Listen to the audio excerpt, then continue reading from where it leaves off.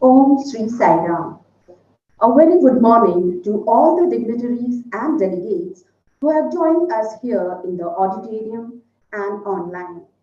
I, Dr. Shikha Mandoi, Assistant Professor Microbiology, on behalf of Sri Sathya Sai College for Women, extend a hearty welcome to our chief guest, Dr. Prashant Dwivedi sir, Deputy Secretary, UGC, Central Regional Office, Bhopal, Reverend Dr. Meena Pimplapure Madam, Chairman, College Governing Body, honored members of College Advisory Committee, Principal Dr. Asha Agrawal, Vice Principal Dr. Josna Galgale, and all the participants. I humbly request our Principal Dr. Asha Agrawal Madam to please escort our Chief Guest Dr. Prashant Dwivedi sir to the dais. Please, Madam. I also request IQAC Coordinator Dr. Renu Mishra and Co-Coordinator Dr. Neena Arora to please join them.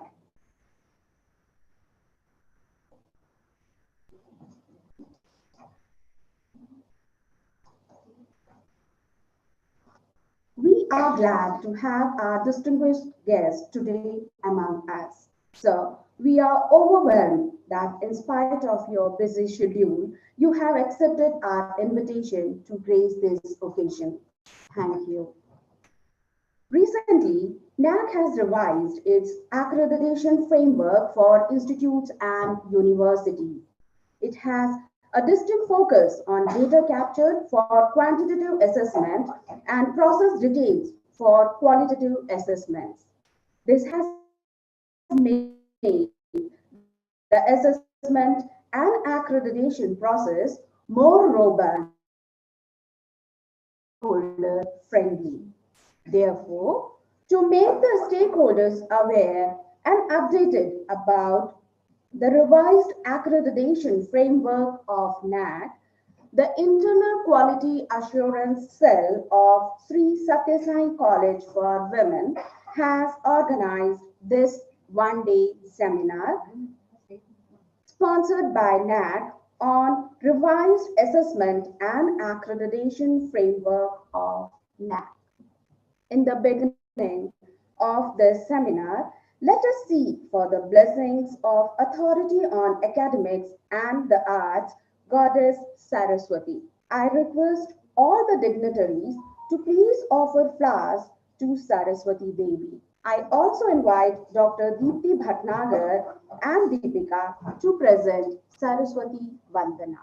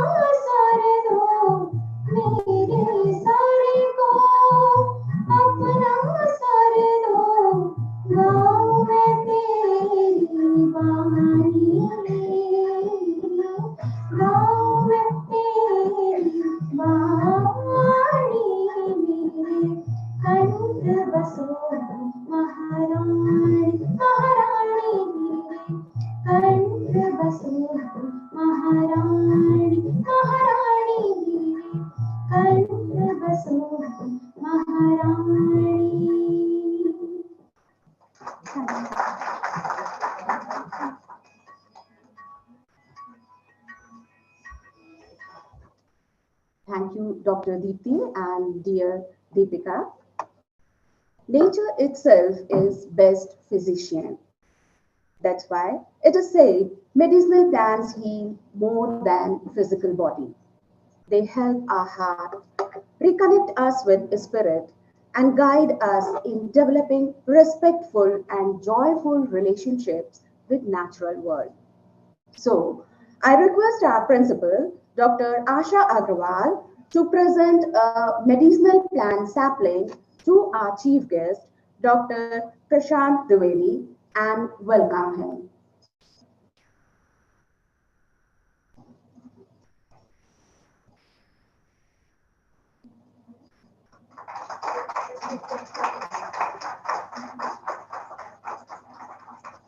Thank you, madam. I now invite our principal, Dr. Aksha Agrawal, for her welcome speech.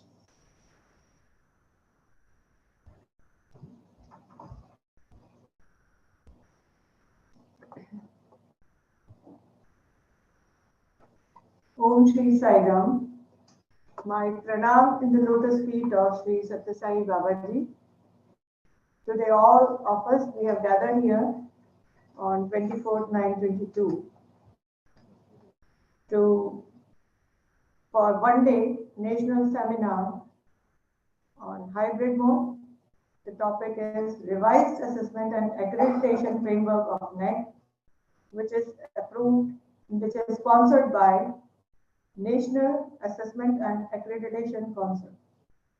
A hearty welcome to our chairman, governing body, Dr. Meena Pipulapureji, who is always behind us and guiding permanently. I extend my warm and hearty welcome to our chief guest, Dr. Prashant Dwivedi, Deputy Secretary, UGC Central Regional Office, Bhopal, whose support is always there to help our college. I also welcome our Director, Dr. Radhavallabh Sharma for his career guidance. I welcome Dr. Rajesh Pandey, Principal, Shri Ramdev Baba College of Engineering and Management, Nagpur, Dr. Usha Nair, OSD MP Higher Education, Professor H.K. Garg, IEHE, Bhopal, Professor Anupama Rawat, SNGG College, and all the professors, students, the members of IQAC and NAC team. We envision the emancipation and empowerment of women through value-based education, enabling them to participate actively in work of nation building and social reconstruction. Sri Sathya Sai College for Women, Bhopal is unique amongst the various colleges of Bhopal. The college was opened by the blessings of Sri Sathya Sai Baba on Guru Purnima Day on 4th of July 1974. It offered at that time arts courses and later on science in 1981.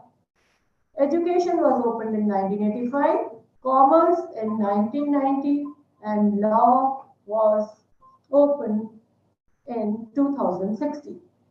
The institution not only focuses on curriculum but also on overall development and personality of the students. The students here serve as an example to the others and promote the ideas of Sai education through their deeds and action. The college has a hostel also in the premises, having 104 seats. The institution envisage the overall personality of the students. We try our best to inculcate the ideas of Sai education in their deeds and action. Revised assessment and accreditation has enabled the institution to shift from qualitative peer judgment to data-based quantitative indicator evaluation with more objectivity and transparency, leading to scalability and robustness. It has given comparison of NAC indicators with the other international quality assessment framework of the world. The new education policy based on 4 pillars: access, equality, quality, and accountability. And that has been introduced in our autonomous college in 2021 and 22. National education policy is a comprehensive policy that revamps the education system and covered it from early childhood education to higher education and vocational training in our country. This education system is bold and has ambitious policy which will bring a radical transformation over the next decade. Hope that will bring up our students on the top of the world with fastest growing economy as we are seeing. India has become a fastest growing economy in the world. So, Sairam everyone and best of wishes to the organizers. Sairam. Thank you, madam. I now request IQAC coordinator, Dr. Renu Mishra, to please introduce the theme of today's seminar.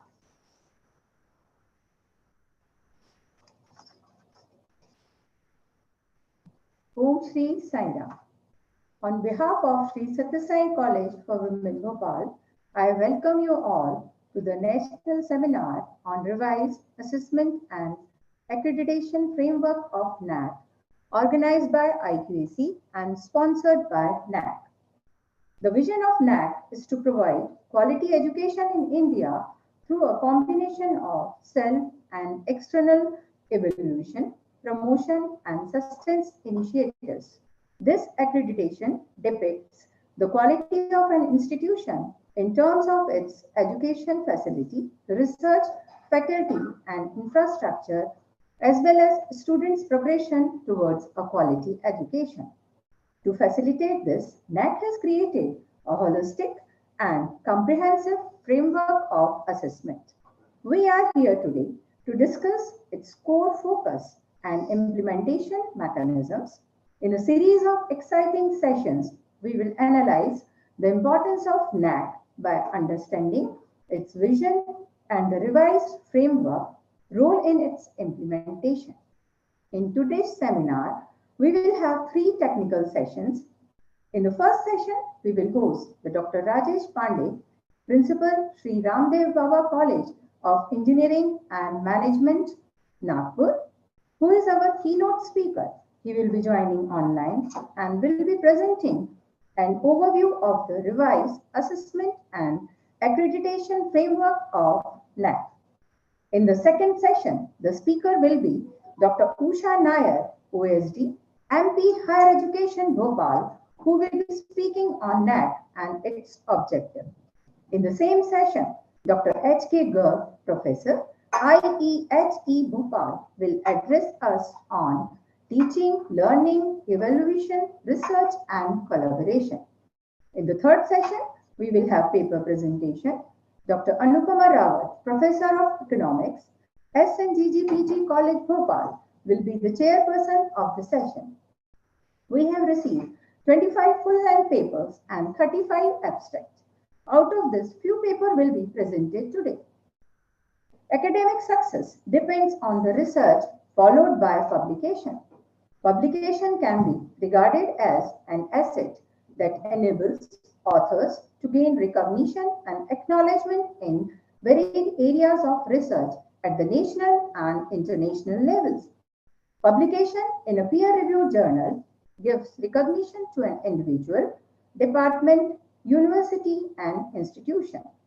It provides a recognition mechanism for researchers and institutions. Communicating the information that one has found help other researchers to advance their work.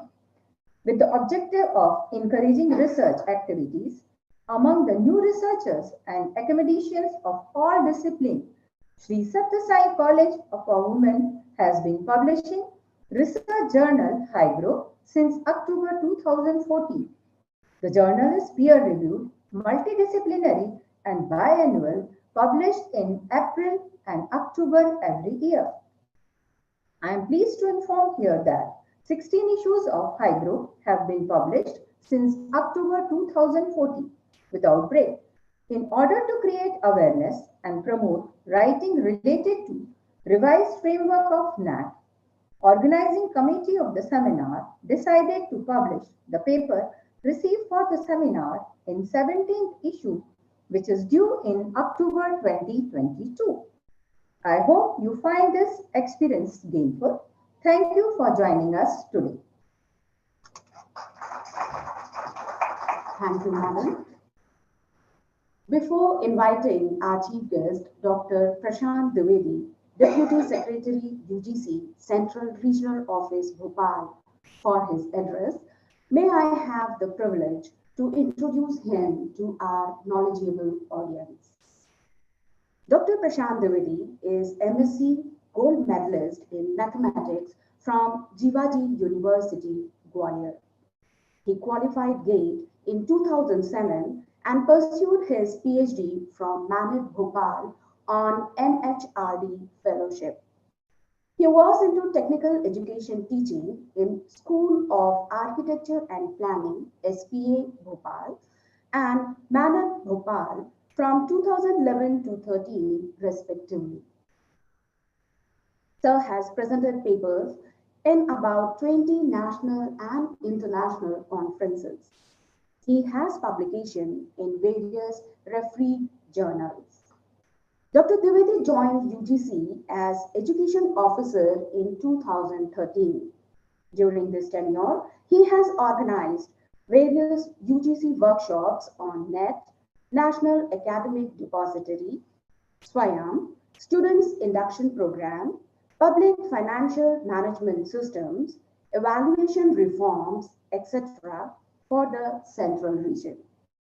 Presently, he is working with UGC as Deputy Secretary, CRO, Bhopal. I invite Sir for his words of wisdom.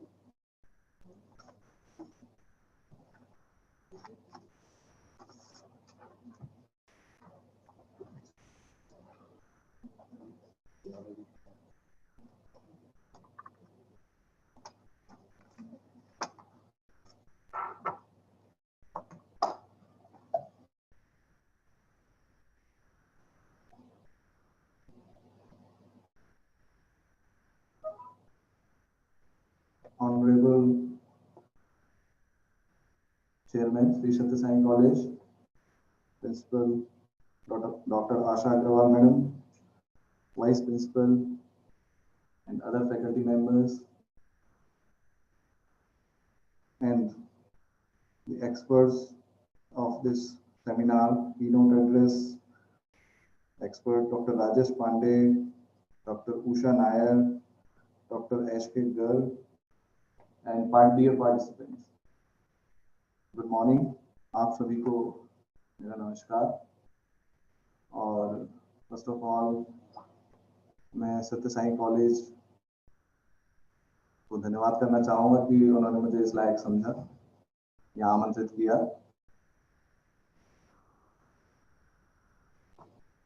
तो ये जो one day seminar है, जैसा कि अभी madam ने बताया कि ये ऑनलाइन ऑफलाइन हाइब्रिड मोड में ऑर्गेनाइज किया जा रहा है, ये बहुत ही अच्छी बात है, क्योंकि आज के समय में हमने लास्ट 2 इयर्स कोविड पीरियड देखा, जिसमें we got to know the importance of online mode, और we can say we don't have any choice, but now things are better. So it's a good initiative, hybrid mode. And the topic of the seminar is revised National Accreditation and Assessment Framework. So definitely you can see that, you can see any example, whatever is the institution, it evolved with time. चीज़ें धीरे धीरे update होती हैं, modern होती हैं, transparent होती हैं। So this is all about the recent changes in the assessment and accreditation framework of NAAC to HEIs, higher educational institutions. जैसा कि आप जानते हैं कि एजुकेशन एक वाइटल रोल प्ले करती है किसी भी कंट्री के डेवलपमेंट में, और जो हमारा देश है, this is one of the largest education system and diverse education system at the same time. So we have, you can say, the two main issues. One is the access, that is our education is accessible to each and every citizen or not. And second point or second issue is the quality of education, especially in higher education. We can say that our focus should also be on quality of the education. So in the recent years, you can see that privatization and widespread expansion of institutions, increased autonomy, and new programs in the emerging areas has mostly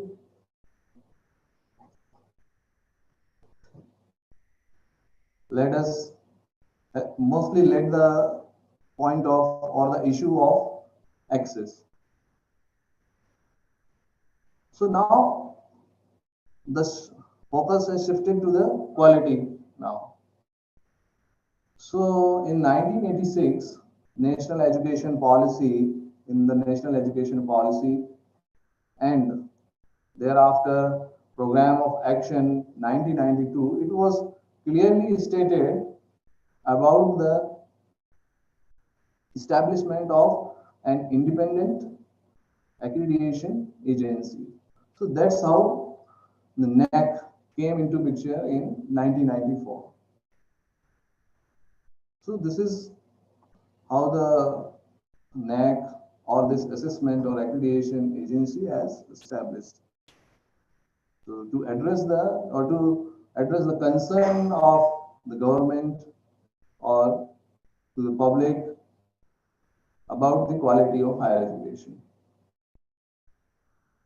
So अब आज जो है during the day you will see NAAC का जो accreditation framework है वो किस तरह से है ना. So we will not talk about that. We will left it to the experts, our expert. We will talk about the benefit of having NAAC or having such an accreditation to an institution. एक higher education institution को इससे क्या लाभ हो सकते हैं NAAC accreditation. However, it is now made mandatory to every higher educational institution to get accredited with NAAC. but there are certain advantages that an institution can take from this whole assessment process.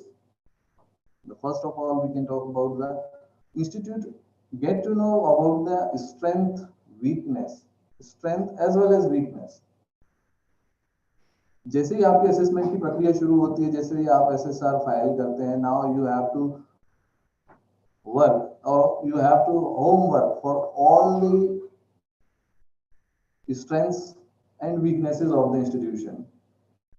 वो आपको पता चल जाते हैं कि कहाँ हम strong हैं, कहाँ हमारी कमजोरियां हैं, है ना.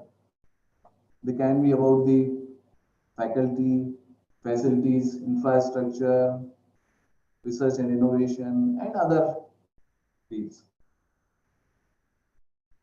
So it also gives you an opportunity to use your strength and to overcome over the weaknesses. It also gives you an opportunity for your internal planning and reallocation of resources, because resources are limited. तो आपको जब आपको usually होता क्या है कि जहां हम स्ट्रांग होते हैं हम उसी पर ज्यादा ध्यान देते हैं क्योंकि हमें अच्छा लगता है, हम उसमें सक्सेस रेट हमारा ज्यादा होता है.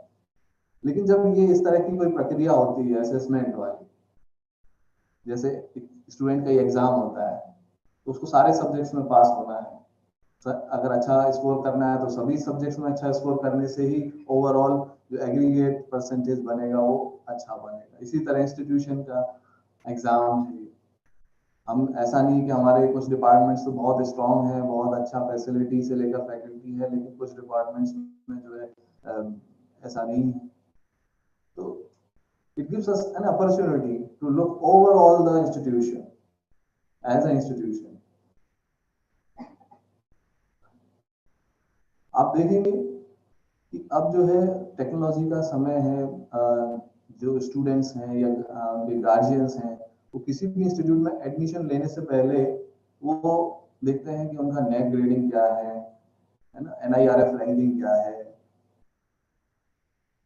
तो this also gives an objective data to society कि वो एक ओवरऑल एक अपना असेसमेंट कर सकें, एक पिक्चर बना सकें अपने दिमाग में कि भाई यहाँ पर हमें इस इंस्टीट्यूट में इस कहने चाहिए इस लेवल की हमें फैसिलिटीज अवेलेबल होगी. सिमिलरली अब जो आपके कहने चाहिए जो रिक्रूटर्स हैं, एम्प्लॉयर्स हैं, they also look for the data of NAAC means gradings, NIRF ranking for their prospective recruits. जो वो बच्चे लेना चाहते हैं, चाहे किसी भी फील्ड में हो, किसी भी कंपनी में हो, जैसे उनको एक आइडिया लगता है, कोशिश करते हैं कि अच्छे इंस्टीट्यूट्स में जाए. तो ये जो है इंस्टीट्यूशंस को एक अच्छा करने के लिए प्रेरित करता है. सपोज फर्स्ट साइकिल में आपका नेक ग्रेड उतना अच्छा नहीं है, but it will give you an direction and sense of responsibility. अगर अच्छा नहीं है then it will give you the direction and responsibility to perform in the next cycle, good performance for the next cycle. तो आप अभी से तैयारियां शुरू कर देते हैं कि भाई हमारी ये कमजोरियां रही थी, रिपोर्ट से एक चूंकि वो पीयर रिव्यूड रिपोर्ट रहती है और आपको उसमें सारी चीजें क्लियरली पता चल जाती हैं कि भाई कहाँ हमें कमियां रह गई हमारी जिनको हम सुधार कर सकते हैं. तो वहां आप फोकस अपना शिफ्ट करते हैं, रिसोर्सेज का एलोकेशन करते हैं, चाहे फंड्स हो, फैकल्टी हो.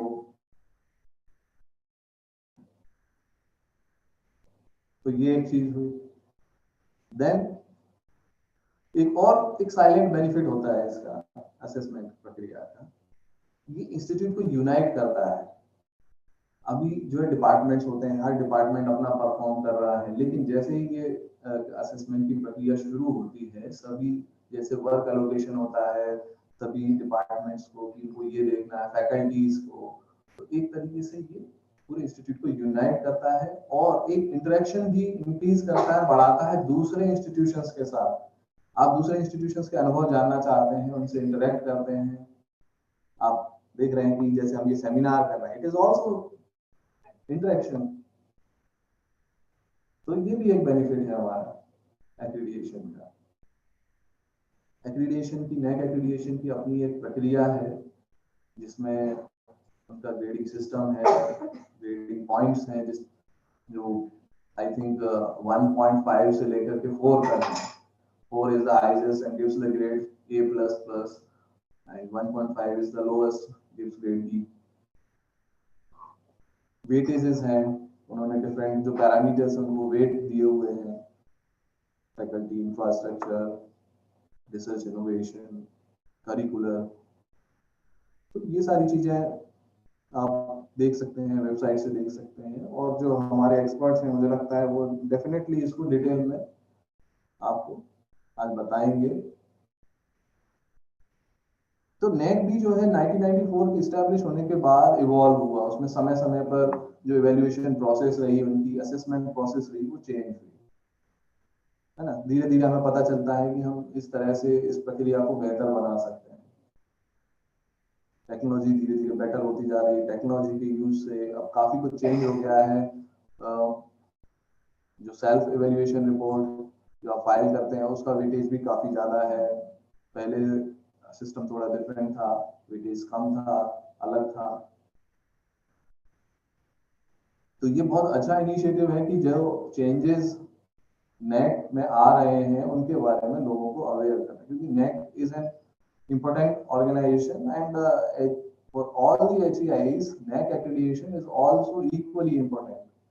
UGC has now also made the mandatory to institutions to before getting 12B status from UGC, they will have to get NAAC accredited.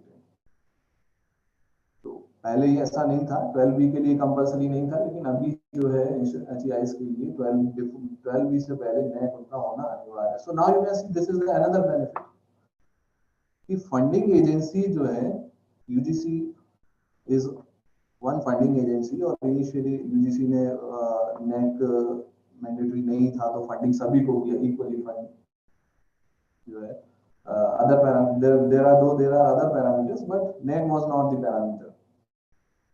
But now it is a parameter for UGC also. But there are other funding agencies also. You can see that DBT, DST, and Department of Social Science, and so they also get an objective overview of an institution before giving them funding. जैसे हमको NAAC grading पता चलती है, मतलब आप किसी project के लिए भी अप्लाई करते हैं या किसी भी तरह की फंडिंग के लिए, तो जो फंडिंग एजेंसी है, they will also look for the NAAC grading, क्योंकि उनके लिए जानना जरूरी है कि भाई जिस इंस्टीट्यूशन को हम जिस इस पर्पस के लिए फंड कर रहे हैं, क्या उनके पास उतना फैसिलिटीज है कि नहीं। तो it also depicts the overall picture of an institution. So therefore, in this era, new education policy has to be implemented, and institution तभी ग्रो कर सकता है कि इंस्टीट्यूशन जब वो अच्छा परफॉर्म करे। ऐसा नहीं कि जिन्होंने अच्छा स्कोर हासिल कर लिया है या जिनको अच्छा ग्रेड मिल गया है उनकी रिस्पॉन्सिबिलिटी खत्म हो गई, ऐसा नहीं। उनको वो मेंटेन करने के लिए they will have to perform continuously. तो ये NAAC सभी इंस्टीट्यूशन को कराना मैंडेटरी भी है और कराना भी चाहिए, जैसा कि हमने देखा कितने सारे बेनिफिट्स हैं NAAC एक्रीडिएशन के। और आज का जो सेमिनार है वो NAAC एक्रीडिएशन और असेसमेंट का जो रिवाइज फ्रेमवर्क है उसी पर फोकस है। तो मैं इसी के साथ महाविद्यालय के जो ऑर्गेनाइजर्स हैं, ऑर्गेनाइजिंग कमेटी है, उनको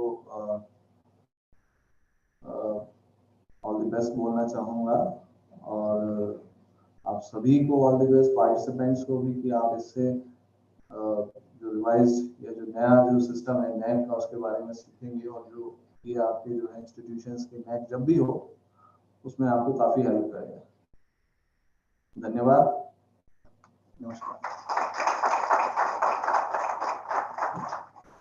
You rightly said, accessibility and quality in higher education is need of the hour.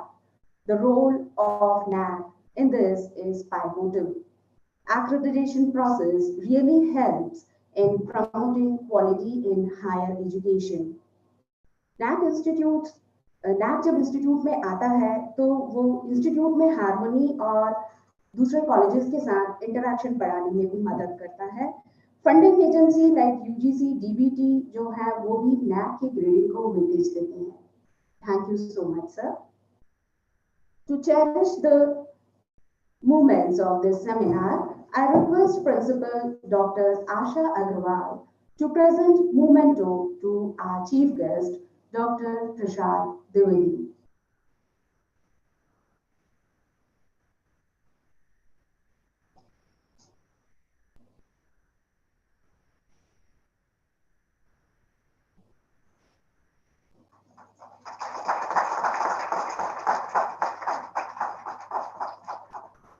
Thank you, Madhu. I now invite Dr. Neena Chatterjee, Organizing Secretary, to propose vote of thanks.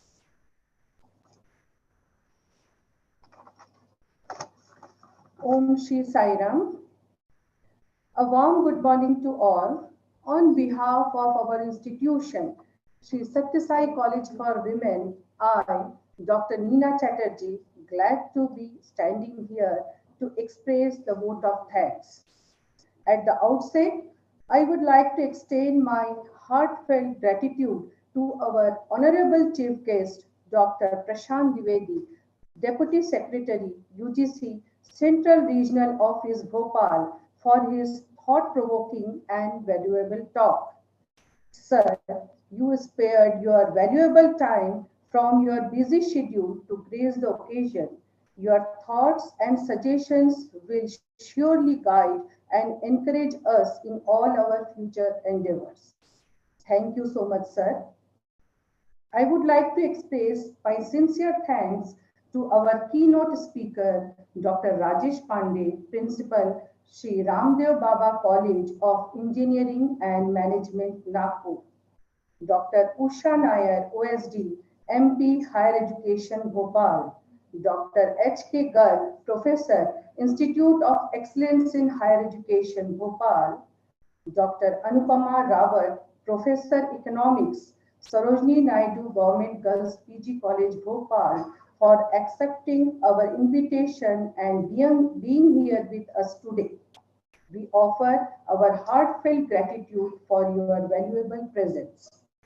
I extend my sincere thanks to our respected Chairman, College Governing Body, Dr. Neena Pimplapure, for her constant motivation and guidance. Thank you, Madam.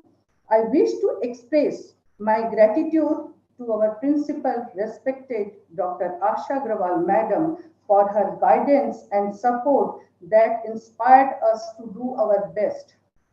I also extend thanks to our Vice Principal, Dr. Josna Galgale, for her cooperation and guidance. With a deep sense of appreciation, I extend my big thanks to Coordinator IQAC, Dr. Renu Mishra, HOD, Department of Botany and Microbiology, and Co-Coordinator, Dr. Neena Arora, HOD Chemistry, for organizing such an insightful national seminar. I would like to extend a special thanks to Dr. Devendra S. Kavre, Advisor NAC, Dr. Leena Gahani, Deputy Advisor NAC, for their guidance and motivational support. And thanks to NAC Bengaluru for sponsoring the seminar. I wish to thank all our teachers and staff for their efforts and cooperation. I would like to thank all the participants and all the people who have directly or indirectly helped to make the function successful. Thank you. Have a great day ahead. Sathya. Thank you, Madhu. With this, our inaugural session ends here. I invite Dr. Varsha Saxena to continue and coordinate the technical session 1. Thank you. Sai Ram.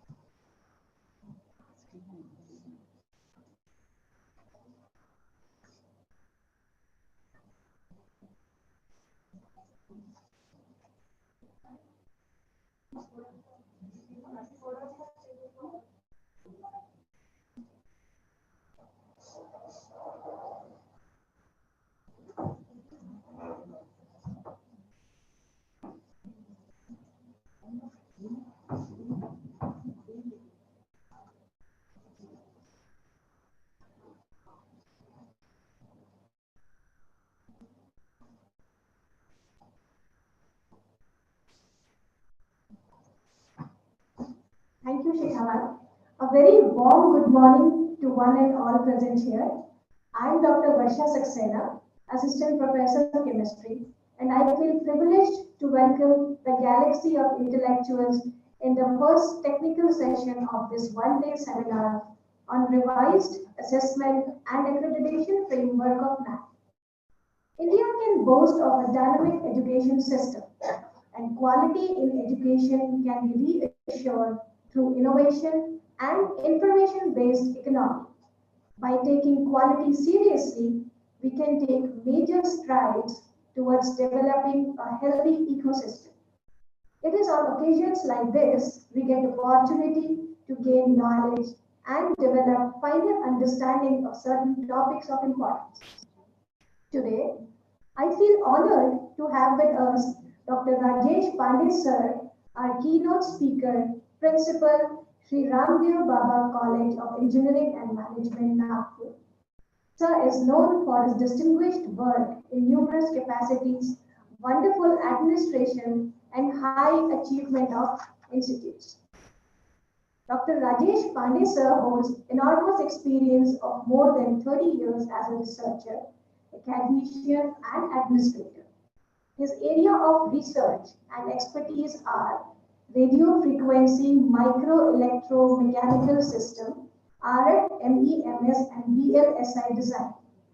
He is the director of Section 8 Company, RCOEM Technology Business Incubators Foundation. He has been the principal investigator of two major projects on MEMS cantilever switch, which were carried out at Indian Institute of Technology, Bombay, under Indian Nanotechnologies Users Program of Government of India. He won Best Project Award 2018 for medium-term project titled Fabrication and Characterization of MEMS cantilever switch for power application at IIT Bombay. During his tenure as principal, the college RCOEM ranked 64th as per National Institutional Ranking Framework MHRD Government of India in 2017 in engineering category. Dr. R.S. Pandey sir was bestowed with Best Principal Award by Rashtrasant Tukoji Maharaj Nagpur University for his able administration in 2017 and nominated as member of Academic Council RTMND. He was also felicitated by Institute of Engineers as Eminent Engineer on Engineers Day in the year 2017. With immense anticipation, sir, I invite you for the talk. Yeah, thank you so much. Hello. Hello. Hello. Hello. Am I audible? Yes, sir. We can hear you, sir. Yeah.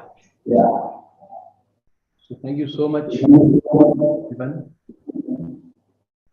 Distinguished guests, dignitaries, delegates, and participants of the program.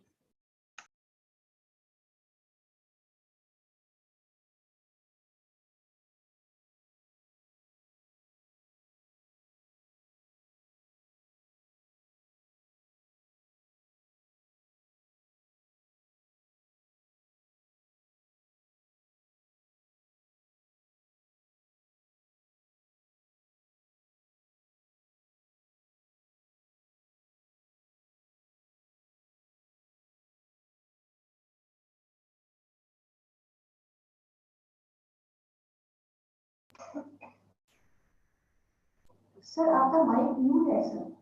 Hello. Yeah, now it's working. So, I mean, I was sharing screen. Is it visible? Yes, sir, it is visible. Yeah. So,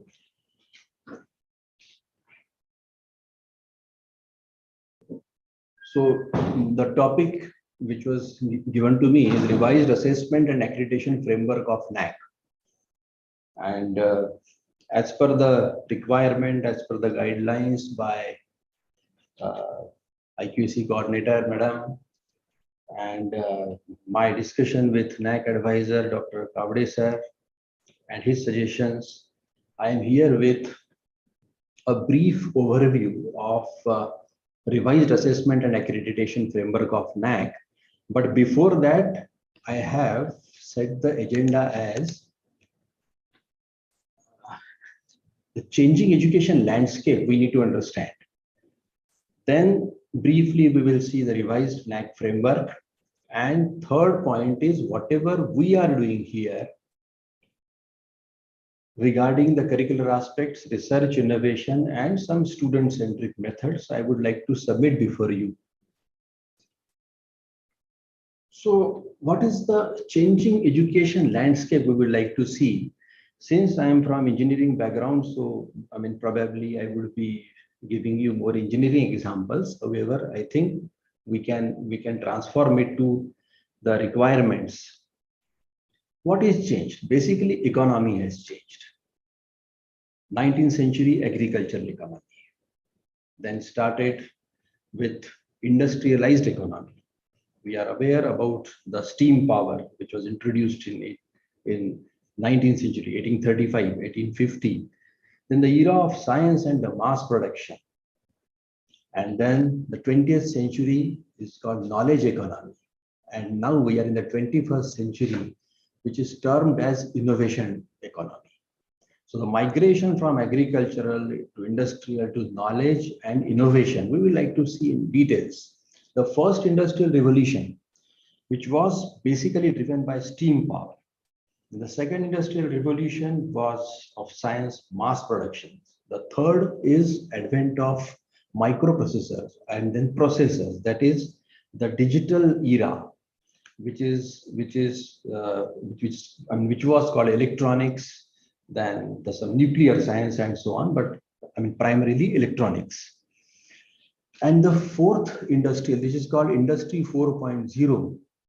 It is basically termed from the point of view of internet of things. All the devices are connected with net, and it is now called actually Internet of Everything. So it is IoE.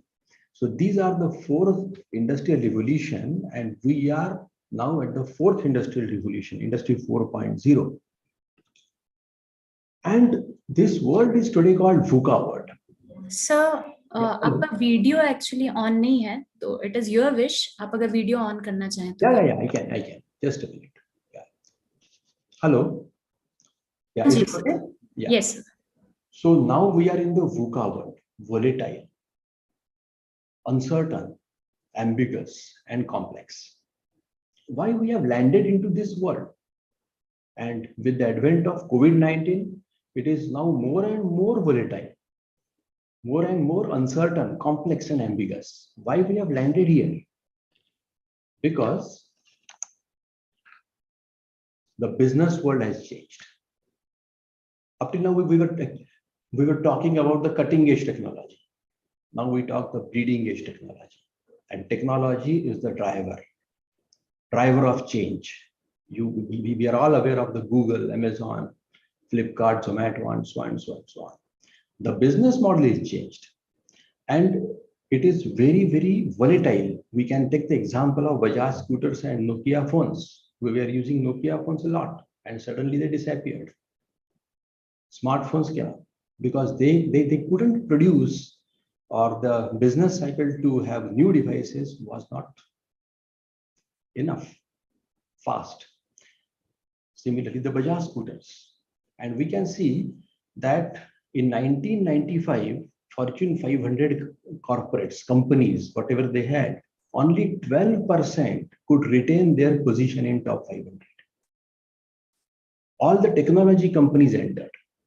And in 2022, it is even now 8 to 9% only. So out of 500 industry houses, corporates, the old ones are hardly 10%. This is the changing era. So when industries are getting affected, getting this kind of impact, then naturally education system has to. This change in business model is really marvelous. We are all aware. The world's largest taxi company owns no vehicle. Airbnb, lodging service provider, not a single real estate.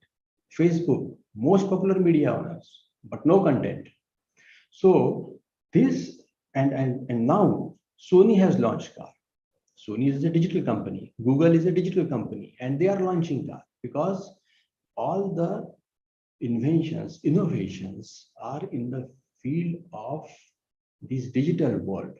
And because of that, the stability which, I mean, especially the education field has enjoyed long term of, the stability. Whatever we were teaching 25 years before, we are teaching today, something like that.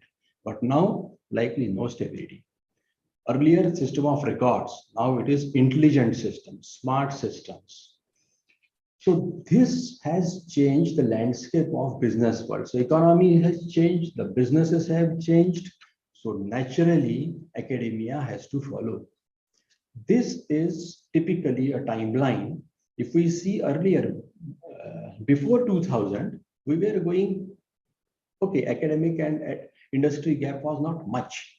But in 2020, this gap is very high. And it is predicted that because of the digital technologies, rather I would say because of the confluence of the digital technologies, say, for example, artificial intelligence, data science, cyber security, biotechnology, nanotechnology, these were keeping or maintaining the gap between industry and academia. But now the confluence, the combination of AI and DS, the combination of biotech and AI, it is expected that now after 2020, this gap could be very high, very large. So it is our prime duty to bridge this gap, rather to keep it as minimum as possible. So there was a need of educational reforms, and this is what is the national education policy with which government started NEP 2020, which is suitable for the 21st century economy, the 21st century business models. Then we need not to train the students to get job, but we have to produce the job providers. And this is very important, widening depth and breadth of knowledge. Up till now in India, we have standalone education system, standalone colleges. My college is engineering college, some colleges medical college. Yours is maybe arts, science, commerce. But this era is gone. We need to be multidisciplinary, cross-disciplinary, interdisciplinary, and we need to have the combination of these branches. This is widening of breadth of knowledge. I would like to explain it later. Then right from the memorization skills, right, I think all would agree that we need to migrate to the conceptual clarity, and our education system, typically the assessment system. This is a competition-based system. We need to transform it to the collaboration-based systems. So we need to create world-class universities, that's okay. The GER, we have to improve, fine. The important point here is that the STEM, science, technology, engineering, and mathematics, a very classified area they were living, and they neglected the social science. But today, I think the social science has increased importance. An engineer cannot be successful, a doctor cannot be successful, he is not aware of social science. And this was our old ancient system, actually. So the combination, and this is true for the social science people as well. So those who know something about economy or say commerce or whatever it is, they also should know about the technology, science, engineering, and mathematics reasonably well. So this is called the breadth of knowledge. So we have to migrate from the Western scientific knowledge system to the India-oriented knowledge system. which is the focus of NEP 2020. So focus on multiple disciplines. An entrepreneur, for example, since we have to create job provider, not the job seeker, what the entrepreneur does, say for here, a mechanical engineer who knows automobile engineering, he must know now the electric vehicle. Electric vehicle is electrical engineering. Autonomous vehicle is now Internet of Things. So computer science. So he should have, earlier we have depth of knowledge. I am mechanical engineer, I am electronics engineer, I know only about that subject and I know more and more about that subject. I am PhD in that subject, but my breadth of knowledge is nothing. Now, so the model came T model, the breadth of knowledge. You should be aware of maybe something economics, something green initiatives, which is necessary. Say, for example, soft skill. This is depth of knowledge plus breadth of knowledge. Then the PI system came, and today you will not believe now, at least in engineering fraternity, I am observing that we need this COM system. Specialization not only in one domain, he should be specialized in multiple domains with broad knowledge across the domains. So more and more number of students or graduates with the COM structure, if they are coming out of the system, they would be job providers. And this will on the also the startup era, they will promote startup era, innovation economy, and then only we will be able to sustain in long term.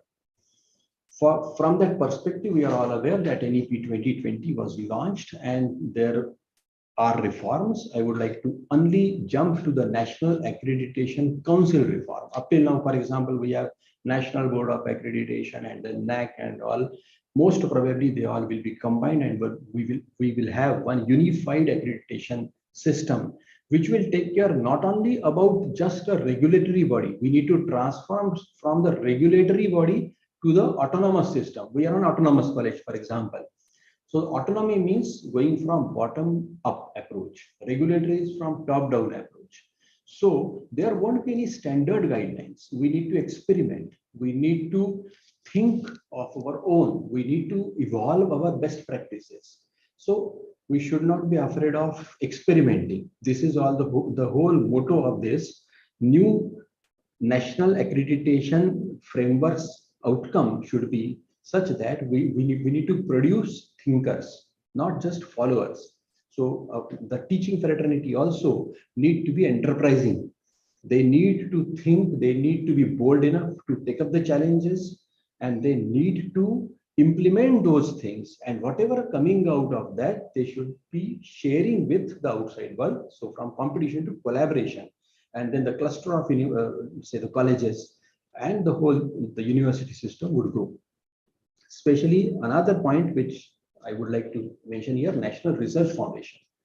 So to fund outstanding research work, there is a separate National Research Foundation is proposed. So we would like to shift to now National Accreditation Council, the second part of our agenda, or so the part is revised framework of NAC. What is it? The first requirement is that NAC wants we should study NEP 2020 first of all. Second, NAC wants that we should not only study but have a plan of implementation. And third, we should be ready for the implementation. And fourth, we should start implementing it slowly in an autonomous way. So they are asking in their annual quality assurance report nowadays few questions. Number one, for example, related to multidisciplinary and interdisciplinary approach. So we need to now think regarding imparting holistic education, holistic multidisciplinary, interdisciplinary education. Then second point here is academic flexibility. Very vague term, but we would like to tell you later that, what it may mean. Academic flexibility. Then the institutions plan. So it is the responsibility of IQAC to take all stakeholders, all the partners together and come up with a plan which will envisage the institution as a multidisciplinary institution in near future. Then how the faculties are encouraged, how they are trained to devise their own curriculum, taking feedback of all the stakeholders and coming out with a strategy to not only frame the syllabus, but how to assess it. Assessment is very important part. And we also need to experiment the assessment system. We are all aware about the drawbacks and the merits of the assessment system, which we are following. But we need to experiment and devise new methods of assessment. And the whole purpose of assessment is not just the evaluation, but to support the teaching. It should be a part of training and the institution's plan. Then academic bank of credit, you are all aware, multiple entry, multiple exit systems. Then the good practices which the institution may follow. The skill development, here I would like to stress that since the economy or so the system is changing very fast, we need to stress on two parameters. Number one is self-learning and number two is lifelong learning. Whatever I studied 25 years before, I'm not teaching it today. This will happen maybe after 5 years, maybe after 10 years, maybe after 2-3 years. So we need to have special emphasis on skill development, not only of the students, but of the teachers as well. Of course, for the students, we need to provide jobs. So the vocational education will have its own importance. And we will have a credit structure in place so that the students will be encouraged to take more vocational courses and get industry ready. Then this system, the NEP again and again says this is India-centric system. So Indian knowledge system, we should know about our Indian language, culture, heritage, and from that perspective, NAAC also asks us what we are doing. What are the languages? We have neglected our languages, since years. So we need to give special emphasis on Indian languages, Indian ancient traditional knowledge, arts, which we call now liberal arts, then Indian culture, traditions, and so on. We have also incorporated in our system now, say if a student is very much interested in dance, Bharatnatyam or say Kathakali, then it should reflect in their mark sheet. If someone is really good in music or sports, it should be reflected in his or her transcripts. So this is all we wish to, and this is a part of, we can say, in a broader way, the holistic education. We already started implementing OBE, outcome-based education. I think everyone is aware that what is the difference between outcome-based education and output-based education. This is outcome-based education, and so we need to follow the guidelines, whatever is given with regard to OBE from NEP perspective. Distance education and online education, especially very important and gain importance after COVID-19. But before that also, it was envisaged or predicted that the world's online education would be very soon crossing $40-50 billion per annum economy. So there are industrial houses coming in picture. They have developed courses. The premier institutions have developed courses. So we also now start developing our own courses, and we should offer, if appropriately permitted by the regulatory bodies, the distance education programs. But our plan should be ready, and NAAC seeks our thought process on these lines. So more precisely now, the revised assessment and accreditation framework. I have make it this very clear. The important part is it is ICT enabled. Lot of stress on ICT. So it should be it is objective, transparent, scalable, and robust, but it is ICT enabled. And we are aware that 70% is data, then the 30% is the peer judgment, and total metrics QL 35, QN 72, total 107. So these are the finer details of the revised assessment and accreditation framework.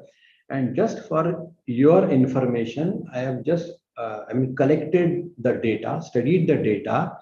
Where are the changes in the revised framework? So the earlier framework and this framework, I have categorically, criteria-wise, would like to submit before you some of the changes which I have observed. These are the criteria, the curricular aspects, 150 marks for autonomous and university systems. Teaching, learning and evaluation, 300 marks, very important criteria. Research, innovations and extension, 150 marks. And there are a lot of changes in research, innovation and extension, the criteria number 3. Then infrastructure and resources, learning resources, 100. Student support and progression, 100. Governance, 100. And best practices, institutional values, 100. So total 1000. So maximum change is in number 3. I will like to put it before you. These are the grades. So for A++ grade, 3.51 plus, A plus 3.26 plus, and so on. You can go for reassessment after completing at least 1 year. So the first criteria, the change, I have written here, metrics added or modified, and then we will see the metrics removed. So metrics added, the percentage of students undertaking field project internship was there. The addition is student projects. This is an important thing. The weightage is 10. So student project is added, which will give a lot of leverage to the institutions like us.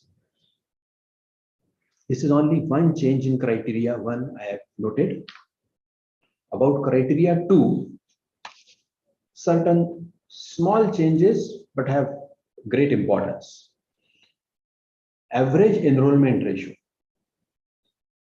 Average of last 5 years, not last year, because up till now they were asking every year. Now average last year will be given marks. So average, so even if in 1 year there are some issues regarding the enrollment, that is intake of the students, so it will be, it may be. So average enrollment percentage, last 5 years, this is a change, modification. Second is average percentage of seats against reserved categories. This is also a change. Then third is assessment techniques. The institution assesses the learning level of students and organizes special programs for advanced learners and slow learners. This is necessary from the point of view of academic flexibility, and also NEP talks about this. So we need to devise something that the institution should support this. It has 15 marks. And the last one, average teaching experience in same institution. The change is in the same institution. So if we have a faculty member who has 30 years experience but joined last year, then the weightage is low. So the retention of faculty member is stressed. This is also very important. So for I think for the first time, it is the retention is getting marks. The metrics which are removed. Demand ratio. Earlier it was asked, those who are aware of the old framework, how many students have applied and how many, for example, 1000 students applied against 60 seats and 60 got admitted. So the demand ratio, but it is removed. The percentage of differently able student Divyangjan is removed. Evaluation process and reforms, these were earlier present in QN criteria, average percentage of application for revaluation, then status of automation of examination. These two points are also removed. criteria 3, which is, I think, most important with regard to revised framework, because there is increased importance of research, innovation, and entrepreneurship.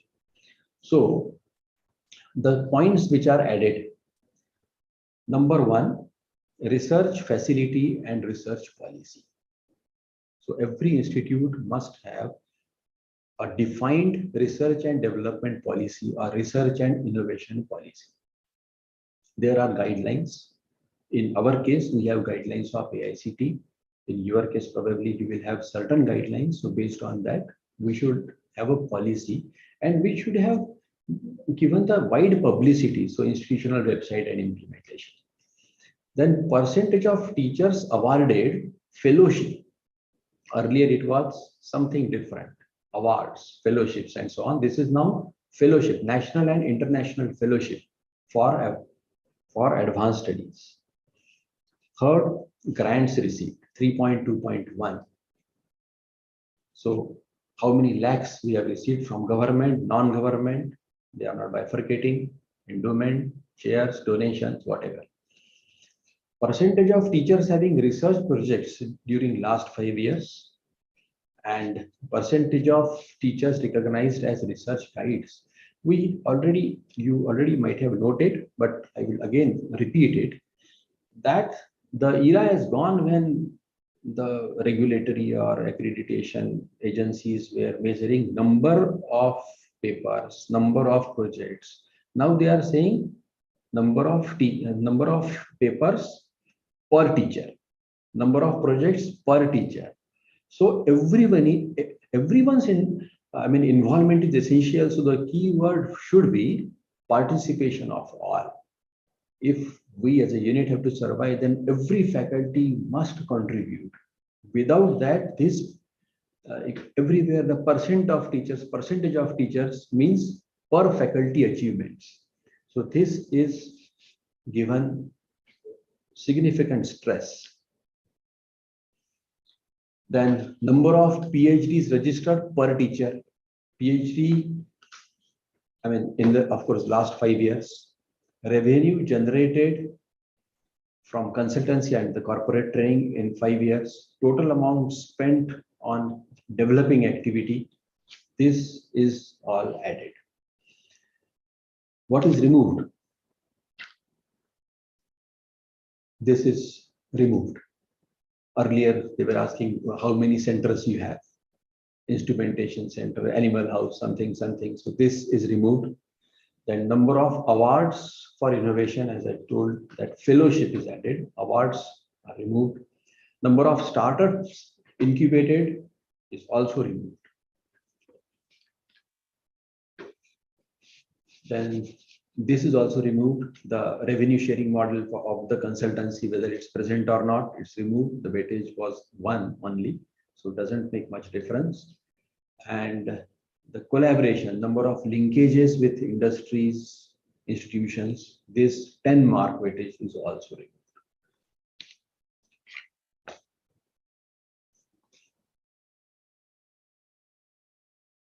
Fourth criteria, the major change is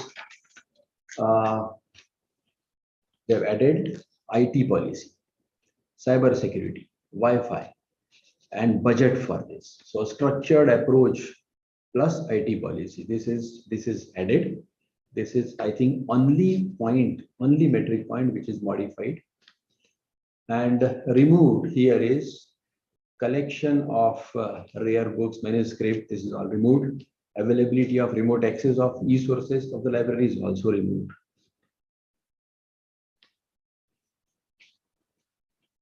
Criteria 5, student support and progression. There are some changes here. So this is addition, the capacity development and skill enhancement activities to improve student capability, and grievance redressal system. They have mentioned that give the grievance redressal should be as per the guidelines of the regulatory body, AICT, UGC mechanism to do this, then the time required for the redressal, then the awareness programs organized by the cell, and so on. And number of awards, medals for outstanding performance in sports, culture, inter-university, state, or the holistic development. This is added with weightage of 10, significant. And average number of sports and cultural events competition organized is also significantly large. There are 10 numbers for this. The points which are removed are vocational program, vocational courses. This is removed, weightage was only 2, and number of alumni associations, so the number of meetings, etc., which was little bit fluid in nature. So this 2 marks weightage also has been removed. Number 6, governance and leadership, not much change, only 2 points. Added is functioning of the bodies, whether it's efficient, effective. So all these things with 4 number. And second one is average percentage of teachers undergoing online or physical mode faculty development program. So training of teachers has been given higher weightage, 10 marks. Removal is organization structure and marks on that removed. Then increment means IQAC load. This is incremental improvement. This is the job of IQAC. This is also removed. The last criteria, 7, institutional values and best practices. So addition is facilities of alternate sources of energy, green energy, clean energy, environmental audit, green audit, environmental audit, green campus award, then environmental award, something, all those things are with weightage of 5. And institutional efforts for inclusive environmental tolerance and harmony towards culture, regional, linguistic, and so on. This is an QL point. So this is added. Certain things removed. Gender equity promotion removed. Specific initiative to address locational advantages, disadvantages removed. And contribute to local community initiatives taken in last 5 years removed. And whether institute maintains transparency or not, this was 2 number part, but this is also removed. So these are, I think, I mean, as per my study, these were the points, these are the points which are changed in these revised framework. Then the last agenda, the third one. The third one is that exactly what to do. So we can discuss here.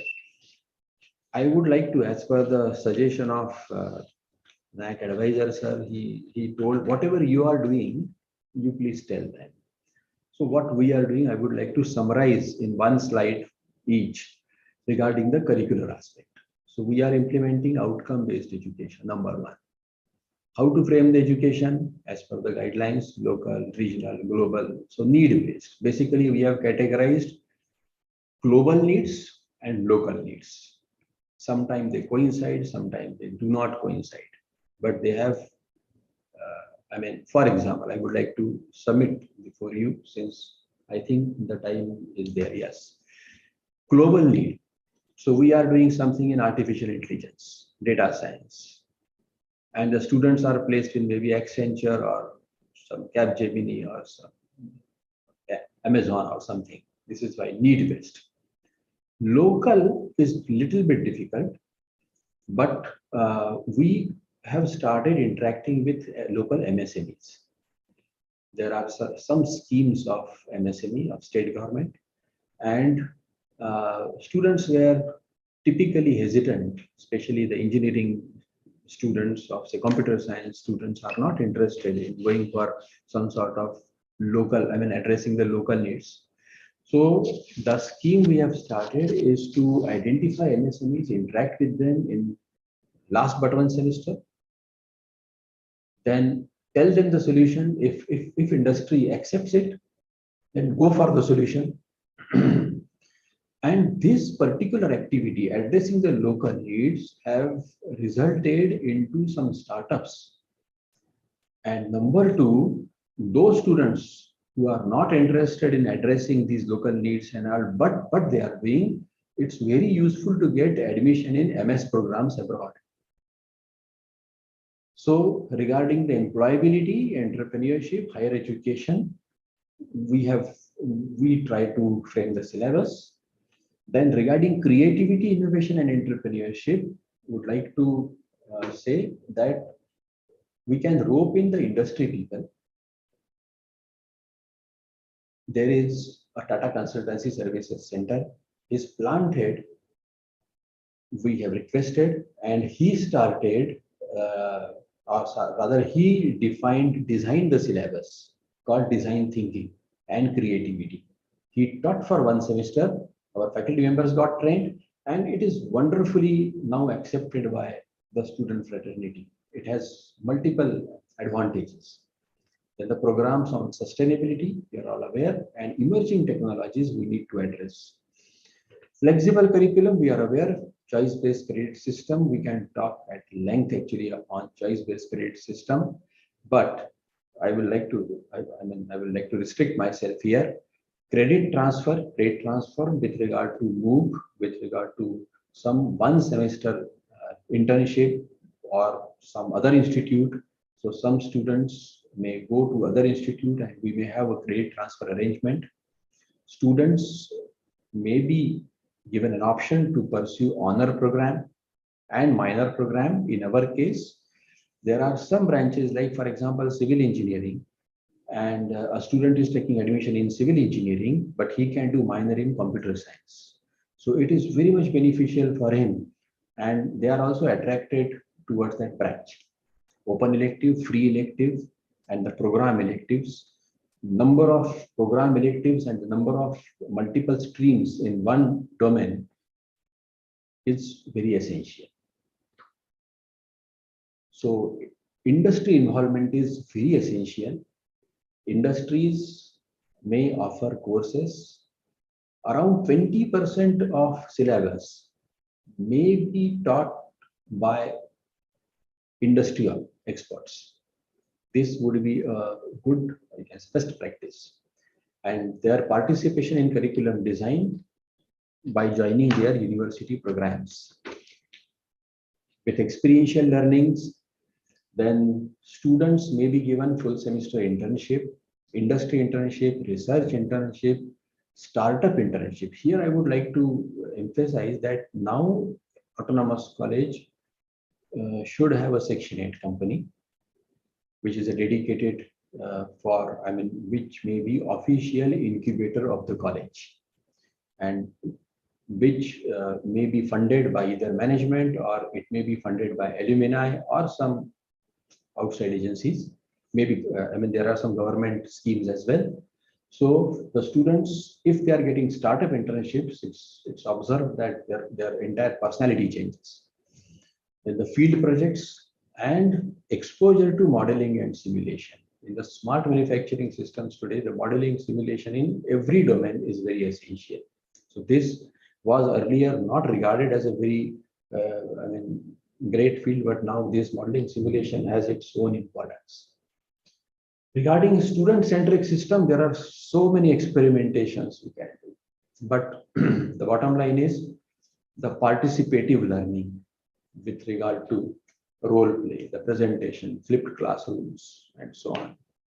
Problem solving, the assessment is very important. So assignments, tutorial, the way with which we assess quizzes, question answer session, some research work. Even every subject may be clubbed with some sort of small case study, small research work. Then experiential learning or field learning, industrial visits, internships, training, and so on, competitions. And finally, the classroom learning, which is very important, in my opinion, very, very important. Chalk and talk is one of the best. PPT's multimedia is also best.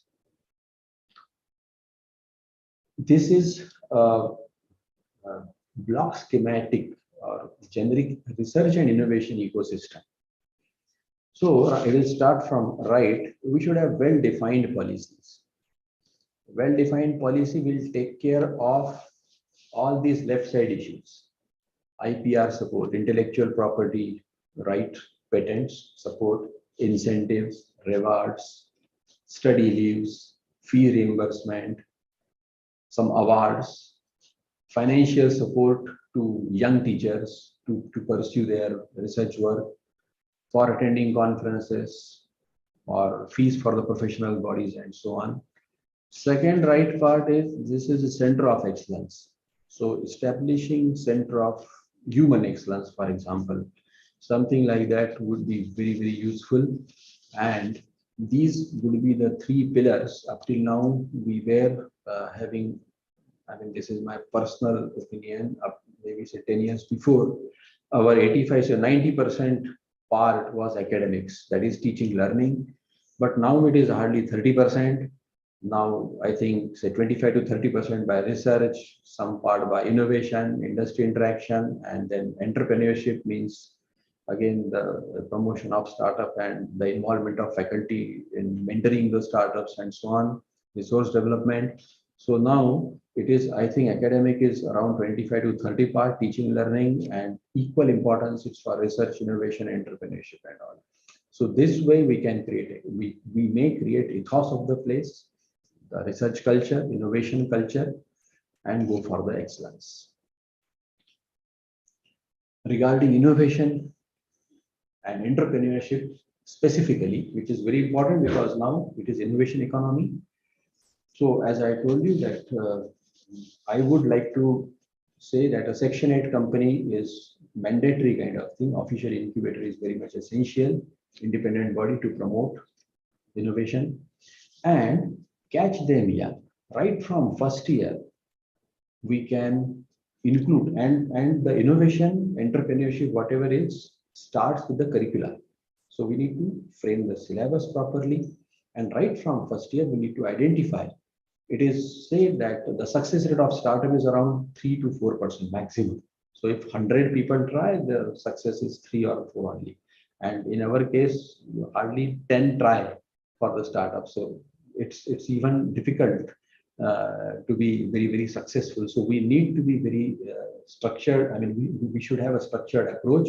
We need to catch the students young, motivate them, organize so many programs from the startup owners and innovators. So the curriculum modification, including design thinking part, innovation is essential. Organizing some program like Smart India Hackathon or something, some hackathons should be organized, startup internship, support by Section 8 company, legal, financial, technical support, mentoring also by this company, and incentives are essential for the publications, patents, or some say technology transfers or something like that. There is also called one is technology business incubation is one, and second is supporting the business only business incubation may not be the technology business incubation, but only the business incubation will also suffice the purpose. Seed funding is essential, and finally it should end in the startup or incubation facility and startups. With this, I will like to conclude my address that these efforts would be for a new and forward-looking India-centric vision, whatever is essential for our system. So it will have a forward-looking India-centric vision for education. Thank you very much.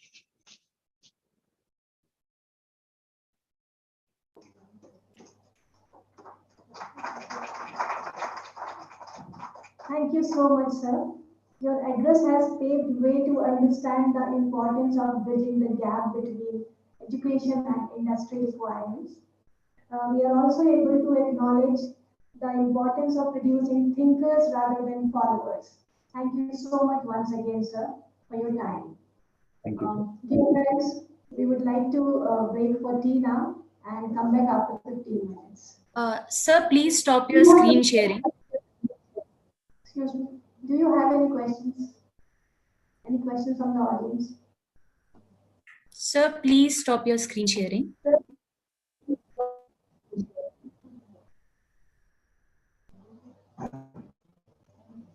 Sir, is there? British? Sir is still there? Yes, ma'am.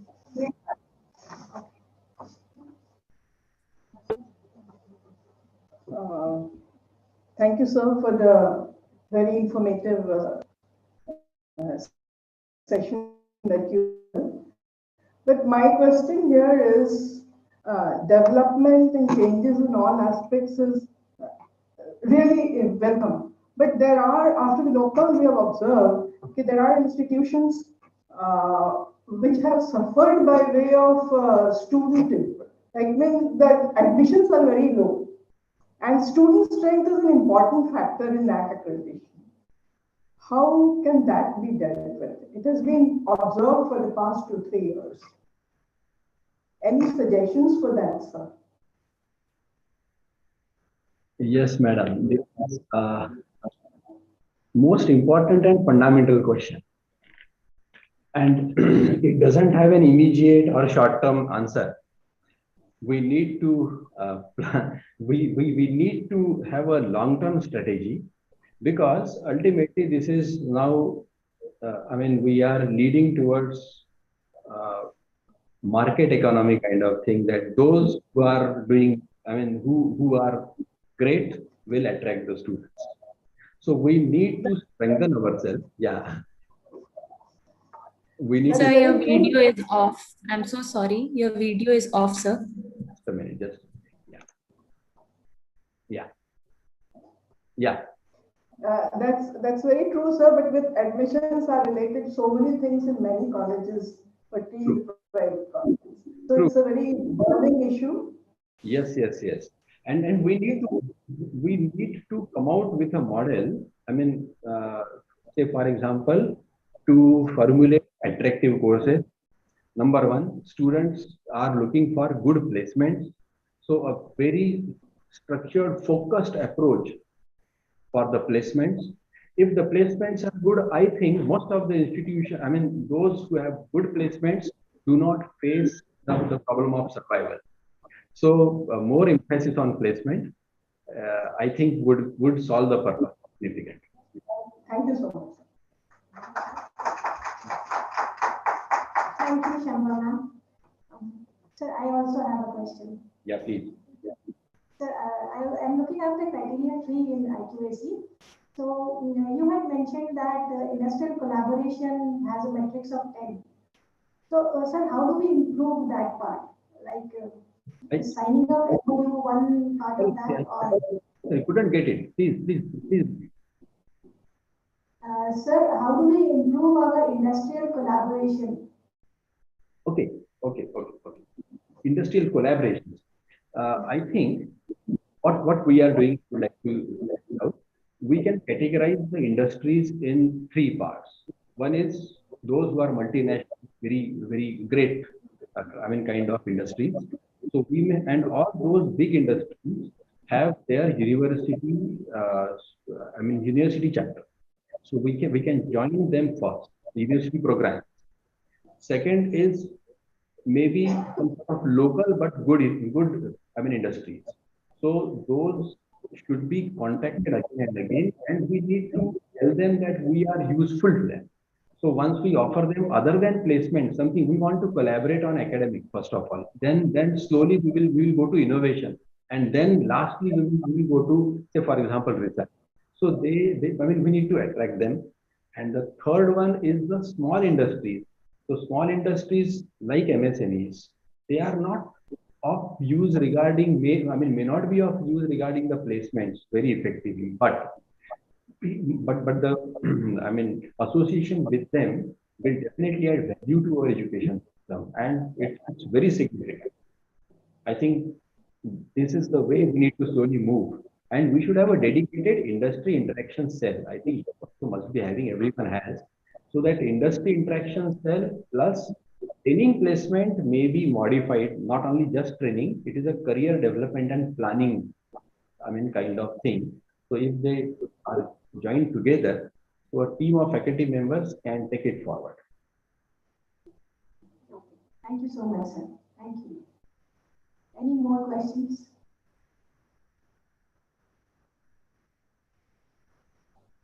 No more questions, sir. Thank you so much once again. Thank you very much. Sir, just a moment. We have another question from Bhopal.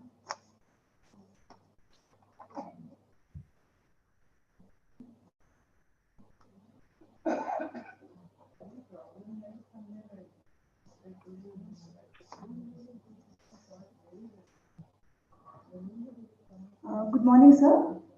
Yeah, madam, good morning. Thank you for such a wonderful deliberation on the NAC accreditation, sir. My question is, see, we are an autonomous institution.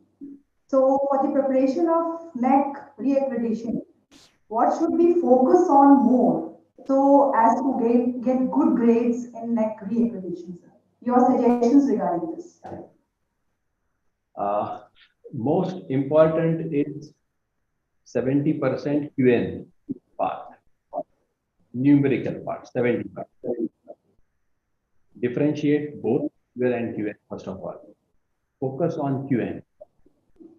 See that you have all the documentary evidences as per, as required by NAAC, and get maximum mark in QN, which will give you a lot of confidence. And if QN is very good, then facing the peer team, automatically the faculty members and the entire system would be definitely confident. And I think that if we work in, collectively, if we work, then the peer team visit can be made successful, and we can get the maximum. So QN is important. My preference would be. Sir, but one thing is key, what if the student strength is low, as Dr. Shampa Malhotra also said the same, because this is the constant problem with the private institutions, those who are autonomous. If the student strength is not there, the result and everything and the accountability of the courses and all such, that makes a difference. Can you highlight something on this aspect? There are some changes. As I mentioned in the revised framework, sometime what happens that in a particular academic year, the admissions are not sufficient. Say, for example, there are 80% admissions, 70% admissions. But overall, last 5 years, if your admissions are good, then you will get advantage in the revised framework, because they are asking average enrollment in last 5 years. Earlier it was per year.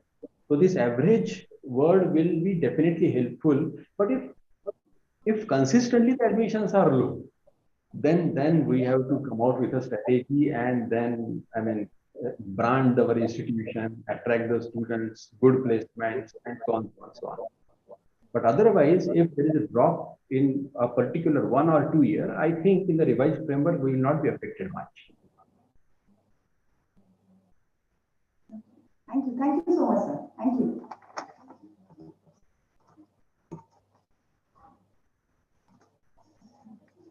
Thank you, Megha.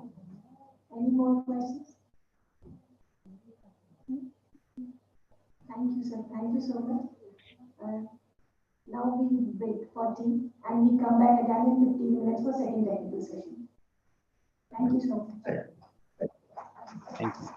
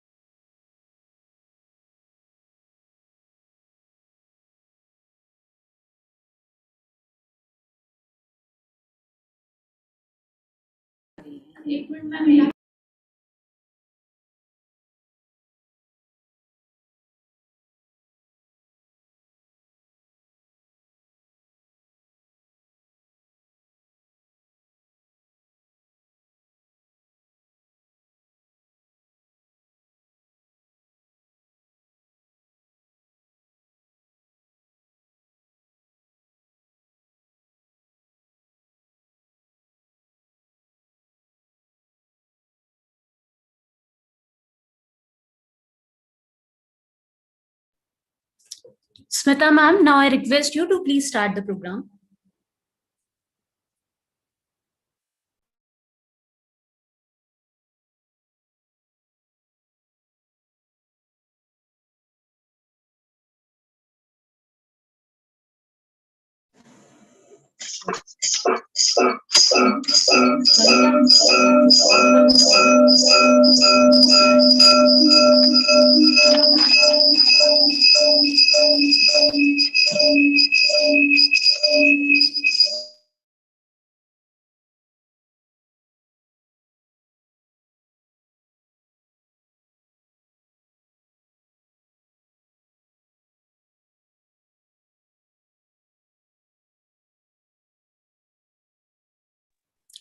Smita ma'am, मैंने आप सभी लोगों को mute कर दिया. Please unmute yourself and start.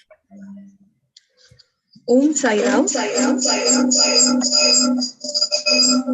After offering my prayers at the lotus feet of Bhagwan Baba,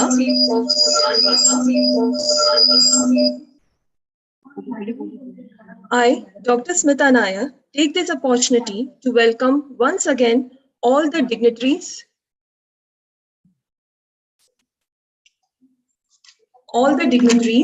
esteemed guests, academicians, research scholars, colleagues, and students to the second technical session of National Seminar on Revised Assessment and Accreditation Framework of NAAC, organized by Internal Quality Assurance Cell, Sri Sathya Sai College for Women, Bhopal.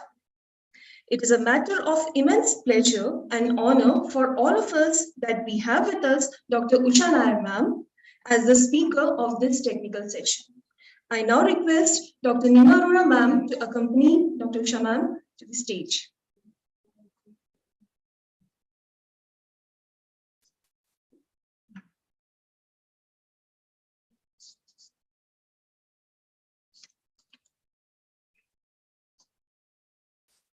Thank you, ma'am. To welcome is to show honor. To welcome is to show respect. To welcome is to establish integrity. Therefore, I now request Dr. Neema Arora ma'am, co-coordinator IQAC, to welcome our guest with a sapling, our symbol of gratitude and respect.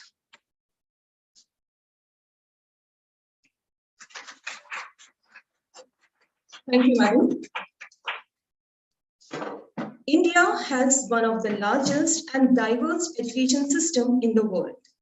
Privatization, widespread expansion, increased autonomy has improved access to higher education. At the same time, it has also led to widespread concern on quality and relevance of higher education. To address these concerns, National Assessment and Accreditation Council was established in the year 1994. Today, Usha Madam will be sharing her wisdom on NAAC and its objectives with us. Before I invite her for the talk, I would like to give a brief introduction of our speaker. Madam has a vast teaching experience of 39 years. She is an ardent Sai devotee and has been a Bal Vikas Guru since 1982. She has been a national faculty for Sri Sathya Sai Educare and has contributed in accreditation of Sathya Sai schools all over India. She is presently the state in charge of SSS EHV program. She is also a recipient of Sri Sathya Sai Bal Vikas Alumni Award for Excellence 2021. Currently, she is working as OST in Department of Higher Education, Madhya Pradesh.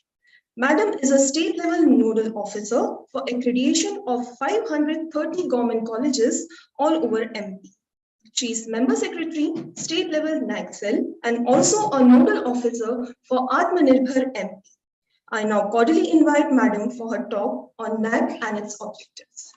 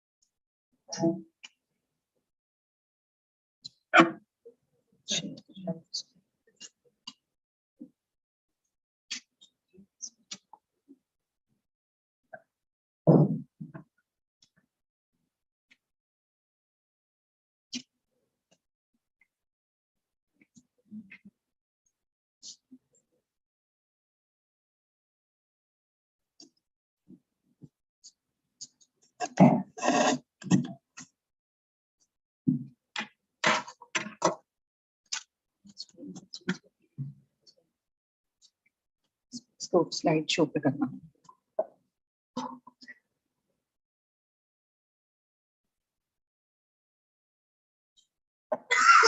Om Shri Sai Ram. I offer my salutations at the lotus feet of my beloved Bhagwan, Shri Sathya Sai Baba. I offer my respectful salutations at the feet of my dear parents, respected principal of Shri Sathya Sai Women's College, Bhopal, and all esteemed participants of this national seminar, webinar. So we are here to discuss on the objectives of NAC. And we all know that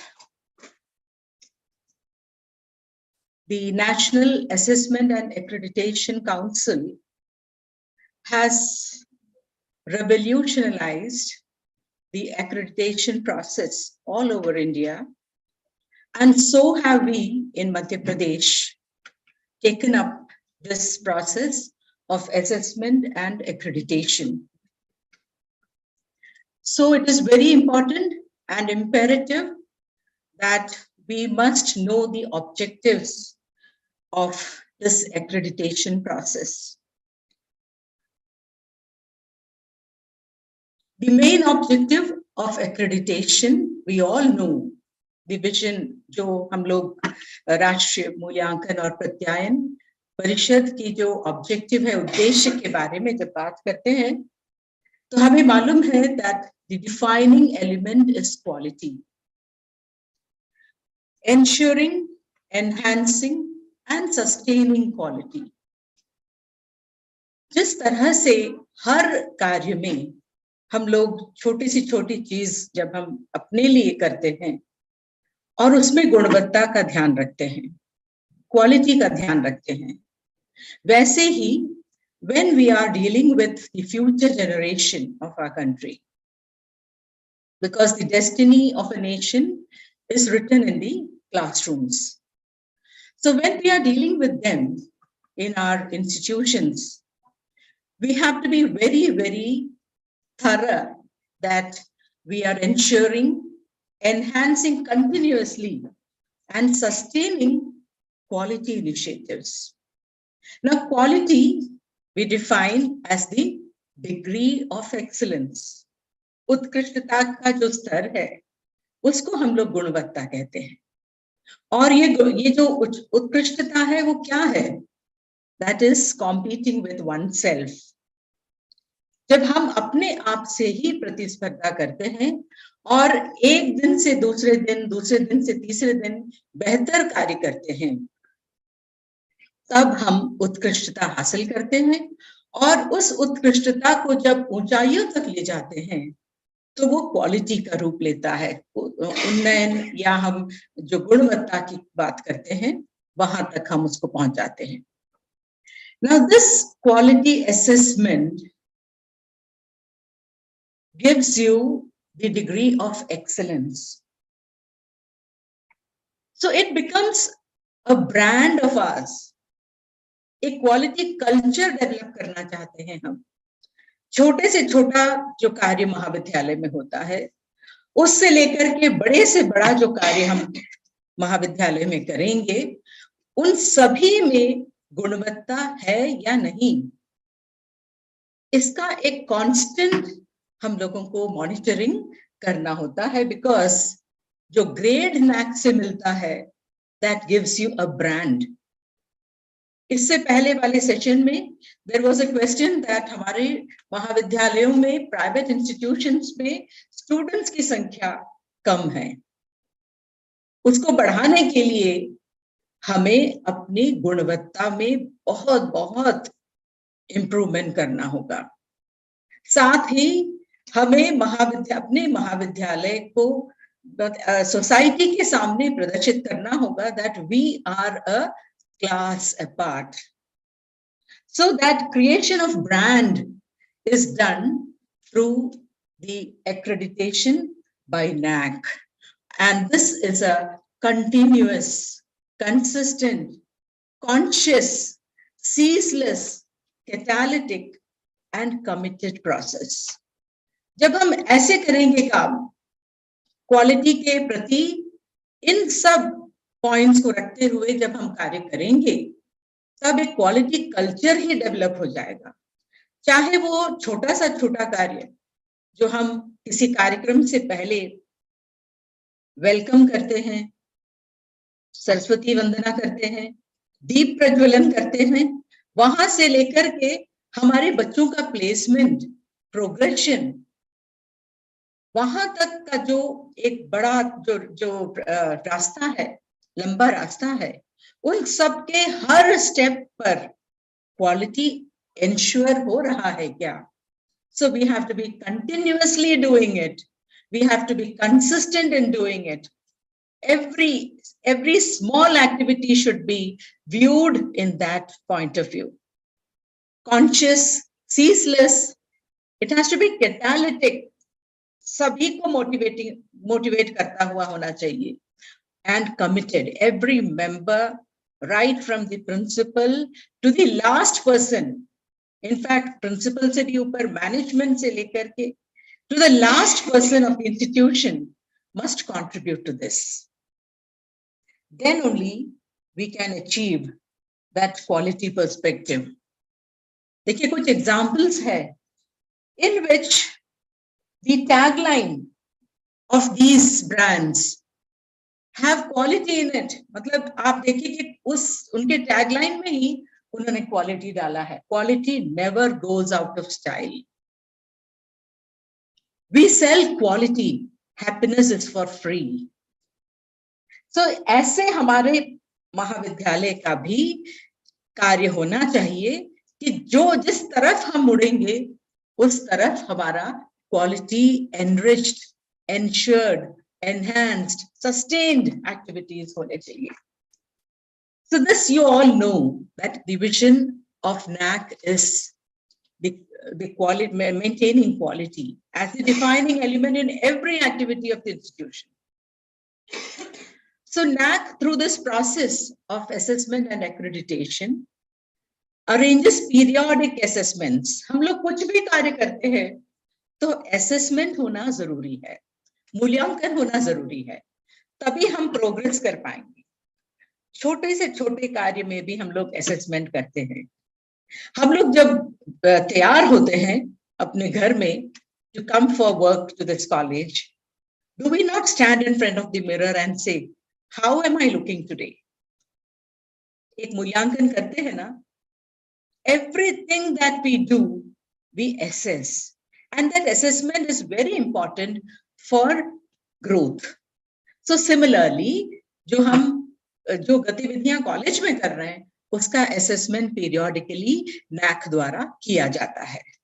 It stimulates academic environment, whether the activities of the college has academic ambience.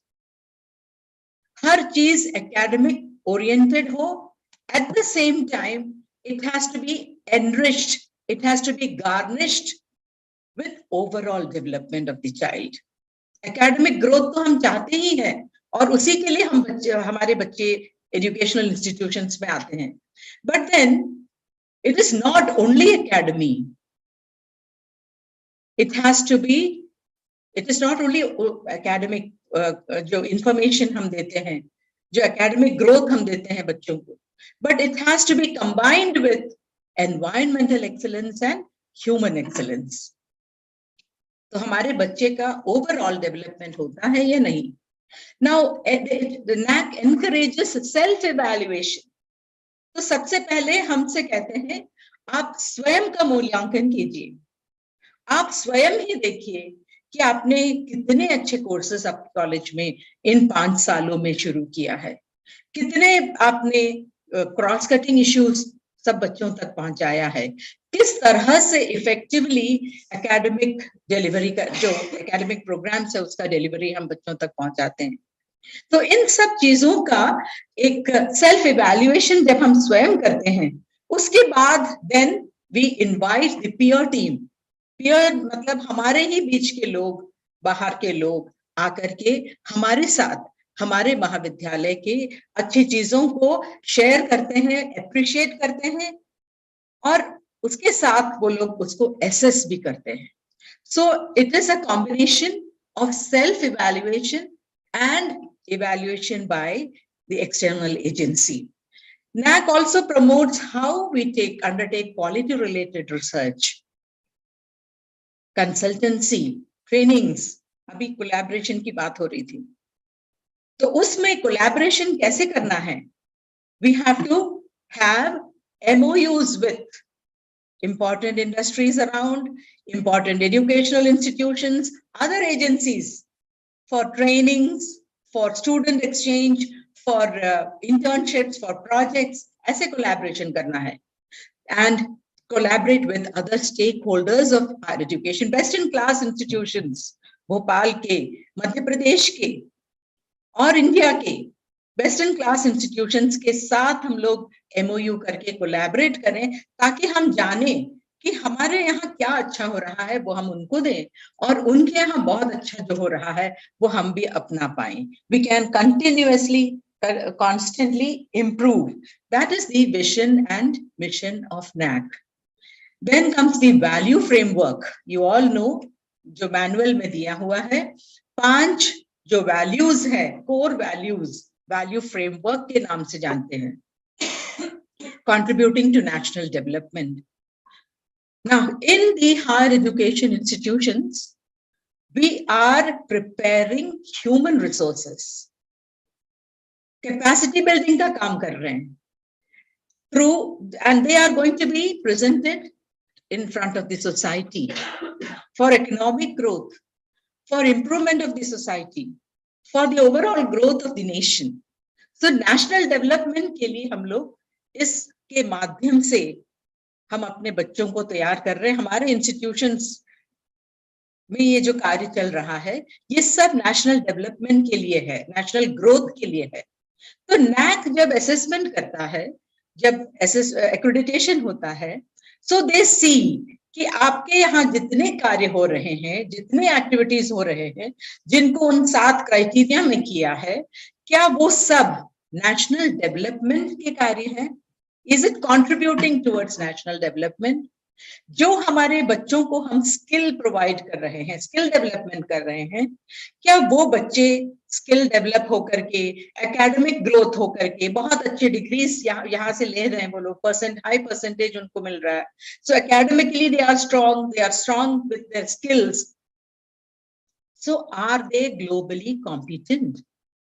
उनके जो दूसरे institutions के या दूसरे राज्यों के जो counter parts हैं, उनके साथ कंधे से कंधा मिला के खड़े होने लायक हैं वो लोग? Are they globally competent? Are we preparing children to be market ready? Are we preparing children to be job oriented? तो वो हम लोगों को ensure करना है, and NAAC through the accreditation process ensures that your programs, your activities are all oriented to global competency, whether you are doing it or not. इन चीजों को accreditation में देखा जाता है। अब बच्चा जो academically strong है, बच्चा skillful भी है, the child has a very इतना skilled हमने बना दिया है उनको, लेकिन यदि उसका वैल्यू सिस्टम स्ट्रांग नहीं है तो फिर वो किसी काम का नहीं होगा। उस बच्चे को रेगुलर होना चाहिए, पंक्चुअल होना चाहिए, डेडिकेटेड होना चाहिए, कमिटेड होना चाहिए। उस बच्चे को अपने कार्य के प्रति पूर्ण समर्पण के साथ उस कार्य जो भी वो काम कर रहा होगा सोसाइटी में, फ्यूचर में, उस चीज के लिए उस बच्चे को हम तैयार कर रहे हैं। So the value system has to be very strong. We have all seen, हमेशा मैं ये एग्जाम्पल देती हूँ कि स्पॉन्टेनियस वैल्यू बिहेवियर हमारे बच्चों के अंदर आना चाहिए। जैसे हम लोग कहते हैं कि बच्चे जब कमरे से बाहर निकलते हैं तो अपने आप लाइट्स ऑफ करके जाएं। जो कमरे में फर्नीचर है उसको बच्चे अपने आप किसी के बोलने के, किसी के प्रॉम्प्ट किए बगैर ही बच्चे ठीक करके जाएं। बट टीचर्स को हम सडनली कोई खांस रहा है, that child must without any prompting get up and run for a glass of water for that person. Similarly, if you see somebody carrying a heap of big books, हमने देखा है हमारे बच्चे दौड़ के आते हैं, madam shall I carry it for you? So similarly, we have the god of cricket, जिनको हम सचिन तेंदुलकर के नाम से जानते हैं। Whenever he has been playing, और आपने देखा होगा कि जैसे ही वो आउट होते हैं, he doesn't wait for the umpire to lift his finger. He immediately walks off the crease. That is the spontaneous value nature. Why should he wait? He knows that he's out. तो इतना strong value system हमारे बच्चों के अंदर develop हो रहा है कि नहीं, इस accreditation process से assess किया जाता है। Then the use of technology, आज भी हम लोग hybrid mode में we are using technology, तो हमारे बच्चों को भी हमें टेक्नोलॉजी savvy बनाना है। They have to be very expert, they have to be experts in using technology in every aspect. तो उतना पहले हम लोगों को भी होना होगा as professors, and then we must ensure that our children are also given that. तो उसके लिए ICT tools का use, जितने जो facilities हैं उन सब का use, वो सब हम लोग कर रहे हैं कि नहीं, ये NAAC के assessment में देखा जाता है। Then the quest for excellence. Whether we have that craving for excellence.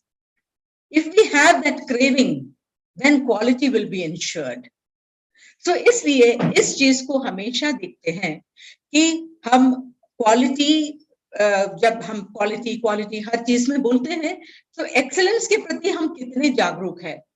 The moment the IQAC is set up in an institution, I must say that the quest for excellence begins. क्योंकि जैसे ही हम IQAC का काम क्या है? To initiate, to ensure, to enhance and sustain quality initiatives in all the 7 parameters, in all the 7 criteria. सातों criteria में क्या क्या क्वालिटी इनिशिएटिव्स हो सकते हैं, कैसे हम उसको डेवलप करें, कैसे उसको सस्टेन करें, कैसे उसको बढ़ाएं, एनहांस करें, ये IQAC का एक मोस्ट इंपॉर्टेंट ऑब्जेक्टिव रहता है। So the moment the IQAC is set up, the quest for excellence is initiated. So these are the 5 values जिस बैनर के, जिस अम्ब्रेला के तहत हमारे महाविद्यालय के सारी गतिविधियों को एसेस किया जाता है, जिसका मूल्यांकन होता है कि आपके यहाँ नेशनल डेवलपमेंट के लिए आप लोग क्या क्या कर रहे हैं, आप ग्लोबल कॉम्पिटेंसी अपने बच्चे को मार्केट रेडी करने के लिए, जॉब रेडी करने के लिए हम क्या क्या कर रहे हैं, स्किल डेवलपमेंट के लिए क्या कर रहे हैं, उसके अंदर एक मजबूत वैल्यू सिस्टम जनरेट करने के लिए उस बच्चे के अंदर सब है। every one of us are embedded with values। जैसे एक छोटे से सीड के अंदर एक विशाल सा वृक्ष दिखता है क्या हमको? नहीं दिखता है, पर है ना, उसी में से निकलता है ना। तो क्या जरूरत है उसमें, उसके लिए, उस विशाल वृक्ष को देखने के लिए उस सीड को कंड्यूसिव नेचर वो देना, कंड्यूसिव एटमॉस्फेयर देना, उसको पानी देना, सॉइल देना। It has to be given sunshine. It has to be protected from weeds, wild animals se bachana. If you do all that, you will finally see a beautiful, huge tree emerging out of that small seed. Similarly, all our children have values. All of us have values. What is needed is to bring them out, to elicit it out. Elicit matlab to show it in practice. अपने हर action में बच्चा उस value को प्रदर्शित करे, ऐसे बच्चे को हमें तैयार करना है। और उसके लिए हम लोग क्या क्या कर रहे हैं अपने कॉलेज में, वो NAAC द्वारा एसेस किया जाता है। Use of technology and the quest for excellence, these are the 5 values and you are all aware of the process of accreditation. पहले रजिस्टर करते हैं हम, फिर IIQA जमा करते हैं, institutional information for quality assessment, and then we go through we prepare the SSR. SSR जैसे ही हम जमा करेंगे 45 days के अंदर, IIQA के अप्रूवल के 45 days के अंदर SSR जमा होता है। और SSR जमा होते ही 2 चीजें इनिशिएट हो जाती हैं, DVV and SSS, Student Satisfaction Survey and Data Verification Validation। जब डेटा वेरिफिकेशन वैलिडेशन जब कंप्लीट हो जाता है और स्टूडेंट सेटिस्फैक्शन सर्वे हो जाता है, the institution gets a pre qualifier. I am not going into the details of it because I think the previous speaker must have dealt with this, बताया होगा आपको। और इसमें हम प्री क्वालिफायर जैसे आ जाता है, we are ready for the peer team visit. और पीयर टीम में मेंबर्स आते हैं, 3 मेंबर्स का एक टीम रहता है कॉलेजेस के लिए, और वो लोग हमारे क्वालिटेटिव मैट्रिक्स पर हमें ऑन साइट वैलिडेशन करते हैं। इससे पहले मैं सुन रही थी जिन स्पीकर ने कहा आपसे, the quantitative metrics are very important. Quantitative metrics में जो जानकारी है वो हम ही अपने हाथों से इसमें एंटर करते हैं। और जब हम लोग ही अपने जो डिटेल्स देना रहता है, डेटा देना रहता है, वो हम अपने आप से एंटर करते हैं, then we are ourselves scoring for us. So we have to be very important, be very careful that we very carefully enter all the details. जो documents हम जो वहां पर एंटर करेंगे, भेजेंगे, जो डेटा टेम्पलेट्स हम भेजेंगे, they have to be very carefully filled. And there are a huge number of documents that we have to send. अभी जो माधव साइंस कॉलेज उज्जैन को A++ मिला, it is the only government affiliated institution of India which has got A++. So now that institution had to upload 17,000 documents. तो इतने सारे documents होते हैं। दूसरे कॉलेज ने अभी जो जिसने किया, they had to enter 14,000 चीजों को उन्होंने उसमें दिया है, डॉक्यूमेंट्स अपलोड किए हैं। So this is the fee structure for accreditation, just for an information. And the grading system also, we are all aware that it is, the highest grade is A++, then A+, A, B++, B+B, C, and if it is not accredited, if it is not found suitable, then the institution gets D. So the first step is the submission of IIQA. इसमें institutional information for quality assessment, AISHE का जो certificate है वो हमें अपने institution के नाम के लिए अपलोड करना होता है। बहुत इंपॉर्टेंट चीज ये है कि हमारे महाविद्यालय का नाम जैसे यूनिवर्सिटी एफिलिएशन लेटर में होगा वैसे ही AISHE में होना जरूरी है। दो डॉक्यूमेंट में अपना नाम एक जैसे ही होना चाहिए। तीसरा डॉक्यूमेंट है UGC का लेटर, लेकिन अगर हमारे पास उसमें नाम बदला हुआ नहीं है या कुछ चेंजेस हमें कराना है, जिसके लिए we have written to the UGC, and if it is taking time, that it is not responding very fast, then the principal can give a self declaration undertaking के साथ हम लिख सकते हैं कि we have with a copy of the letter written to UGC you can send and carry on with the process of IIQA.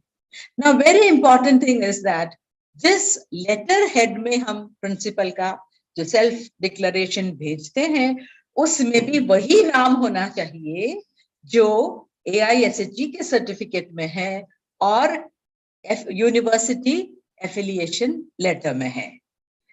कई colleges में, क्योंकि अभी मैं इसी से डील कर रही हूँ, कई कॉलेजेस में ऐसे हुआ है कि हम सेल्फ डिक्लेरेशन प्रिंसिपल जो भेज रहे हैं तो उस लेटर हेड में अलग हो जाता है, सील में प्रिंसिपल का जो सील है उसमें नाम अलग हो जाता है और हम कह रहे हैं हमारे वो दो नाम जो है वो सही है।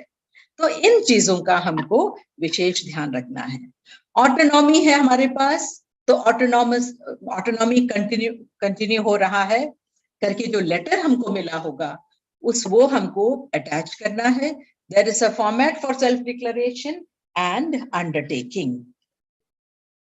The self-study report consists of these sections: the executive summary, the profile of the college, the extended profile, and the quality indicators. So the self-study report can then further be shown as, जैसे अभी मैंने कहा, executive summary 5000 शब्दों में इसमें हमें लिखना होता है। You have to write about the college, you have to write about the 7 criteria, जो हमारे पास जो दूसरे हमारे जो और एडिशनल इंफॉर्मेशन कुछ होगा तो वो बताना होगा, और एक कंक्लूजन में हमें बताना होगा कि हमारे महाविद्यालय की क्या हाइलाइट्स हैं और जो जो हम अपने महाविद्यालय की खास चीजें बताना चाहते हैं वो सब हम इसमें बता सकते हैं। So the executive summary 5000 words का होता है, डिस्क्रिप्टिव होता है। उसके बाद आता है प्रोफाइल ऑफ द कॉलेज, जिसमें बहुत सारी चीजें आपसे मांगेंगे और वो सब हम इसमें देते हैं। एक बहुत इंपॉर्टेंट चीज 2B जो आपको दिख रहा है, that is the institutional preparedness for NEP 2020. That is something that has come up now. और हम लोग बहुत अच्छे से इसको लिख सकते हैं। Why? Because we are into the second year of implementation of NEP.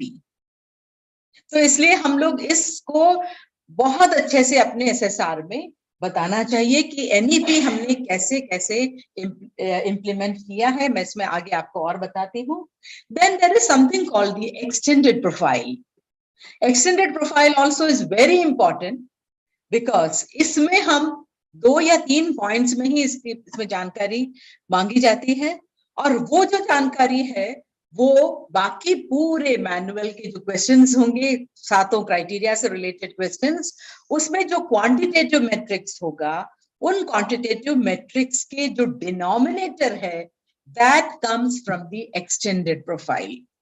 So if you make a mistake here, then you can expect a problem when you are filling in the quantitative metrics. Then the next is the quality indicator framework, which comprises of the 7 criteria or usse related questions. And then we have the evaluative reports of the departments. These are the points that we have on the SSR, self-study report. The next point which I would like to tell you is about the institutional preparedness for NEP. इसमें 6 ऐसी चीजें हैं, 6 ऐसे जो areas है जिसमें हमको अपने उत्तर तैयार रखना है. हर पॉइंट पर you have to write about 250 to 300 words. Multidisciplinary, interdisciplinary. इसमें हम जो हमने NEP में किया है, NEP में जो नए कोर्सेस कैसे हमने मल्टीडिसिप्लिनरी कर दिया है इसको, major subjects, minor, elective, from generic है और वोकेशनल है, और जो हम इवन ऑनलाइन कोर्सेज हमारे पास स्वयं के जो 160 हमारे क्रेडिट्स हैं, उन 160 क्रेडिट्स को हर साल हम कैसे उसको हमने क्या क्या उसमें सुविधाएं दी है, that you have to write, and there are some 5 to 6 points on which you have to prepare your answers. Then the academic bank of credit. आप सबको मालूम है that we are providing now NEP जब से आया है, we are providing a very good academic flexibility. Academic flexibility vertical as well as horizontal. Vertical कैसा? पहले ईयर में हमारे बच्चे को हम, अगर बच्चा हमारे साथ फर्स्ट ईयर पढ़ता है तो उसको हम सर्टिफिकेट देते हैं, सेकेंड ईयर पढ़ता है तो उसको हम डिप्लोमा देते हैं, थर्ड ईयर पढ़ता है तो उसको डिग्री मिलता है, and fourth year he can get honours with research वाली जो डिग्री है वो हम देते हैं. So there is a vertical flexibility. The child can come, first year पढ़ के जा सकता है, कुछ समय बाद फिर आकर के पढ़ सकता है. So there is a flexibility regarding how much time he can spend in any institution. Then there is a horizontal flexibility also. कैसे हमने उसको, आर्ट्स के बच्चे हैं तो they can take a major subject from arts or science and then take another subject as minor from again arts or science or vocational. सब तरह की facilities हमने उसको जो हॉरिजॉन्टल फ्लेक्सिबिलिटी में भी दिया है. तो चॉइस बेस्ड क्रेडिट सिस्टम, तो एकेडमिक बैंक ऑफ क्रेडिट अभी सारे यूनिवर्सिटीज में, जो मध्य प्रदेश के 6 स्टेट यूनिवर्सिटीज में we have started the academic bank of credit. So every college has to register for the academic bank of credit. तो बच्चा अगर फर्स्ट ईयर पढ़ करके जाता है तो उसने उसमें जितने क्रेडिट्स पूरे उसको मिला है वो सेफली, जैसे हम बैंक में रखते हैं वैसे वहां उसमें जमा करके जा सकता है. कहीं और यूनिवर्सिटी में पढ़ सकता है, किसी और जगह जाके पढ़ सकता है, and he can return any time and then again continue his studies. So his credits are secured. That is the system of academic bank of credits. Then there is skill development. Vocational courses हमने ढेर सारे vocational courses available कराए. Then there is integration of Indian knowledge system. सभी जो हमारे syllabus है उसका पहला पन्ना पढ़िए, how it is related to the Indian knowledge system it is given. यही नहीं, और बहुत सारे कोर्सेज भी है जो हमारे इंडियन नॉलेज सिस्टम से रिलेटेड है. रामचरितमानस वाला जो कोर्स है वो ले सकता है बच्चा. तो ऐसे इंडियन नॉलेज सिस्टम को बढ़ाने वाले जो चीजें हैं वो हर जगह पूरे NEP के जो हमारा सिलेबस है उसमें आ गया है. Focus on outcome-based education. So learning outcomes have been defined everywhere, in every syllabus. But that is not all. जो बच्चा केमिस्ट्री पढ़ता है, क्योंकि मैं केमिस्ट्री की हूँ, so I am taking an example from that. BSc chemistry के बाद उस बच्चे के अंदर केवल एटॉमिक ऑर्बिटल या केवल पीरियोडिक टेबल या केवल कुछ एलिमेंट्स, इसके नॉलेज को केवल हम नहीं टेस्ट करते हैं. जो बच्चा केमिस्ट्री से BSc करता है उस बच्चे में उसकी मेमोरी पावर हम बढ़ाते हैं, ऑब्जर्वेशन पावर बढ़ाते हैं, उसके अंदर रिसर्च का जो कल्चर है वो बढ़ता है. The child starts understanding that I can take up research that will be very beneficial to the society. तो वो जो एक रिसर्च एटीट्यूड है बच्चे का वो हम लोग डेवलप करते हैं. ऐसे ही हर सब्जेक्ट में, मैथ्स है तो उसकी लॉजिकल एबिलिटी को हम एनहांस करते हैं. तो every subject has that special factor which we must ensure that the child has developed, and that is the learning outcome. और outcome based जो education system है, जो education है, वो हम NEP के माध्यम से कैसे दे रहे हैं, that we have to write there. And then the last point I'm not able to see in this, that is the distance education and online mode में जो हम एजुकेशन और बच्चों को दे रहे हैं, रीचिंग द अनरीच्ड। जो बच्चे हमारे महाविद्यालय में नहीं आ पा रहे हैं, उनके लिए भोज यूनिवर्सिटी है या चित्रकूट यूनिवर्सिटी है, इग्नो है, उनके स्टडी सेंटर्स हम लोग चला रहे हैं, ताकि बच्चे ऑनलाइन एजुकेशन लेकर के भी वो इस हायर एजुकेशन को हासिल कर सकते हैं, and he can get the skill, he can get the value system, he can use understand the use of technology and improve himself. So this is the main aim of NEP, और इसके बारे में हमको अपने SSR में देना है. Then the next point is the quality indicator framework. आप सब जानते हैं इसको, जो NAC के बारे में, जो आपके महाविद्यालय में NAC को डील कर रहे हैं, they know that the first criteria is about curricular aspects. ये जो आगे लिखा हुआ है, ये ऑटोनॉमस कॉलेज के लिए इसका 150 है इसका वेटेज, और एफिलिएटेड कॉलेज के लिए 100 है. कारण क्या है, जो करिकुलर एस्पेक्ट्स में सिलेबस डिजाइन जो है, हम लोग ऑटोनॉमस कॉलेजेस यूनिवर्सिटी जैसे कर सकते हैं, और इसलिए यहाँ पर इसको 150 रखा है. And you must be doing also. तो हमारे सिलेबस में हमने एक परसेंटेज तक, हम लोग 20% तक हम इसमें बढ़ा सकते हैं, तो वो हम लोग करना चाहिए हमको, ताकि we can score very well in this. अब इसमें एक चीज बहुत इंपॉर्टेंट ये है कि जब आप इसके जवाब बनाएंगे, तो क्वेश्चंस के उत्तर को आप लिखेंगे, you must be very careful about the revision of syllabus. We have done it twice in this 5 years. 2016 में जब हम लोग एनुअल पैटर्न में लौटे, तब हमने रिवाइज किया अपने सिलेबस को. हम लोग लिख देते हैं कि ये यूनिवर्सिटी करता है, इसके हमें कुछ नहीं मालूम, लेकिन कॉलेज को लिखना चाहिए कि हम लोग we are involve in who is university doing it, university is doing it through us, है ना. तो हमें ये लिखना है कि हम लोगों ने किया है इसको, और 2 बार किया है. 2016 में जब एनुअल पैटर्न में लौटे थे, और हमने एक बार फिर से अभी किया जब NEP आ गया. And every year we are doing now. अभी हमने सेकेंड ईयर का बनाया, और अब हम थर्ड ईयर का बनाएंगे, तो और फिर MSc तक पहुंचेंगे. तो हर ईयर में हम सिलेबस को अपडेट कर रहे हैं, रिवाइज कर रहे हैं. So we are also contributing to the syllabus revision. इसमें करिकुलर एस्पेक्ट्स में 1-2 चीजें जो मुझे याद था, मैंने अभी आपको पहले से बता दिया. Then the second is teaching, learning and evaluation, which is also very very important. 300 है ऑटोनॉमस कॉलेजेस के लिए, और जो एफिलिएटेड कॉलेजेस के लिए it is 350.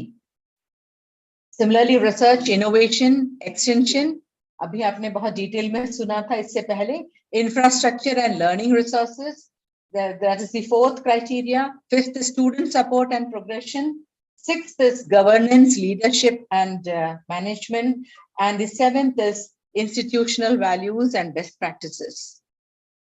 Now all this total to 1000 का weightage. और इस पर जो questions है, जो हम SSR prepare करते हैं, उसमें 2 तरह के questions आते हैं. एक है qualitative और दूसरा है quantitative. So the metrics और key indicators का जो division इस तरह से है. 7 criteria है, 34 और 32 key indicators हैं. क्वालिटेटिव मैट्रिक्स के 35 है, मतलब ऑटोनॉमस कॉलेज के, और 21 है for affiliated colleges. For quantitative matrix it is 72 and 34. So in the next slide you can see a little more detailed version of this. जो एफिलिएटेड कॉलेजेस है, उसमें अभी रिविजन हुआ है मैनुअल में, और मैनुअल को बहुत छोटा बना दिया है, पर क्वेश्चंस बहुत ही मतलब अच्छे क्वेश्चंस हैं, in which you will have to write even double of it. तो इसलिए ऐसे नहीं सोचें कि कम हो गए हैं क्वेश्चंस. क्लब कर दिए हैं, जानकारी ज्यादा मांगा है, और उसमें फिर से पीयर टीम विजिट का जो वेटेज है वो थोड़ा सा बढ़ा दिया है। पर ऑटोनॉमस कॉलेजेस के लिए अभी भी 107 टोटल मैट्रिक्स QLM और QNM मिला करके है जो हम लोगों को जिनके उत्तर तैयार करने हैं। देन द क्वालिटेटिव जो इंडिकेटर फ्रेमवर्क जो है उसमें ये चीजें हमसे मांगी जाती है। क्वालिटेटिव मैट्रिक्स के जितने क्वेश्चंस हैं वो सब डिस्क्रिप्टिव रहते हैं। You have to write in 500 words, you have to write in 100 words, you have to write in 200 words. तो इसमें हम लोग अपने महाविद्यालय के जो गतिविधियां हैं, जो एक्टिविटीज हैं, उनको बहुत अच्छे तरीके से अपने शब्दों में उसमें लिखना रहता है। तो हमको लगता है कि 500 शब्द कभी हमें कम पड़ते हैं।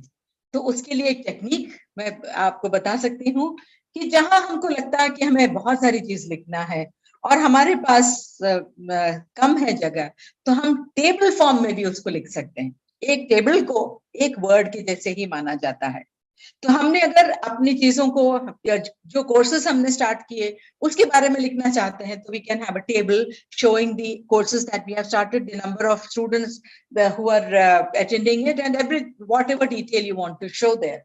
तो जो प्रश्न होता है उस पर निर्भर करता हुआ कोई टेबल्स वगैरह हम लोग जो चार्ट यूज करेंगे तो हम इसमें ज्यादा चीजों को इंक्लूड कर पाएंगे। दूसरी बात है, जब हम इसका जवाब लिखेंगे तो हम इसमें एक्सेट्रा वर्ड अगर यूज करते हैं तो we have a cushion of how we can show more activities when the peer team comes. Otherwise we are restricting कि हमारे पास इतना ही है।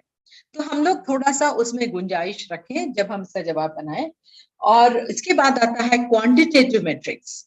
इसमें हमसे संख्यात्मक चीजें पूछी जाती है, number of students, number of projects, या प्रोजेक्ट्स में जितने बच्चे गए हैं, और ऐसी चीजें जो रिसर्च पेपर, कितने रिसर्च पेपर्स 5 साल में हुए, कितने रिसर्च पेपर 1 साल में हुए, ये जो चीजें, कितने प्रोजेक्ट्स हैं, नंबर वाइज जो चीजें हमसे मांगी जाती है वो हम लोग यहाँ पर क्वांटिटेटिव मैट्रिक्स में देते हैं।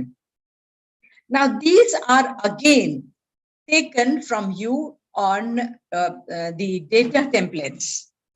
तो डेटा टेम्पलेट्स पूरे मैनुअल में दिए हुए हैं और उस मैनुअल में जो डेटा टेम्पलेट्स दिए हैं उसको बदलना नहीं है। हम लोगों को कोई भी फॉर्मेट को बदलना नहीं है और उसी फॉर्मेट में हमको इसकी पूरी जानकारी देनी है।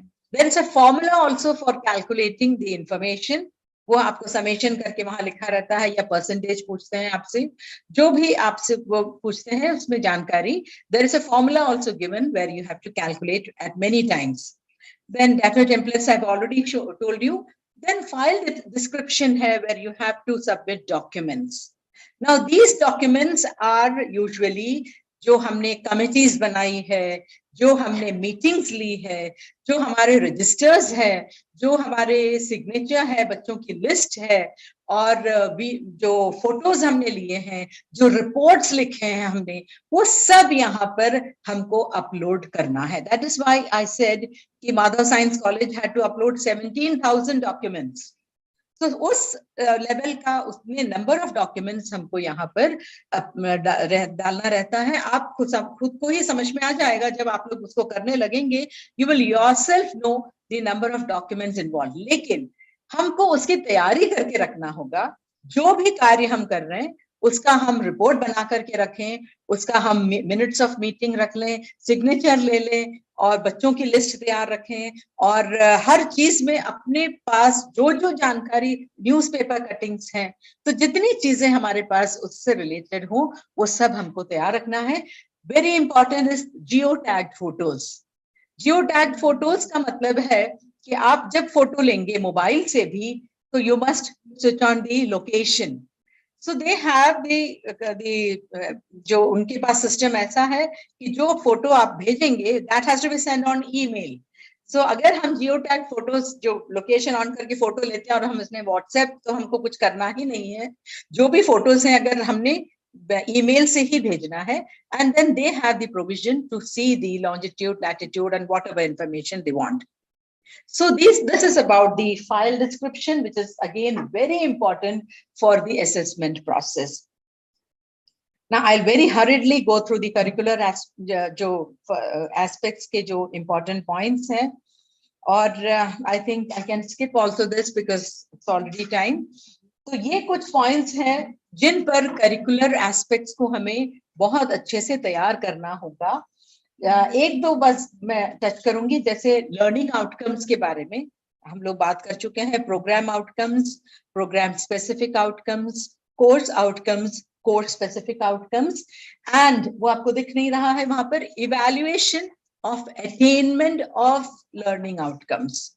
बहुत इंपॉर्टेंट है. How do you assess that you have achieved the learning outcomes. जो लर्निंग आउटकम्स है वो हमने अटेन किया कि नहीं, उसका इवैल्यूएशन बहुत इंपॉर्टेंट है. इवैल्यूएशन हम लोग कैसे कर सकते हैं? बच्चों के प्रोग्रेशन के माध्यम से. हमारे कितने बच्चे प्रमोट हुए, तो रिजल्ट एनालिसिस. देन कितने बच्चों का प्लेसमेंट हुआ. Then mapping of question papers. जो आपके क्वेश्चन पेपर्स हैं उसकी मैपिंग. उसमें हम अगर पेपर ऐसे बनता हो जिसमें हम ब्लूम्स टैक्सोनॉमी के जो 6 पॉइंट्स हैं उसको अचीव कर रहे हैं क्या. Are we testing our children on that, कि वेदर वो जो है फर्स्ट स्टेप है remember, understand, then analyse, then apply, then evaluate and create. Whether we are taking our children through all the steps of this Bloom's taxonomy, and are we assessing our children during the exams on all this.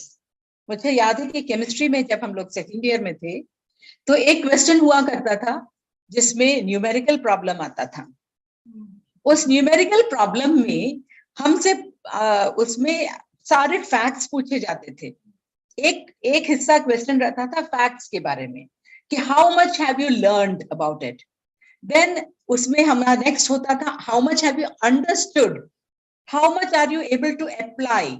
मतलब इस equation में जो heat of reaction निकल रहा है या जो heat of utilisation है उससे हम कहाँ किस चीज को अप्लाई कर रहे हैं, कौन सा रिएक्शन का नाम क्या है. तो हमने एप्लीकेशन भी देख लिया. देन एनालाइज कराया बच्चों से. Then how have you evaluated, मतलब हमने उसको कैसे कैलकुलेट किया, प्रोज एंड कॉन्स, या उसके क्या उसके पॉजिटिव इफेक्ट्स हैं, नेगेटिव इफेक्ट्स हैं. इवैल्यूएट करना बच्चे से, क्रिटिकल थिंकिंग बच्चे का जो है वो डेवलप होता है. And then finally you tell, एक ऐसा क्वेश्चन दीजिए, the child is able to create. For example in English you say that you give a title to this passage, so that child is creating there. So that is the point, how we can map the question papers to evaluate the assessment of learning outcomes. तो ये चीजें हम लोग कर रहे हैं कि नहीं, NAAC की असेसमेंट में देखा जाता है और उसको बहुत इंपॉर्टेंस है, बहुत ज्यादा मार्क्स हैं इसके लिए. तो अगर आप लोग नहीं कर रहे हो तो अभी इस समय से करना शुरू कर सकते हैं. Then I've already spoken about the academic flexibility and other things. The second criteria is about teaching, learning and evaluation. अभी मैं देख रही थी कि इसमें बहुत अच्छे suggestions इस मेरे पहले जो speaker थे उन्होंने दिया. Participative learning के क्या suggestions थे, experiential learning जो projects, internships वगैरह है उसमें हम experiential learning बच्चे को कराते हैं. तो बच्चे से केवल उस प्रोजेक्ट के बारे में लेना जरूरी खत्म नहीं हो जाता है. बच्चे से रिपोर्ट लिखवाना चाहिए कि बच्चे का एक्सपीरियंस क्या रहा, what did you learn during the process, what are your learnings. तो वो हमको इसमें कराना होगा. एक्सपीरियंशियल लर्निंग में learning by doing. Then collaborative learning, student exchange वगैरह जो हम कर सकते हैं. Blended learning when we are using traditional as well as जो जैसे अभी हाइब्रिड मोड में हम कर रहे हैं वैसे ही ई कंटेंट के माध्यम से जो आईसीटी टूल्स वगैरह हम यूज करते हैं. स्टूडेंट सेंट्रिक अप्रोच इन सब टीचिंग लर्निंग प्रोसेस में. I very hurriedly go through the next, that is the evaluation part. Continuous internal assessments जो हम कराते हैं उसके मोड्स अलग अलग होने चाहिए. आप सबको मालूम होगा असाइनमेंट एंड प्रेजेंटेशन एक तरह से है, सरप्राइज टेस्ट है, ऑब्जेक्टिव क्वेश्चन एक है, क्वेश्चन बैंक बनवा सकते हैं, रोल प्ले करवा सकते हैं बच्चों से, बुक रिव्यू करवा सकते हैं, लिटरेचर सर्वे करा सकते हैं, बच्चों से पेपर, एमएससी के बच्चों से पेपर राइटिंग करवा सकते हैं, to also bring in the research aptitude and research culture. तो इस तरह से जो कंटिन्यूअस इंटरनल असेसमेंट्स हैं, now what they are looking for is continuous का मतलब ये नहीं है कि हर 3 महीने में हमने एग्जाम लिया या बच्चा जब तक पास होता है तब तक एग्जाम ले रहे हैं, नहीं। जितना पोर्शन आपने 1 हफ्ते में पढ़ाया, 15 दिन में पढ़ाया, उसका हमने लिया, फिर नेक्स्ट लिया। That means it is a continuous assessment process. That is what NAAC looks for during the assessment. Then the transparency, the mapping of question papers, I've already said. The transparency and grievance redressal, whether the child has the opportunity to come and say कि मेरे को इसमें और marks मिलने थे, आपने मुझे इसमें कम marks दिए हैं, can you explain to me? So do we have a mechanism for that? And wherever we are speaking about mechanism, we must have SOP for that.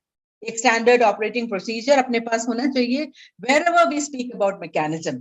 Then the transparency, कैसे हम बच्चों को अपनी कॉपीज दिखाते हैं, जो बेस्ट हाईएस्ट मार्क्स मिला है बच्चे की कॉपी, वो हम लोग बच्चे को देखने के, बाकी स्टूडेंट्स को देखने के लिए are we making it available, and in some colleges they put it on the website also for some time, so it is open on the open domain में it is available.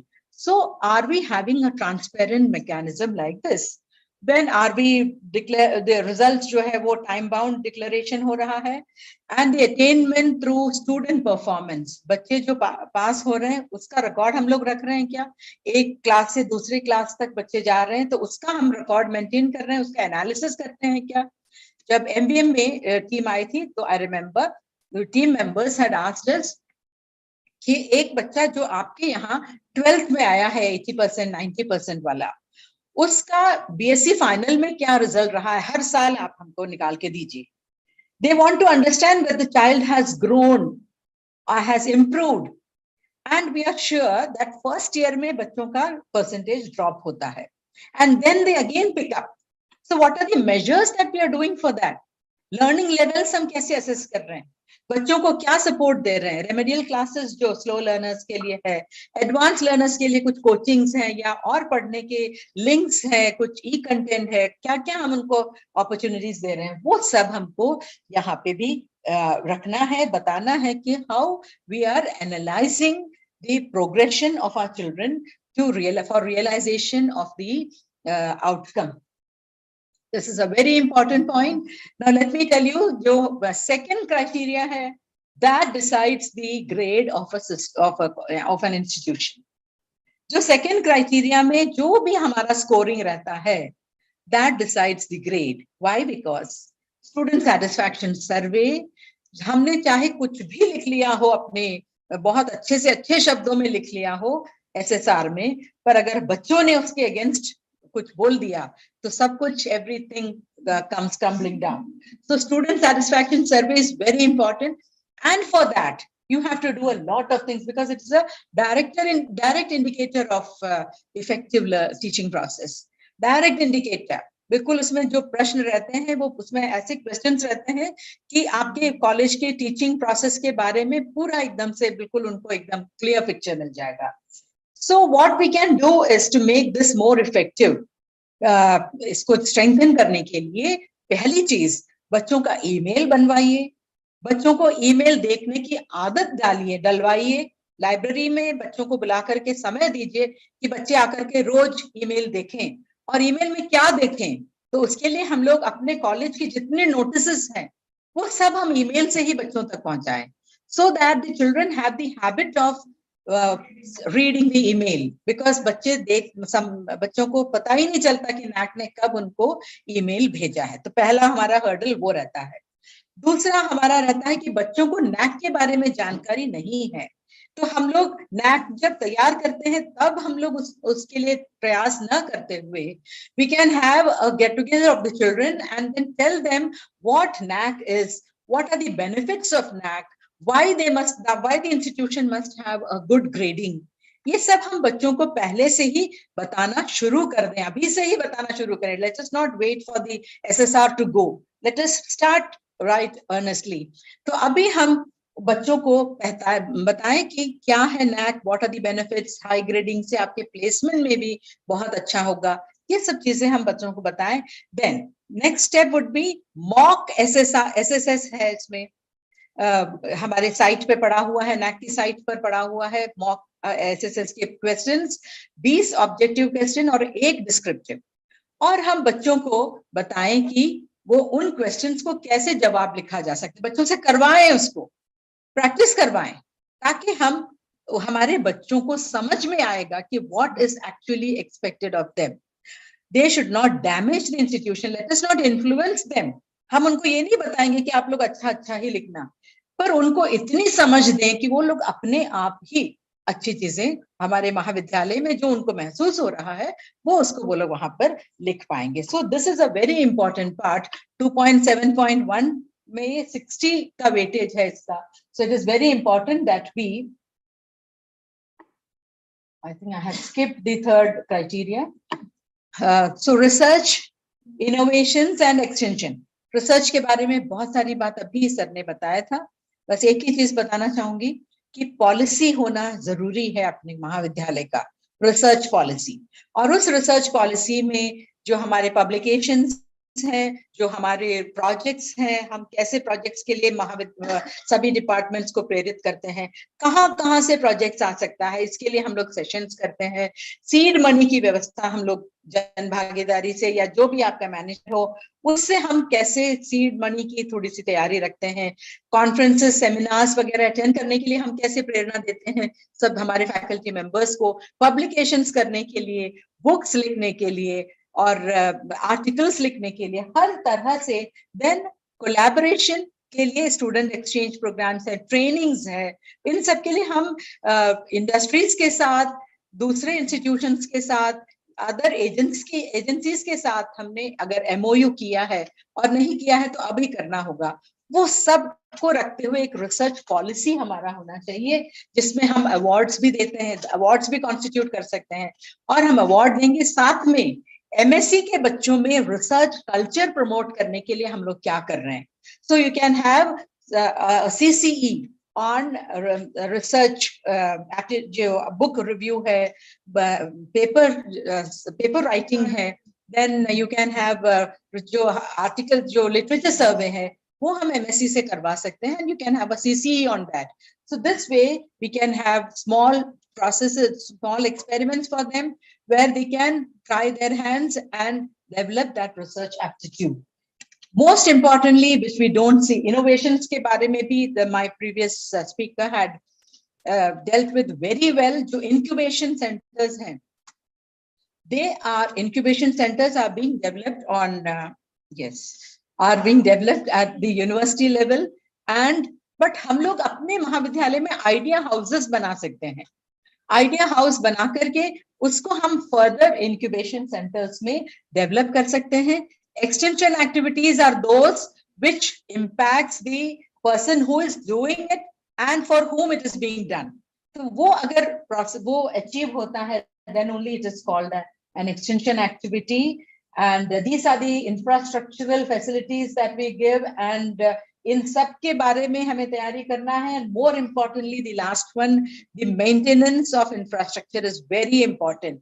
How we maintain the infrastructure. And this is about the student progression and support and progression. I'm hurrying because I've already got a slip that I'm over doing the time. So Alumni Association has to do a lot of work. So please ensure that your Alumni Association is registered and is doing enough work for the institution in kind as well as other ways also, in many ways that they can contribute. So these are the things that we have already spoken of. The next criteria is about governance, leadership and management, जिसमें IQAC का बहुत important point है. 1-2 minute में मैं आपको बताऊं. IQAC का quality initiatives जितने हैं वो हमें दिखाना है कि हर साल 5 साल में हमने क्या क्या इनिशिएटिव्स किए हैं. More importantly, what is the incremental growth that has happened in every year?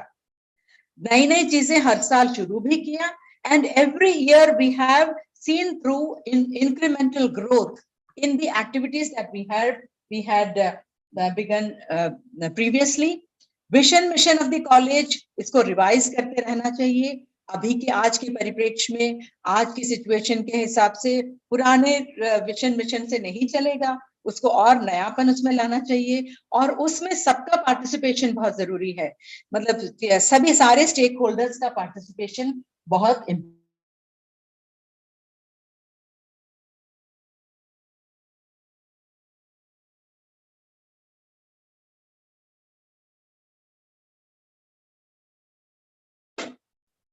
Why is it not moving?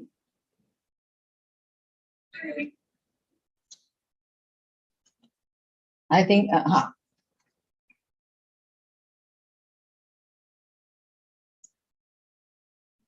ये वाला पॉइंट देखिए. These are the steps that the institution has to do. Formation of IQAC, एक लोगो होना चाहिए हमारा.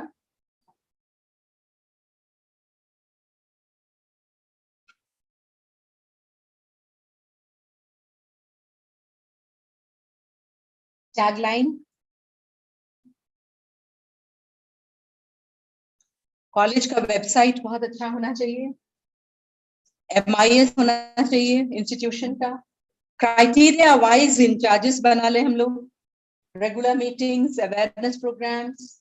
Documentation is very very important. जहां पे documentation बहुत अच्छा नहीं है, I have seen institutions struggling. Record room बना लीजिए, AQARs का डिटेल्स और प्रीवियस साइकिल के रिकमेंडेशंस का compliance is very important. Again manual को बहुत अच्छे से पढ़िए, उसमें जो SOP है उस पर बहुत अच्छे से डिस्कशन कीजिए. ग्लॉसरी और उसको जो डेटा टेम्पलेट्स है उसको भी बहुत ध्यान से हमें पढ़ना चाहिए.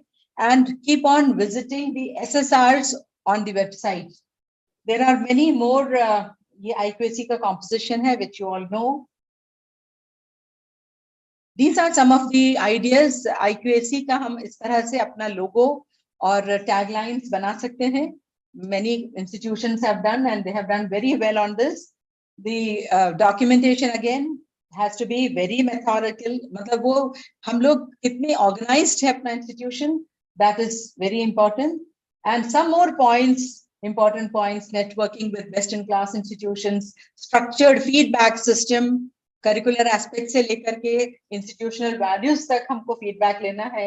SDGs कभी और मौका मिलेगा तो हम बताएंगे आपको. SDGs पर भी हम लोग काफी काम करवा रहे हैं गवर्नमेंट कॉलेजेस में, जो सस्टेनेबल डेवलपमेंट गोल्स पर, खास करके SDG 4 जो क्वालिटी एजुकेशन पे है, उस पर हम अपने फ्लैगशिप प्रोग्राम्स बना सकते हैं कॉलेज का. देन स्वॉट एनालिसिस करना है. IDP, vision mission statement, I have already said. So there are many challenges that we face, and let me tell you that these are great opportunities disguised as challenges, because and I always say that see challenges as opportunities only, because only in this saying is very important: God sleeps in a stone, wakes up in a plant, moves in an animal, and it thinks. The God thinks only in a man. So we have been given that special power to think and strive towards excellence. With these words, I conclude because I've already overshooted the time. Thank you very much. Thank you, ma'am. The main element for sustainability in any higher education institute is quality that has to be ensuring, enhancing, and sustainable. Quality has to be maintained at each and every step, right from inception of students in the institute to their placement. That's why NAAC emphasizes on quality element, which can be enhanced and ensured only when one as an individual or as an institute competes with oneself to achieve core values of contributing to national development, fostering global competency, inculcating a value system, ICT tools, quest for excellence. for giving in a nutshell complete guidance on the process as how institution can go for accreditation process and areas in which institutions need to focus while preparing for SSR. A very thank you from our side, ma'am. Now I request Dr. Renu Mishra, ma'am, IQAC coordinator, to present our token of appreciation in form of a memento.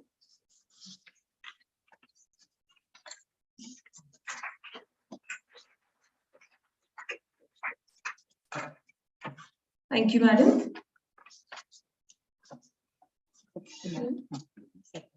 Gracing the event with his presence is our next speaker of the session, Dr. H.K. Garg, sir. I request, sir, to please come on the dais.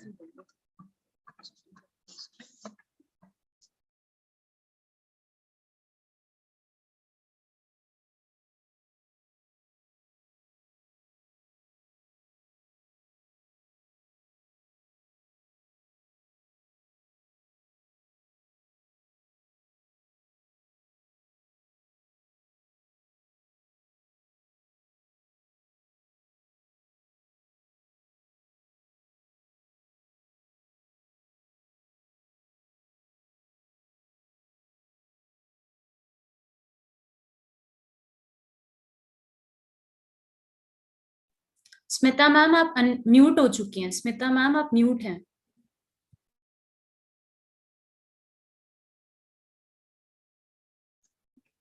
The most appropriate word to describe our speaker is multipotential. A civil pilot as well as a pilot officer in Indian Air Force, Dr. H.K. Garg sir is currently working as professor in Institute for Excellence in Higher Education, Bhopal. With a vast teaching experience, he has published more than 30 research papers in index journals of international acclaim with around 700 citations. A linguist by nature, he has authored books on cell and molecular biology in English, French, German, Italian, Russian, Spanish, and Portuguese languages. We are truly blessed to have such an eminent personality among us. Higher education in India particularly is institutionalized, characterized by higher concentration of importance and leadership for teachers and lesser degree of autonomy for students who are recipients of the knowledge. This has been a stumbling block for learning among the younger generations. Thus, calls for a need to reorient the pedagogy so as to shift the focus to more student-centric learning. The vision of NAAC too focuses on the quality education, thus giving adequate weightage to teaching, learning, and evaluation process. I now invite Sir to kindly enlighten us on this topic.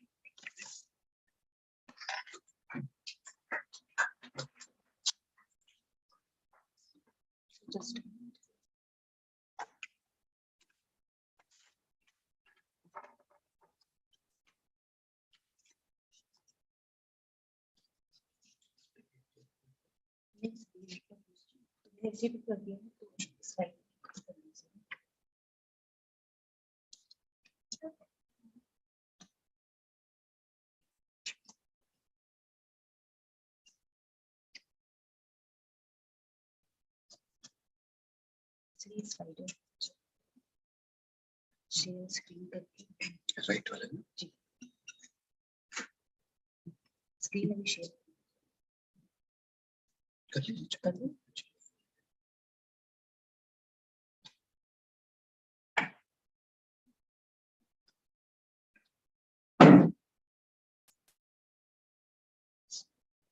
Sorry मैंने share screen of कर रखा था, अब enable किया। वापस कर लें share screen.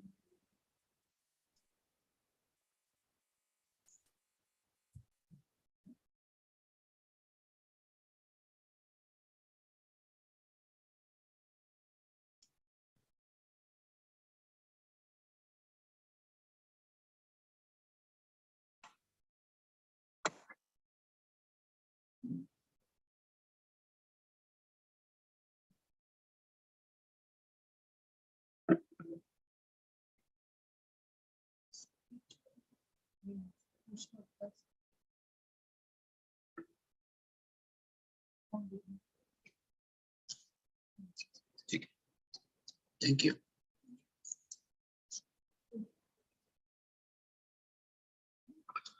So a very warm good afternoon to one and all present here.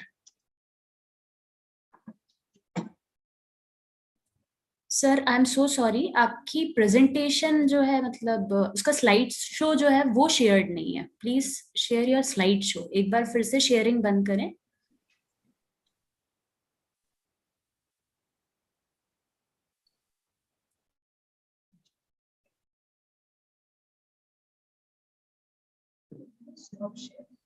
Share your complete screen.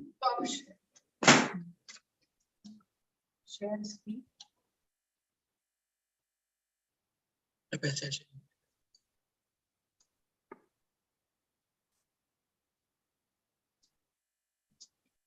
Jitesh ma'am, अब is taking time. देखते हैं फिर बताती हूँ.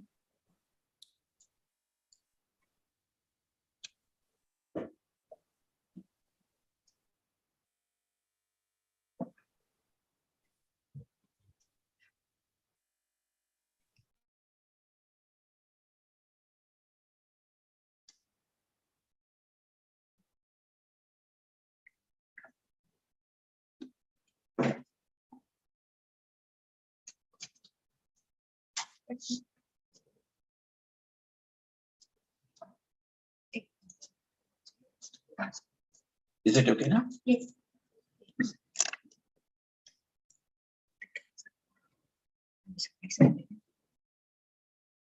Okay, good afternoon once again. Today we are going to discuss about the quality enhancement in teaching, learning and evaluation. जैसा कि अभी मेरे से पहले वाले स्पीकर डॉक्टर उषा नायर अभी आपको बता रही थी कि जो हमारा नेक का असेसमेंट होता है उसमें करिकुलर एस्पेक्ट्स और टीचिंग, लर्निंग एंड इवैल्यूएशन ये दो क्राइटेरिया मिलकर लगभग 450 मार्क्स यानी 45% वेटेज के होते हैं. यानी these are the two major criteria that decides the final accreditation of the institution.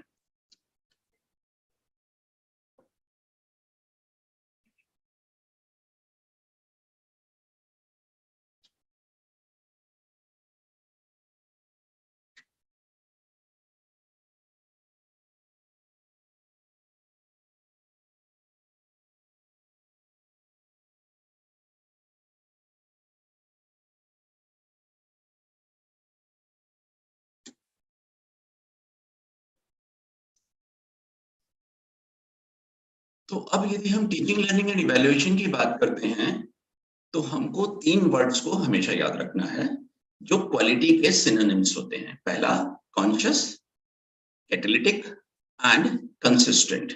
यानी यदि हम कोई भी काम कर रहे हैं हमारे इंस्टीट्यूशन में तो यदि कोई अचीवमेंट है तो वो कॉन्शियस अचीवमेंट होना चाहिए, यानी वो पहले से प्री मेडिटेटेड होना चाहिए. वो एक्सीडेंटल नहीं होना चाहिए कि हो गया तो हमने इसलिए रिपोर्ट कर दिया. तो यदि प्रीमेडिटेटेड हमारे कोई एफर्ट्स हैं तो उसके लिए निश्चित रूप से एक प्लानिंग की जरूरत होगी. तो मैं टीचिंग, लर्निंग एंड इवैल्यूएशन से पहले एक बार आप लोगों के साथ शेयर करना चाहूंगा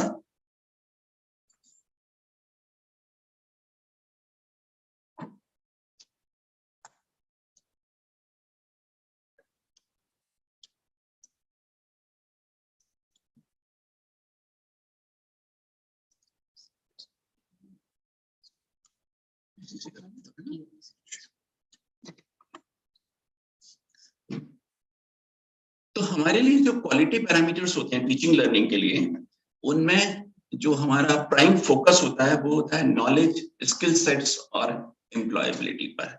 तो ये हमारे एक कॉन्शियस एफर्ट है. इस चीज को ये बातें डिसाइड करती हैं कि हमने उसके लिए कितनी इफेक्टिव प्लानिंग की है. पहली चीज होती है इफेक्टिव प्लानिंग. दूसरा हमारा इंपॉर्टेंट एस्पेक्ट होता है implementation. Third is monitoring. Fourth is outcome. Fifth is feedback. And the last one is what are the remedial measures that you are taking. तो हम शुरुआत करते हैं इफेक्टिव प्लानिंग से. इफेक्टिव प्लानिंग के लिए जरूरी है एक मेटिकुलस एकेडमिक कैलेंडर बनाना. देखिए हमारे इंस्टीट्यूट्स में हम सभी लोग एकेडमिक कैलेंडर बनाते हैं, लेकिन उसको एक इफेक्टिव कैलेंडर के रूप में बनाने के लिए बस कुछ इंग्रेडिएंट्स आपको डालने हैं. मैं ऐसी कोई चीज नहीं बताऊंगा कि जिससे आप पूरे साल भर सिर्फ नेक में जुटे रहें और ना आपके पास पढ़ाने के लिए समय बचे और ना क्वालिटी के लिए। तो हमारे लिए हमें नेक कराना है, लेकिन नेक कराने से पहले दो चीजों का जरूर ध्यान रखना है कि हम अल्टीमेटली एक एजुकेशनल इंस्टीट्यूट हैं और हमारा पहला फोकस बच्चों को टीचिंग लर्निंग में स्टिमुलेट करना है या उनसे एक डिजायर्ड आउटकम प्राप्त करना है, और दूसरा फोकस जो भी हम कर रहे हैं उसमें एक क्वालिटी को रेंडर करना है। तो उसके लिए इफेक्टिव प्लानिंग में हम क्या कर सकते हैं? हम सब एकेडमिक कैलेंडर बनाते हैं। हम सबको पता है कि हमारे एक बोर्ड ऑफ स्टडीज की डेट होती है, एक हमारी एकेडमिक काउंसिल की डेट होती है, एक दिन हमारे यहाँ क्लासेस का कमेंसमेंट होता है, फिर हमारे यहाँ उसके बाद कुछ टेस्ट होते हैं, कुछ हमारी को करिकुलर एक्टिविटीज होती हैं जिसमें हम थीसिस, डिसर्टेशंस, प्रोजेक्ट्स, सेमिनार्स, वेबिनार्स और ऐसे तमाम सारे काम कराते हैं।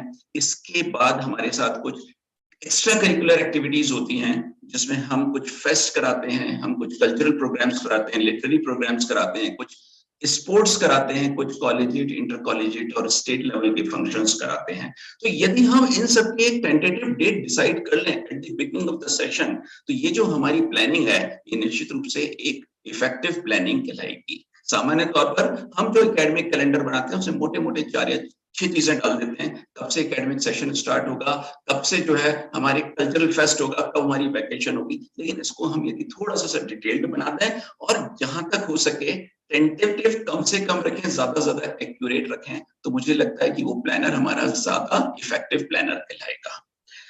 दूसरी चीज होती है इम्प्लीमेंटेशन। तो जब हम इम्प्लीमेंटेशन की बात करते हैं तो उसमें हम सब टीचिंग करते हैं और टीचिंग के साथ अपनी डायरी के रूप में उस रिकॉर्ड को मेंटेन करते हैं। अब यहाँ पर मैं इसके आगे बढ़ने से पहले एक बार आपको नेक्स्ट स्लाइड के बारे में बताना चाहूंगा। मैं इसके बारे में आपसे डिस्कस कर चुका हूं कि हमको जो भी हम इवेंट करा रहे हैं, यदि हम शुरू में उसको प्री मेडिटेट कर लें, पहले से सोच लें, विचार लें और उसका एक हम चार्ट आउट कर लें, तो मुझे लगता है कि ये हमारे लिए बहुत हेल्पफुल होगा।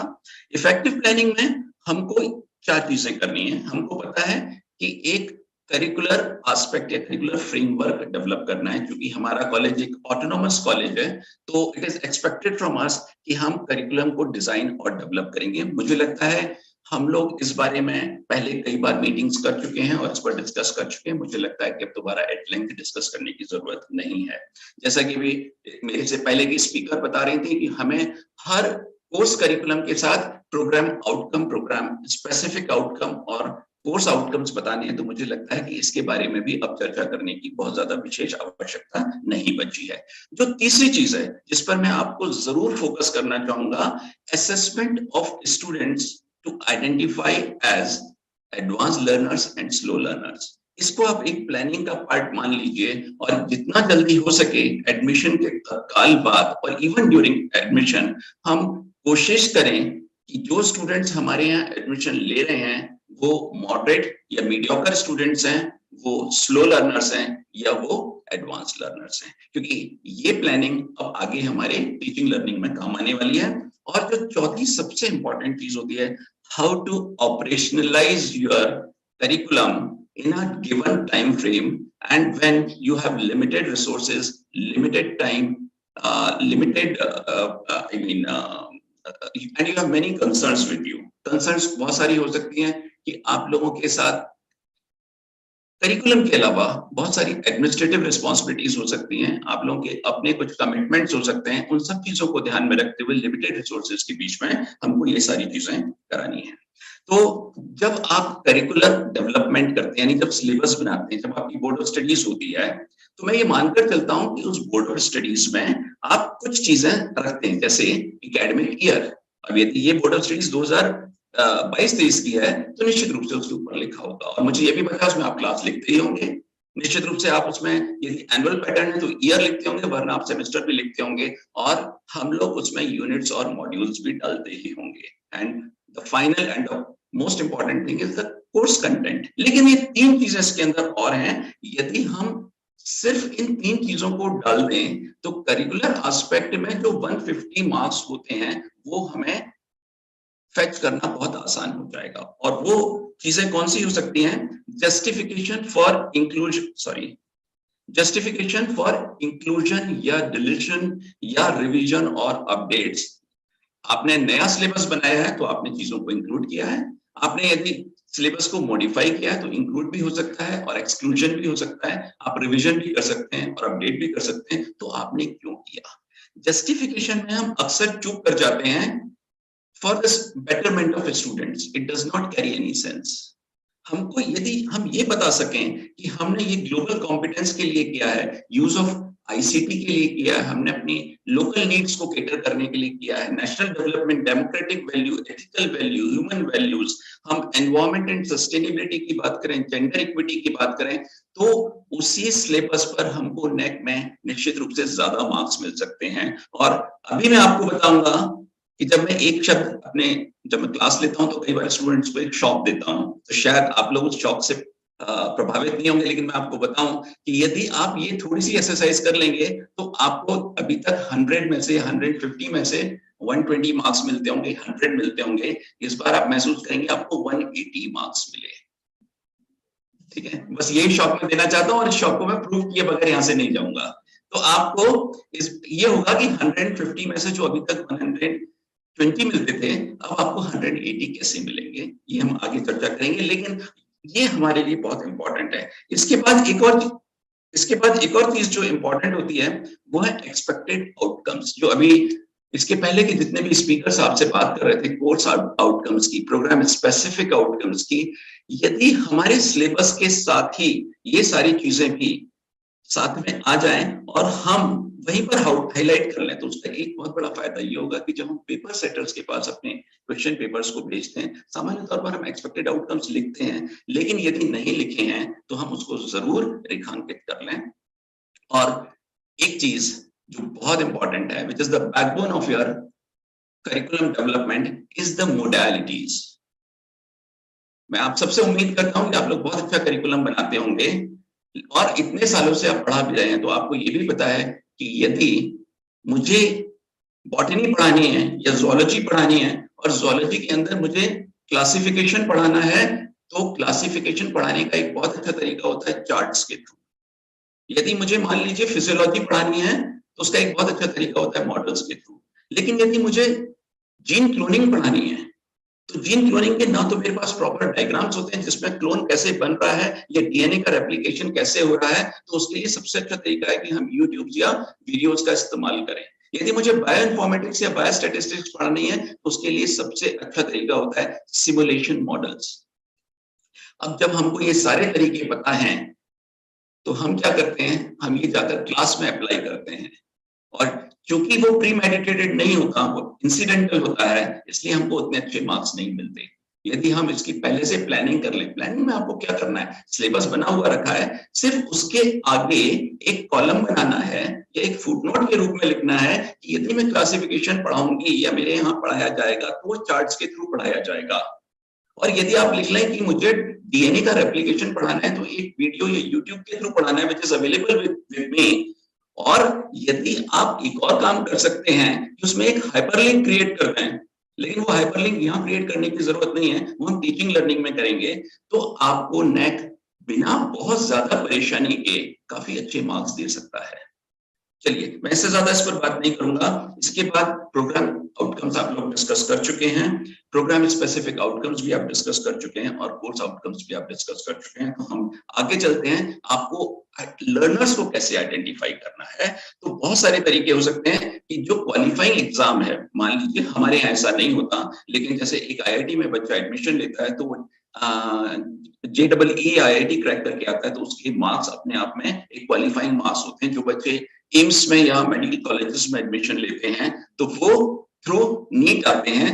यदि हमारे यहाँ इस तरीके का कोई एग्जाम होता है जिससे हम सत्य साई कॉलेज में एडमिशन देते हैं, तो उसके जो क्वालिफाइंग मार्क्स हैं वो हमारे लिए बहुत इंपॉर्टेंट हो सकते हैं। जैसे हम लोग कई कॉलेजेस में सारे एग्जाम एडमिशंस के लिए एग्जाम्स नहीं लेते, हम कुछ पर्टिकुलर दो एक, जैसे हमारे एक हॉस्पिटल सर्विसेज मैनेजमेंट कभी किसी जमाने में चलता था, तो हम उसके लिए एक एग्जामिनेशन लेते थे, एंट्रेंस एग्जामिनेशन। तो बच्चे की उसमें जो परफॉर्मेंस है उससे भी हम ये आइडेंटिफाई कर सकते हैं ये केसेस बॉर्डर लाइन केसेस हैं। इसके बाद बच्चे जब एडमिशंस के लिए आते हैं तो एडमिशन हम ही लोग करते हैं, और सामान्य तौर पर अच्छे कॉलेजेस में एक कोशिश की जाती है कि यदि बीएससी फर्स्ट ईयर में एडमिशन दिया जा रहा है तो उसमें साइंस के टीचर्स की ही ड्यूटी लगाई जाए, और यदि ऐसा होता है तो एडमिशन के वक्त भी उसके प्रोफाइल को देखकर उससे चर्चा करने पर आपको काफी कुछ अंदाज लग जाता है कि जो स्टूडेंट मुझे मिलने वाला है वो लगभग कैसा है। इसके बाद जब वो बच्चा क्लास में आता है तो हम उससे इंटरेक्शन करते हैं, और मैं बार बार ये बात कहता हूं कि यदि कभी आप पीएससी में एक्सपर्ट रहे हैं और या आप पीएससी में कभी इंटरव्यू फेस करने गए हैं तो आपने ये महसूस किया होगा कि जिस वक्त आप गुड मॉर्निंग कहते हैं उस गुड मॉर्निंग से समझ में आ जाता है आपका सिलेक्शन होना या नहीं होना। उसके बाद जो 30 मिनट का इंटरव्यू है वो तो सिर्फ ये कंफर्म करने के लिए होता है कि हमारा असेसमेंट सही है या नहीं, लेकिन जब आप किसी भी जगह एंटर करते हैं तो आपकी बॉडी लैंग्वेज ये बता देती है कि आप कितना जानते हैं। तो यदि बच्चा जब आपसे पहले दिन गुड मॉर्निंग कहता है तो आप लोग इतने एक्सपीरियंस हैं, आपको समझ में आ जाता है कि मुझे इसके साथ अब साल भर किस तरीके से डील करना है। देन प्री कोर्स कमेंसमेंट एक टेस्ट ले सकते हैं। आज मेरा पहला दिन है, चलिए मैं आपका 12th क्लास में आप लोगों ने क्या पढ़ा है उस पर से एक छोटा सा टेस्ट लूंगा, और इस तरीके से आप एक रैंडम टेस्ट लेकर भी बच्चे का असेसमेंट कर सकते हैं। ये असेसमेंट जरूरी नहीं है मेमोरी बेस्ड क्वेश्चंस पर ही हो, सिलेबस पर ही हो, आप एक जनरल आईक्यू भी टेस्ट कर सकते हैं। एंड लास्टली यदि आप इनमें से कोई एक्सरसाइज नहीं करना चाहते तो कम से कम इस महीने पूरे पढ़ाने के बाद आप एक सीसी जरूर लेंगे, और जब आपका पहला सीसी हो जाएगा कम से कम तब आपको जरूर पता चल जाएगा कि कौन सा बच्चा मेरा एडवांस लर्नर है और कौन सा स्लो लर्नर है। तो इस तरीके से जो स्लो लर्नर्स हमने आइडेंटिफाई किए हम उनके लिए कोशिश कर सकते हैं, हम उनको एक ब्रिज कोर्स करा सकते हैं। मेरे यहाँ आईएचई में ऐसे बहुत सारे बच्चे आते हैं जो बायोटेक्नोलॉजी के स्टूडेंट्स होते हैं और उन्होंने बीएससी में कभी बायोटेक्नोलॉजी नहीं पढ़ी, उन्होंने बॉटनी, zoology या केमिस्ट्री पढ़ी है, और अब अचानक वो जेनेटिक इंजीनियरिंग पढ़ते हैं। तो हमको कहीं ना कहीं उनके लिए कुछ अलग से क्लासेस लेनी होती हैं। हम उसको कई बार एक क्लास होती है, और कई बार ऐसा भी होता है कि कोई स्टूडेंट महाराष्ट्र से आया, तो वाजपेयी मैडम इस बात को जानती हैं, हम उसके एक एक्स्ट्रा पेपर लेते हैं, है ना, वो एक प्रकार से हमारा ब्रिज कोर्स होता है। हम इंडक्शन प्रोग्राम्स कर सकते हैं, उसमें बच्चे को हम बता सकते हैं कि तुम किस तरीके से यहाँ ओरिएंट हो गए और किस तरीके से तुमको आगे तैयारी करनी है। हम कुछ उसकी रेमेडियल कोचिंग कर सकते हैं, ये सब चीजें आप जानते हैं। हम उसको आईसीटी इनेबल्ड लर्निंग, ये आईसीटी इनेबल्ड लर्निंग ये है, मुझे नहीं पता इसमें आप लोग पार्टिसिपेट करते हैं या नहीं।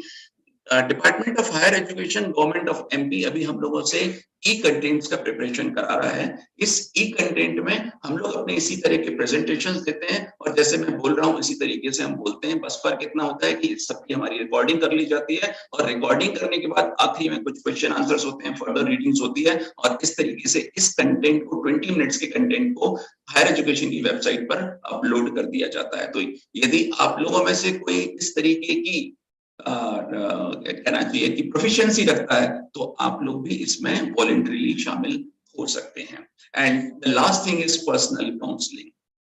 पर्सनल काउंसलिंग में सिर्फ इतना होता है बच्चे को सब कुछ पता है, सब कुछ आता है, लेकिन उसके अंदर कुछ इनहिबिशंस हैं, उसके अंदर कुछ डर है जिसकी वजह से वो अपने आप को एक्सप्रेस नहीं कर पाता। आपको सिर्फ एक अच्छा एम्बियंस देना है। तो एनीवे इनमें से आप किसी भी एक मेथोडोलॉजी को as a slow learner use कर सकते हैं। Then we come down to advanced learner techniques. अभी मैं आपको एक छोटी सी बैकग्राउंड इंफॉर्मेशन दे रहा हूं, और वो इसलिए दे रहा हूं क्योंकि हम लोग जब बड़ी बड़ी जार्गन्स की बात करते हैं कि हमको स्लो लर्नर्स को ध्यान में देना है, एडवांस लर्नर्स को ध्यान में देना है, तो सबसे बड़ी प्रॉब्लम आती है कैसे देना है। ठीक है, हम यहाँ पर प्रेजेंटेशन देखकर तो चले जाते हैं कि आप लोग इस पर भी ध्यान दीजिए, इस पर भी ध्यान दीजिए और इनको भी देखिए, लेकिन वो चीजें यदि हम करने बैठेंगे तो शायद हम सिलेबस कभी कंप्लीट नहीं कर पाएंगे। लेकिन ये जो आपको टेक्निक्स बता रहा हूँ ये बहुत छोटी छोटी टेक्निक्स हैं। ये आप क्लासरूम में रहते हुए यदि आपने स्लो लर्नर के कंधे पर सिर्फ हाथ रख दिया और कुछ प्रॉब्लम तो नहीं है, आ जाओ चलो नीचे आ जाओ, बस इतने में वो धीरे धीरे करके आपके लेवल पर आने लगता है। और यदि एडवांस लर्नर से पूछ लिया तुम्हारे लिए एक टास्क है, बस इतने में वो एनकरेज हो जाता है और उसके बाद वो आगे पीछे आपके घूमना शुरू कर देता है। तो अब हम उसको क्या दे सकते हैं, हम उसको कुछ हाई ऑर्डर थिंकिंग के रिसर्च ओरिएंटेड प्रोजेक्ट्स दे सकते हैं। हम उसको देखिए, अब हमारे साथ ये कि हमने 300 बच्चे फर्स्ट ईयर में ले लिए हैं, लेकिन 300 बच्चे कोई भी इंडस्ट्री अलाउ नहीं करेगी। लेकिन कुछ बच्चे हमें ऐसा लगता है कि उनके अंदर पोटेंशियल है और हम उसको किसी गोविंदपुरा की अच्छी इंडस्ट्री में भेज सकते हैं, और वो कहते हैं हमें सिर्फ 5 बच्चे चाहिए। तो अब आप एडवांस्ड जो 5 लर्नर्स हैं उनको वहां भेज सकते हैं। आप इंटर्नशिप्स करा सकते हैं। इंटर्नशिप्स हमारे यहाँ इस तरह का फैशन नहीं है जैसा कि नॉर्मली प्रोफेशनल कॉलेजेस में होता है, लेकिन हम बीएचईएल में रह रहे हैं और हमारे पास बहुत अपॉर्चुनिटीज हैं। इसके बाद हम सब्जेक्ट रिलेटेड स्टूडेंट सोसाइटीज में हम रिप्रेजेंटेशन कर सकते हैं, हम उनको इंस्टीट्यूशनल कमिटीज में ले सकते हैं, क्योंकि हमको उनसे बहुत सारे इनपुट्स मिल सकते हैं। और NAAC ये मानता है कि जितनी भी आप कमिटीज बनाएं उनमें बच्चों का रिप्रेजेंटेशन जरूर होना चाहिए। इसके बाद हम इवेंट मैनेजमेंट समझाने के हिसाब से उनको अपनी कमिटीज में जहां हम ऑर्गेनाइजिंग कमिटीज होती है उसमें मेंबर बना सकते हैं। यहाँ तक कि अभी मेरे पास कुछ बच्चे आए और बोले सर कई बार ऐसा होता है कि आप लोग कहीं और बिजी होते हैं, तो उस वक्त पीरियड खाली होता है, हम लोग भी खाली होते हैं, हमारे जूनियर्स भी खाली होते हैं, तो क्या हम उनकी क्लास ले सकते हैं? सो इस तरीके से आप पीयर टीचिंग या इमीडिएट जूनियर्स की टीचिंग भी एडवांस लर्नर्स से करा सकते हैं। देखिए, मैं एक बहुत छोटी सी चीज आपको बताना चाहता हूँ कि जब हायर एजुकेशन स्टार्ट हुआ, कभी ना कभी आज से 100, 200, 500 या 1000 साल पहले स्टार्ट हुआ होगा, और जब हुआ तो उसके स्टार्ट होने से हमारे दिमाग में क्या ऑब्जेक्टिव्स थे, और अब आप देखेंगे हम कहाँ जा रहे हैं। तो ऑब्जेक्टिव्स क्या थे? हम बच्चे को नॉलेज इसलिए देना चाहते हैं ताकि वो एग्जामिनेशन में बहुत अच्छे मार्क्स लाए। दूसरा कारण ये है कि वो आगे वर्टिकल मोबिलिटी करे, वो पीजी करे, आगे रिसर्च करे और इससे ज्यादा कुछ करे। तीसरा, उसको रोजगार मिले। हम कोई भी व्यक्ति इस तरह से एजुकेशन नहीं देना चाहता कि बच्चा बेरोजगार रह जाए। अल्टीमेट हमारा गोल है कि वो एक अच्छा नागरिक बनकर एक अच्छी जॉब प्राप्त करे। इसके बाद एक और फर्दर ये होता है कि जॉब प्राप्त करने के बाद वो करियर में अपने लैडर अप करे। तो लैडर अप करने के लिए भी उसको ये सारी नॉलेज काम आए, और लास्ट में जो रियल लाइफ सिचुएशंस होती हैं उसमें हमारी नॉलेज कहीं ना कहीं काम आए। लेकिन प्रश्न ये है कि हम क्या कर रहे हैं? हमारा उद्देश्य ये था, लेकिन हम कर ये रहे हैं कि बच्चे को जितना कंटेंट दे सकते हैं उतना देते हैं। क्लासरूम में हमारे जो नोट्स हैं, हमारे पास जो बुक्स हैं, हमारे पास जो ई कंटेंट हैं, जो वेबसाइट के एड्रेसेस हैं, जो यूट्यूब्स हैं, हम सब कुछ बच्चे को देकर ये मान लेते हैं कि हमने जितना एनरिच कर सकते थे बच्चे को कर लिया। दूसरा, हम क्या करते हैं, हम एग्जामिनेशन पैटर्न से उसको बार बार प्रैक्टिस कराते हैं। हम बताते हैं कि जेई में ऐसा होगा, नीट में ऐसा होगा, यहाँ पर पीएससी में ऐसा होगा, यूपीएससी में ऐसा होगा, नेट में ऐसा होगा, सेट में ऐसा होगा, सीएसआईआर में ऐसा होगा, तुम इस तरह से तैयारी करो, इस तरह से तैयारी करो। Even that is also good. फिर हम क्या करते हैं, हम पुराने ईयर्स के क्वेश्चन पेपर्स को भी सॉल्व कराते हैं ताकि बच्चे को उसकी प्रैक्टिस हो जाए। हम कुछ भी गलत नहीं कर रहे हैं, लेकिन अभी हमको आउटकम समझ में आएगा जस्ट इसके बाद। हम इसके बाद शॉर्टकट मेथड्स भी बताते हैं, यदि बहुत टफ क्वेश्चन आ जाए तो कैसे सॉल्व करना है, इस क्वेश्चन को कैसे समझना है ना। और हम उसको ये भी बताते हैं जब समय बहुत कम हो और आपको बहुत कुछ लिखना हो और आपको जब सबको एक जैसा आता है, तब ऐसी कंडीशन में आप अच्छे मार्क्स कैसे गेन करें। तो अब ये सब कुछ हम बताते हैं तो मुझे लगता है हम कहीं कुछ गलत नहीं कर रहे होते, हम अपना बेस्ट फुट दे रहे हैं, लेकिन अब हम आउटकम देखते हैं। इस टीचिंग से अल्टीमेटली हमको प्राप्त क्या होता है? आप सामने के जो डॉट्स देखेंगे उससे आपको समझ में आ जाएगा कि क्या बच्चा अच्छे मार्क्स ला पाता है। यस, बच्चा 60% लाता है, 70% लाता है, 75 लाता है, और यदि हमारा ऑटोनॉमस कॉलेज है 80 भी लाता है, 85 भी लाता है, 90 भी लाता है, और कभी कभी तो 100 भी आता है। ठीक है, लेकिन क्या वो नॉलेज को सिंथेसाइज कर पाता है? मैं समझता हूं 10 में से शायद 5 बच्चे नहीं कर पाते। यदि आप उनसे कहते हैं एक एप्लीकेशन लिख दो तो वो नहीं लिख पाते। चलिए, क्या वो एक अच्छा एम्प्लॉयमेंट ले पाता है? आज की स्थिति में शायद उसमें भी कुछ कम बच्चे होते हैं एम्प्लॉयमेंट ले पाते हैं, but they are under employed. वो जितनी काबिलियत रखते हैं उस हिसाब से उनको एम्प्लॉयमेंट नहीं मिल पाता। They are never satisfied with their employment.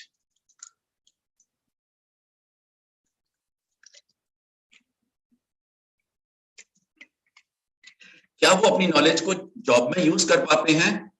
सारे बच्चों की एक ही शिकायत है, जो हमने पढ़ा था किसी काम नहीं आया। और लाइफ स्किल्स की बात आ जाए तो उसमें था क्या? ऐसा कुछ था ही नहीं जिससे कि हम हमारी रियल लाइफ सिचुएशन में वो काम आ पाता। गड़बड़ कहाँ है? गड़बड़ ये है कि हम बच्चों से ये कहते हैं कि बच्चा पढ़ना नहीं चाहता। मैंने एक बार बहुत अच्छे से इनफॉर्मली बच्चों से बात की कि तुम लोग क्लास में क्यों नहीं आते? आप सब टीचर्स हैं तो मैं आपके साथ अपनी एगोनी को शेयर कर सकता हूँ।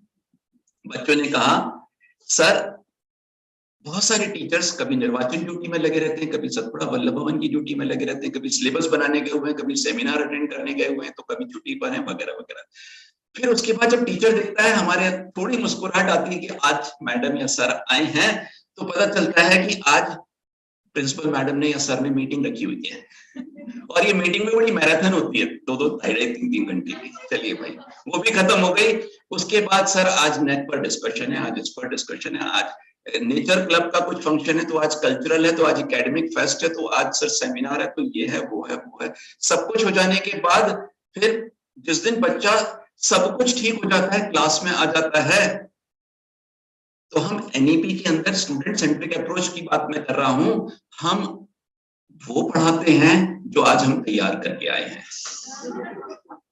ठीक है, हम उतना पढ़ाते हैं जितना हमको आता है, हम वैसे पढ़ाते हैं जैसे हमको इजी लगता है। ठीक है, और हम कह रहे हैं कि हम स्टूडेंट सेंट्रिक अप्रोच रखे हुए। बच्चा जैसे ही आप शुरू करते हैं, उसको लगता है ये तो मैं पढ़ चुका हूं, बेचारा आपसे कुछ कह नहीं सकता।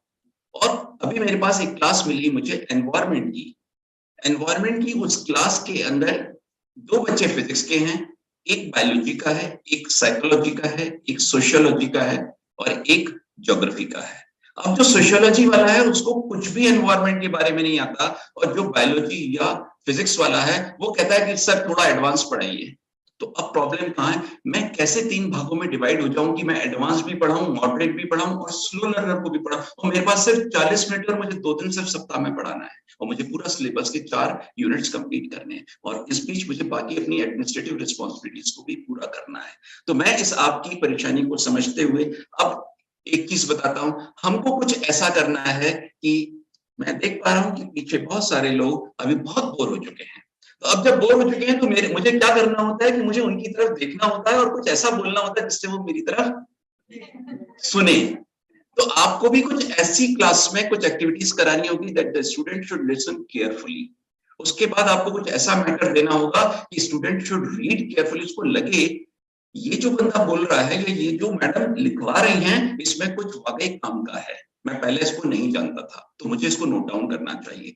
तीसरा, जैसे अभी आपके मन में शायद भूल चुके होंगे, लेकिन किसी के मन में चल रहा होगा कि सर वो तो बताइए 180 नंबर कैसे मिलेंगे। ठीक है, सो जब मैं आखिरी दिन, मुझे 3 दिन की क्लास मिलती है, मंडे ट्यूसडे वेडनेसडे, और जब मैं वेडनेसडे की क्लास में कोई एक ऐसा क्वेश्चन पूछ लेता हूं कि जिसका बच्चे को बड़ा अजीब सा लगता है वो क्वेश्चन, तो बच्चा बार बार रास्ते में भी बोलता है सर उसका उत्तर दे दीजिए, तो मैं कहता हूं मैं अगले मंडे को दूंगा। क्यों? कहता कि वो 6 दिन तक उसके बारे में क्रिटिकली सोचता रहे। यहाँ पर बॉटनी के भी टीचर्स बैठे हुए हैं। यदि मैं कहूं कि मैं एक पेड़ हूं और मुझे न्यूट्रिएंट्स जमीन से मिलते हैं, नीचे पानी आता है और पानी से न्यूट्रिएंट्स ऊपर आते जाते हैं, फिर वो स्टेम में आते हैं, फिर वो लीव्स में आते हैं, आप लोग कहीं एक इमेजिनेशन शुरू कर देते हैं, एक मैपिंग शुरू कर देते हैं। तो हमको भी क्लासरूम टीचिंग ऐसी होनी चाहिए कि जिससे एक मैपिंग हो, बच्चा इमेजिन कर सके और लास्ट में ये सब चीजें उसकी पर्सनैलिटी में रिफ्लेक्ट हों। मैं एक बार पहले भी आपको एग्जांपल दे चुका हूं पिछले किसी सेशन में कि यदि हमको क्लासिफिकेशन पढ़ाया जाता है तो उससे कोई फर्क नहीं पड़ता कि प्रोटोजोआ कहाँ आता है और पोरीफेरा कहाँ आता है, लेकिन जो सिस्टमैटिक अप्रोच हमारी डेवलप हो जाती है तो हमको कोई भी चीज दे दी जाती है, हम फट से उसको अलग अलग करते हैं, हम फट से उसको आइडेंटिफाई करना शुरू कर देते हैं। हमको जैसे ही लगता है ये वाली मैडम के अंदर हमने 3 कैरेक्टर्स देखे, अब मैं 4 कैरेक्टर्स अपने मन से बता सकता हूँ। क्यों? क्योंकि मुझे पता है कि ये परम्यूटेशन कॉम्बिनेशन होता है, सामान्य तौर पर लोगों का जो इस तरह के लोग होते हैं उनका इस तरह का बिहेवियर होता है। ये मैंने कहां से सीखा? उसी ज़ूलॉजी बॉटनी से सीखा, और मैं कहां अप्लाई कर रहा हूं इसको? रियल लाइफ सिचुएशंस में अप्लाई कर रहा हूं। तो चलिए, अभी तक तो हम सिर्फ थ्योरी की बात कर रहे थे, अब हम आते हैं कि अब हमको किस तरह की लर्निंग देनी चाहिए। हमको एक एक्सपीरियंशियल लर्निंग, जिसकी बात अभी थोड़ी देर पहले चल रही थी, उसको देना चाहिए और उसके बारे में ही चर्चा करनी चाहिए नेक के सामने। ये एक्सपीरियंशियल लर्निंग क्या होती है, बहुत शॉर्ट में सिर्फ इतना बताना चाहूंगा। आप सचिन तेंदुलकर का नाम आप सबने सुना होगा। क्या सचिन तेंदुलकर ने बीए किया था क्रिकेट में? क्या उसने एमए किया था? यदि वो एमए करते तो वो हो सकता था एक बहुत अच्छे क्रिकेट के प्रोफेसर होते, लेकिन वो कभी क्रिकेट खेलना नहीं जानते। स्पोर्ट्समैन को हम सीधा फील्ड में उतारते हैं और फील्ड में उतारने के बाद कहते हैं कि अब तुम बल्ला पकड़ो। हम बल्ले के डायमेंशंस नहीं सिखाते कि ये इतना मोटा होता है, ये इतना चौड़ा होता है, ये इतना लंबा होता है, इसमें ऐसा स्ट्रोक होता है, वैसा स्ट्रोक होता है। नो, सीधा हम उसको उतारते हैं और प्रैक्टिस शुरू करा देते हैं और वो ट्रायल एंड एरर से सीखना शुरू कर देता है। तो हमको भी कुछ बच्चे को ऐसी लर्निंग शुरू करानी है जिसमें हम ये बोरिंग लेक्चर से शिफ्ट होकर उसको खुद पढ़ने की जिम्मेदारी दें, हम खुद आगे बढ़ने की जिम्मेदारी दें, खुद इवैल्यूएशन की जिम्मेदारी दें और खुद उसको अपने उन परिणामों से सीखने की जिम्मेदारी दें। तो अब मैं सीधा आता हूं कि मोड ऑफ टीचिंग लर्निंग क्या हो सकते हैं। ये टीचिंग लर्निंग के बहुत सारे मोड्स ऐसे हैं जो आप लोग अपने क्लासरूम्स में हमेशा यूज करते आए हैं और मुझे लगता है कि ये सिर्फ एक लिस्ट है और ये लिस्ट की सारी चीजें लगभग आप जानते हैं। मैं इसको सीधा सीधा आगे बढ़ाता जा रहा हूँ। ये 30-35 मोड्स हैं। मैं प्रेजेंटेशन यहाँ छोड़कर जाऊंगा तो आप उसमें से देख सकते हैं। लेकिन अब इवैल्यूएशन की भी बात आती है तो हम इवैल्यूएशन भी बच्चे से ही कराएं, हम उसकी भी जिम्मेदारी उसको दे सकते हैं। देखिए, जब हम बच्चे से कहेंगे कि आज हम इस टॉपिक पर एक ग्रुप डिस्कशन करेंगे तो बच्चा उसमें कहीं ना कहीं थोड़ा बहुत सीख कर तैयारी करके आएगा, आपसे चर्चा करेगा। बाहर जब वो एक्सप्रेस करेगा तो एक्सप्रेस करने के लिए कुछ ना कुछ दूसरों का सुनेगा। जब वो लेक्चर मेथड में सुनता है तो वो सो जाता है पीछे। मैं यहाँ पर भी बहुत सारे पार्टिसिपेंट्स को ऐसा देख पा रहा हूँ। लेकिन अभी मैं यदि क्वेश्चन पूछना शुरू कर दूंगा तो मुझे पता है कि सारे पार्टिसिपेंट्स जागृत अवस्था में आ जाएंगे। ठीक है, मैं आपकी परेशानी को समझ सकता हूँ, शायद 4 घंटे हो गए होंगे आपको सुनते हुए। एनीवे, दूसरा होता है कि हम उनसे कुछ क्वेश्चंस दें और उन्हीं से आंसर बनवाएं और उन्हीं से उनकी कीज बनवाएं और उसके बाद हम उन्हीं से कहें कि अब आपस में दोनों स्वैप कर लीजिए और इवैल्यूएट कीजिए। फिर फाइनली हम उसका एक मॉडल आंसर दें। फिर हम नेक्स्ट टाइम उनसे टेस्ट कराएं और हम कहें कि अब आप इसका इवैल्यूएशन कीजिए, मॉडल आंसर्स के थ्रू कीजिए और अब आप देखिए कि आपकी कहाँ लर्निंग हुई है, कहाँ नहीं हुई है, आंसर कैसा होना चाहिए था, आपने कितना कम लिखा है। और इस तरीके से देखिए, मैं ये जो आपको मेथड्स बता रहा हूँ, कहीं आपको ऐसा महसूस नहीं हो रहा कि आप जो दिन भर रटते रहते हैं और बोलते रहते हैं, आपको थोड़ा सा सब कुछ समय मिलेगा कि बच्चे क्लासरूम में एक्टिविटी कर रहे हैं और आप यहाँ पर बैठकर कुछ सोच पाएंगे कि मुझे नेक्स्ट एक्टिविटी कैसी करानी है, मुझे इसको रिकॉर्ड कैसे करना है और मुझे अब आगे कैसे बढ़ना है। अभी तक हम क्या होता है, जैसे मैं हम स्टेज पर आकर जब से खड़ा हुआ कॉन्स्टेंटली बोल रहा हूँ और जब मैं कॉन्स्टेंटली बोल रहा हूँ तो मेरा सिर्फ ध्यान इस जगह पर है कि कितने लोगों ने मक्खी भगाई, कितने लोगों ने इस बीच नींद ले ली। मेरा ध्यान इस पर नहीं है कि मुझे अब इसके बाद और आगे क्या क्या चीजें इसमें शामिल करनी है। तो हमको कहीं ना कहीं अपने ब्रेन को बीच बीच में पॉजेस देने की जरूरत है। चलिए, ये बहुत सारी बातें हो गई। अब मैं बिल्कुल रेणु मिश्रा मैडम की तरफ आ जाता हूँ। एक IQAC को यहाँ पर क्या रिपोर्ट करने की जरूरत है और कैसे करने की जरूरत है। तो हम जितनी भी एक्टिविटीज कराते हैं, ये सही है कि हम उसके फोटोग्राफ्स ले लें, हम उसके प्रूफ्स ले लें, एविडेंसेस ले लें, लेकिन बहुत सारी एक्टिविटीज ऐसी होती हैं जिसके लिए पॉसिबल नहीं होता। और सच पूछिए तो हम क्लास में क्वालिटी दें या बैठकर हम ये सारे डॉक्यूमेंट्स को कलेक्ट करें। तो यदि आप नहीं कर पा रहे हैं तो बहुत परेशान होने की जरूरत नहीं है। हम यहाँ पर एक काम कर सकते हैं कि जो भी एक्टिविटी हो रही है उसकी डेट, टाइम मतलब यदि आपकी क्लास 12:40 से 1:20 है तो वो उसका टाइम हो गया। हमने क्या टॉपिक पढ़ाया और उस टॉपिक को हमने किस मोडालिटी से पढ़ाया, ये मोडालिटी हमारी पीछे है। मैं अभी आपको मैं थोड़ी देर में खुश करूंगा। आपको सच में अच्छा लगेगा कि हाँ, गर्ग सर आए तो कुछ एक बहुत अच्छी चीज बता कर गए, लेकिन मुझे ये इस बात का संशय है कि वो इम्प्लीमेंट हो पाएगा या नहीं। लेकिन यदि आपने इम्प्लीमेंट कर लिया तो आप ये मानकर चलिए सत्यसाई उन कॉलेजेस में एक होगा जिन्होंने करिकुलर एस्पेक्ट्स और टीचिंग लर्निंग इवैल्यूएशन में एक बहुत बड़ा माइलस्टोन हासिल किया। तो वो मैं अभी उस मुद्दे पर आ रहा हूँ। अब आप मोडालिटी पर आ गए और आपने ये भी बता दिया कि कितने लाभार्थी थे। लाभार्थी कुछ भी हो सकते हैं। यदि ये मेरी क्लास है तो इसमें 34 बच्चे हैं और 34 में से 34 प्रेजेंट हैं, तो ये मेरी क्लास हो सकती है।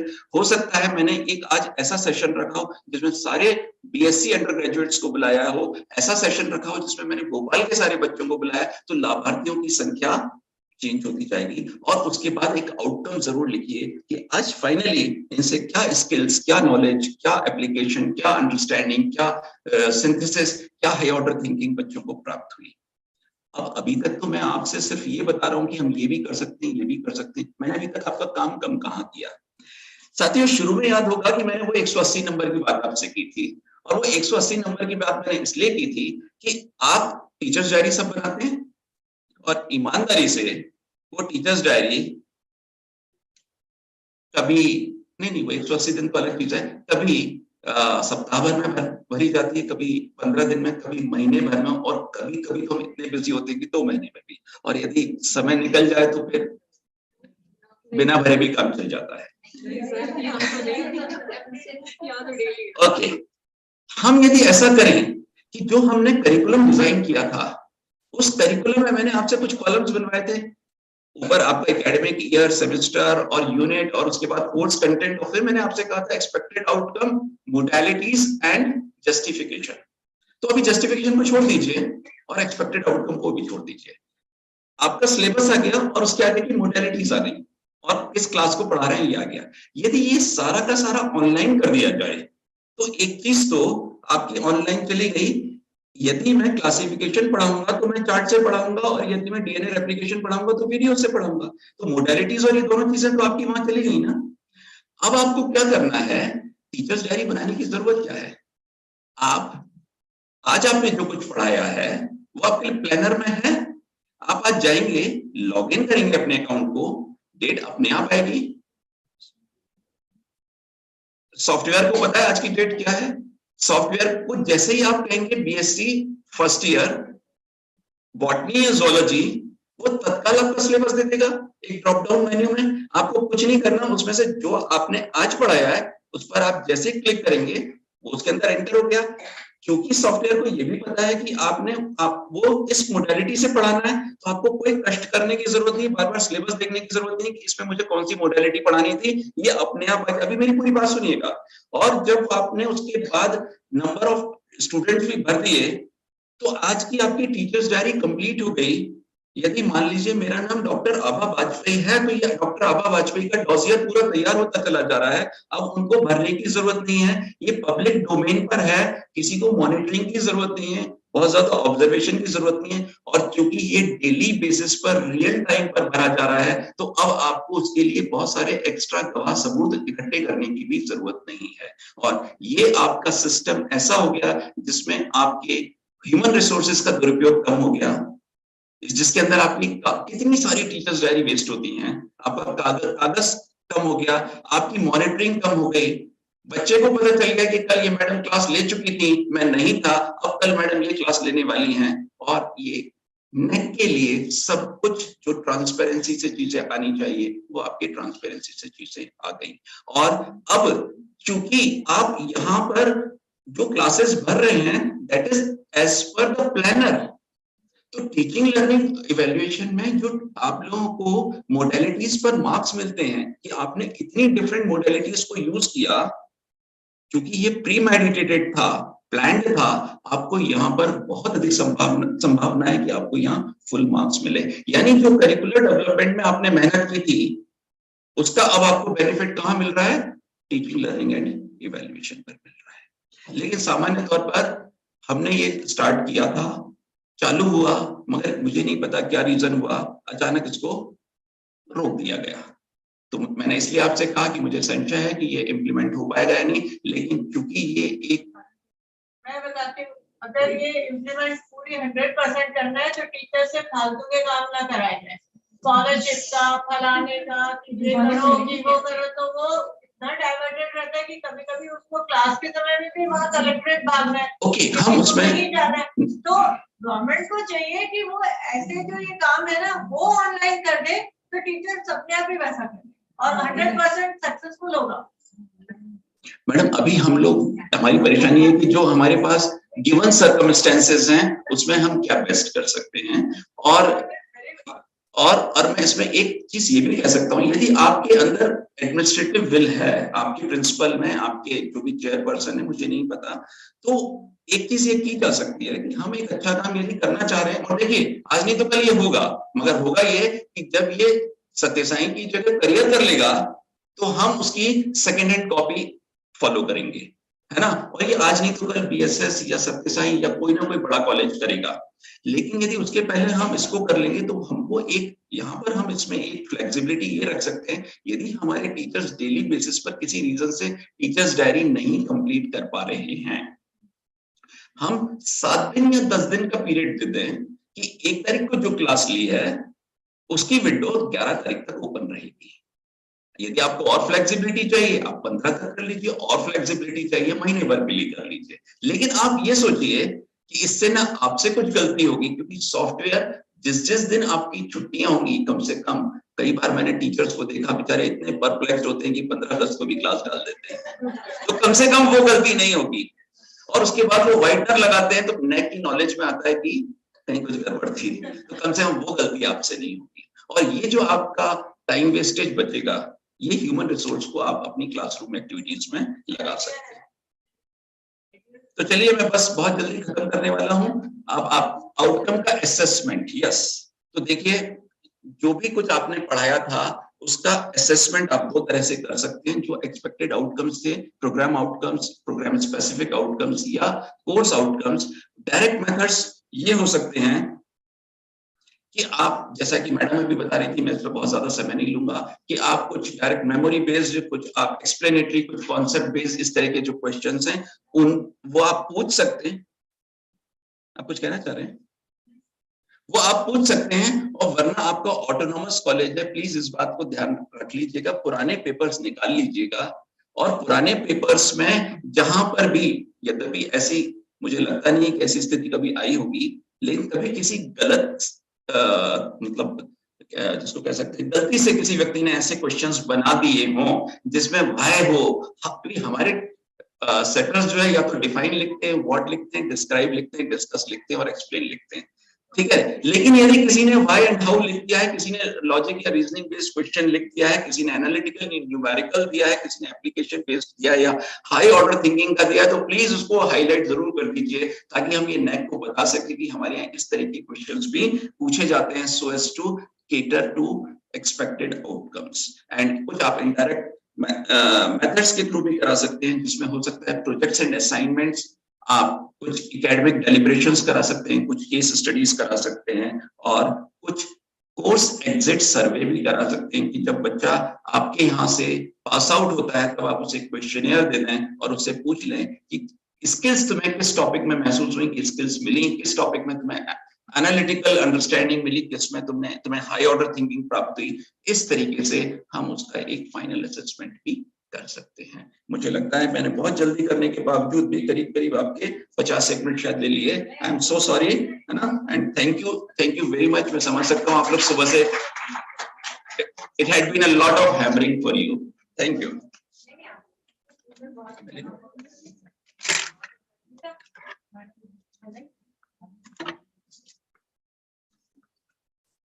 The core element of teaching learning process is to stimulate the student for this process, which can be effectively achieved through effective planning.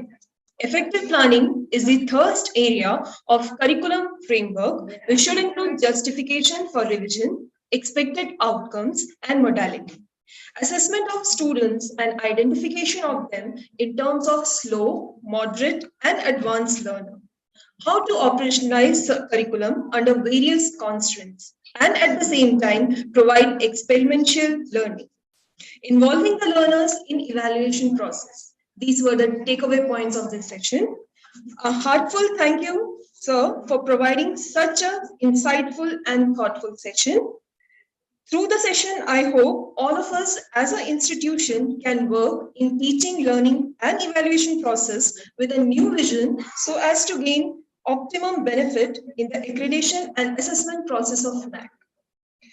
Now I request Dr. Abha Bajpai ma'am to please say a few words. And at the same time, present memento to our guests.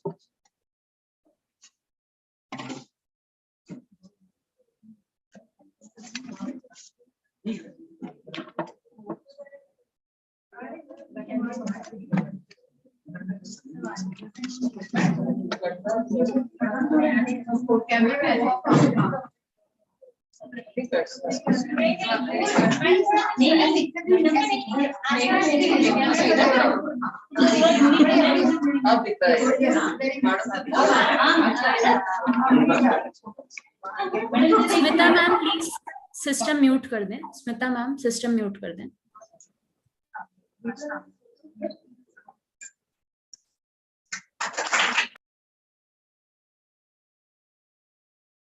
The seminar will resume after a lunch break of 15 minutes. I request all of you to join once again after 15 minutes. That is at sharp 2:20 p.m.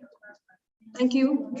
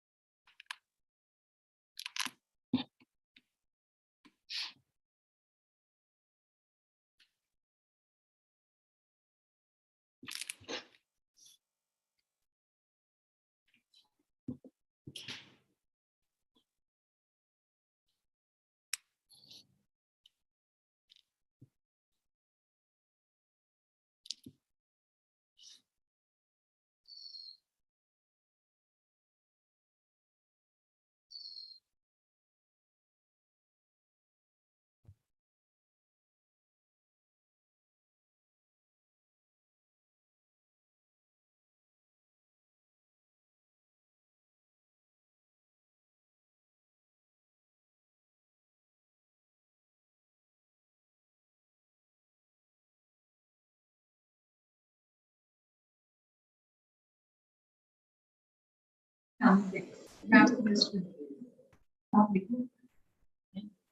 afternoon, Anupa ma'am. Good afternoon. Good afternoon. Kirjesh ma'am, shall we start?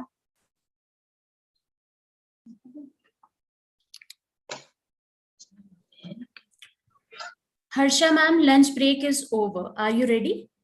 Yeah, ma'am. Thank you, Kirjesh ma'am. Ma'am, please unmute yourself. Harsha ma'am, please unmute yourself and start.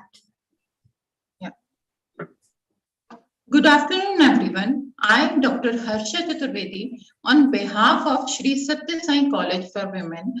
Welcome you all to the third technical session of National Seminar on Revised Assessment and Accreditation Framework of NAC. The objective of this technical session is to understand the vision of NAC for quality enhancement. And it's our privilege to have Dr. Anupma Rawat ma'am as the chairperson for the session. It is an honor to welcome you, ma'am. Our chairperson for today is a professor of economics in Sarojini Naidu Government Girls PG College, Bhopal. She is an assertive and result-oriented educator with more than 30 years of experience in teaching and research. She has co-authored multiple publications and is a member of many professional bodies. She contributes to participatory decision-making and policy formulation exercises. She has a diploma in French and Kathak dance also. Madam, you are a great inspiration to each one of us. We are very grateful to have you here. We are very grateful for your gracious presence for the session. Thank you so much. Now, with your permission, may I call the participants for a paper presentation? Shall we start now, ma'am, Anupma ma'am? Please start, and thank you so much for such a elaborate. Ma'am, it's our pleasure. Thank you so much. Yeah, you may start, and we'll have the participants coming in their presentations, and at the end, I'll summarize the whole thing. Yeah, ma'am, definitely. We are pleased to have among us 14 paper presenters from different esteemed institutions and universities of the country. Before inviting the first participant, I would like to inform everyone about the guideline of the presentations. Each participant will have 5 minutes for their presentation. A reminder bell will ring after 4 minutes, which is an indication to conclude the presentation in the last minute. Now, one more thing. Three best paper presenter will be rewarded with the certificate. The judgment will be made by our chairperson, Dr. Anupma Rawat ma'am, and Dr. Archana Srivastav, professor of physics department. Now I invite our first paper presenter, Dr. Mickey Sahu, assistant professor, Government MVM College. Over to Mickey Sahu, sir. Kirjesh ma'am. Hanji ma'am. Can you connect Mickey Sahu, Dr. Mickey Sahu? I think Vivek Sahu is connected on the with the Vivek Sahu.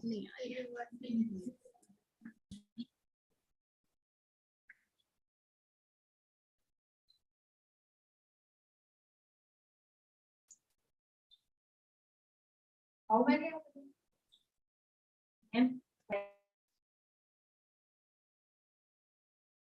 The topic of Mr. Mickey Sahu's presentation is classifying fake news detection using deep learning and machine learning.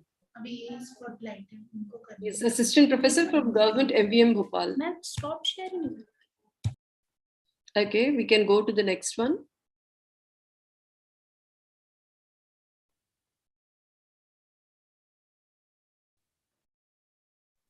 I think Dr. Mickey Sahu is unable to connect. So I'm going to call our next presenter, Dr. Vaishali Kadve, assistant professor, SSSCW Bhopal, presenting a paper on role of accreditation and best practices for improvement in the quality of education in higher education. Over to Vaishali ma'am. Thank you, Harsha madam. I'm presenting my screen. Then I will be start.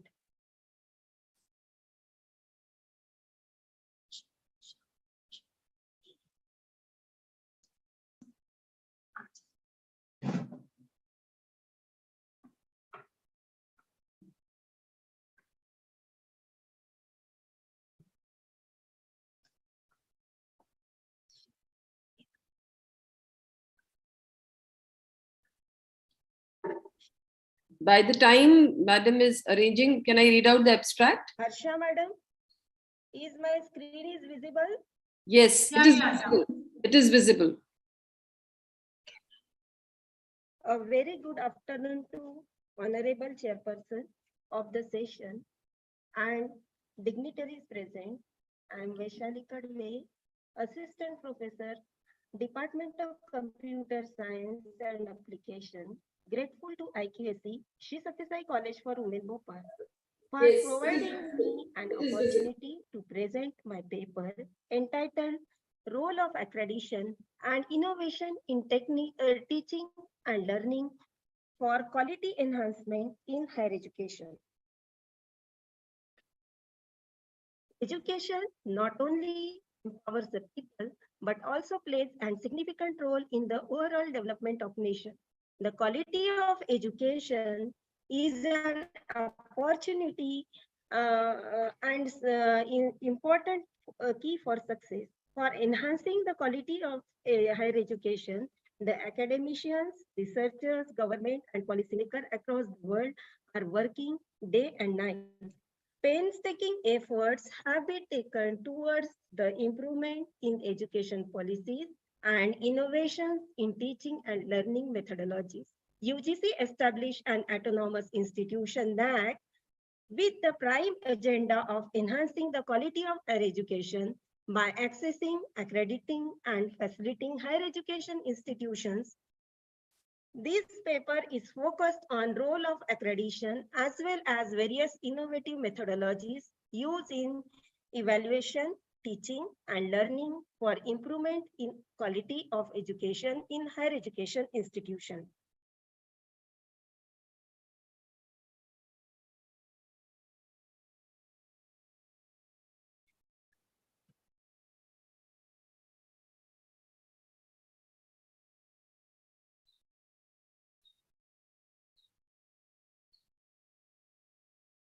In 6th century, India was the educational capital of the world. The ancient time, the educational institutions like Nalanda, Takshashila, Kuchipuram, Vikramshila, Udampura, Vallavi, and Ujjaini were exist in India. The many important concepts like theories such as decimal system, Fibonacci series, and zero were given by ancient India to the world. In 1868, program level accreditation has started in UK. The institutional level accreditation has started in 1855 in USA. The standardization of higher education is started in India in 1929 with the establishment of Indian Councils of Agricultural Research.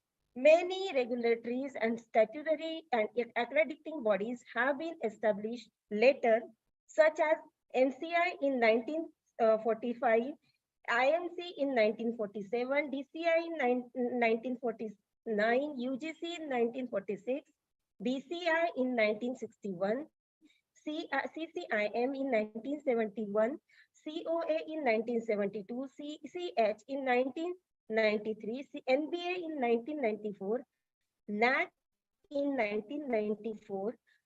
The quality of education in higher education plays vital role in overall development of the country, and the Indian higher education system is third largest system in the world. Accreditation is the process of quality assurance and improvement in quality of education. Accreditation process is based on the self-assessment and peer-reviewed. Accreditation process is to review higher education institutions by accessing their educational quality based on the predefined standards and status is the outcome of that process.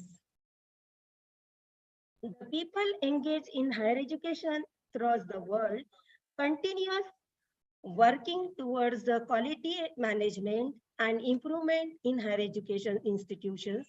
UGC established NAAC on 16 September 1994 at Bangalore. The main goal of NAAC establishment is accessing, accrediting, facilitating higher education institutions as well as universities for improving the quality of education. The NAAC assesses the institution and universities and suggests various ways for improvement in quality of education. The review process identifies weaknesses, strengths, and opportunities of the institution as well as universities. The NAC assessment process has been carried out in 3 phases: self-study report, student satisfaction survey, and peer team visit. The benefits of accreditation initiates the higher education institution developing necessary pedagogical and infrastructural support, helps to develop content of training program to the needs of relevant sector, demonstrate the commitment to the excellence, facilitate continuous improvement, recognize innovation and achievements, helps in raising fund. It helps in building strength and overcomes weaknesses of the higher education institutions, helps in systematic way of planning, development and review of process. It recognizes degree certificate, coherence of research plan. The quality of education can be improved and enhanced by adopting the following approaches: innovative techniques used for teaching and learning. Various teaching learning techniques can be adopted for slow learners and strategies can be adopted for advanced learners. Innovative teaching learning techniques can be adopted for developing interest among the students and make class more interactive. Quizzes and puzzles can be used to make class tests interesting. Use smart classroom for effective teaching and learning. Always use real world example in class for better understanding and fast learning. Organize group discussion in class for better understanding and creating interest of the subject among the students. Could you keep a time track, please? You just sum up your things in 30 seconds, ma'am. Make classroom more effective and interacting. Organize the activity like poster, chart, presentation making, pamphlet designing, article writing competitions. Provide link for various expert lectures by NPTEL and MOOCs. Organize startup industrial internship. Organize, yes madam, I am concluding. Organize field and industrial visit. Can you listen? Hello, Madam Vaishali. Can you just conclude the last main this thing of yours in 20 seconds? Just conclude because you've already taken over time. Please conclude.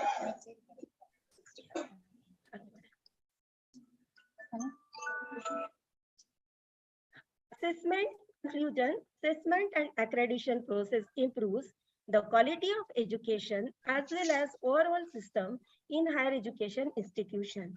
It accelerates academic teaching, learning, and research activity by improving policies and processes in particular institution. It is mandatory to establish IQAC in every NAC accredited institution for sustaining quality measures. Thank you for a nice presentation. Thank you. Thank you so much. Can we have the next candidate? Ma'am I think कुछ technical problem है, sound actually मुझे भी नहीं आ रही है, बिल्कुल वैसे ही Vaishali ma'am को भी साउंड नहीं पहुंच रही है. Hello, Vaishali. Can you? Yes, I have listened. I have seen the presentation. Thank you so much. Can we move on to the next participant, please? Our next participant is Delna. She is a research scholar from Barkatullah University, Bhopal, and her title is Citation of the Article, a Review. Delna. Yes, ma'am. Yes, ma'am. Yeah. You can start, Delna. Ma'am, host disabled participant screen sharing. Please enable to share. Now you may share the screen. Okay, thank you, ma'am.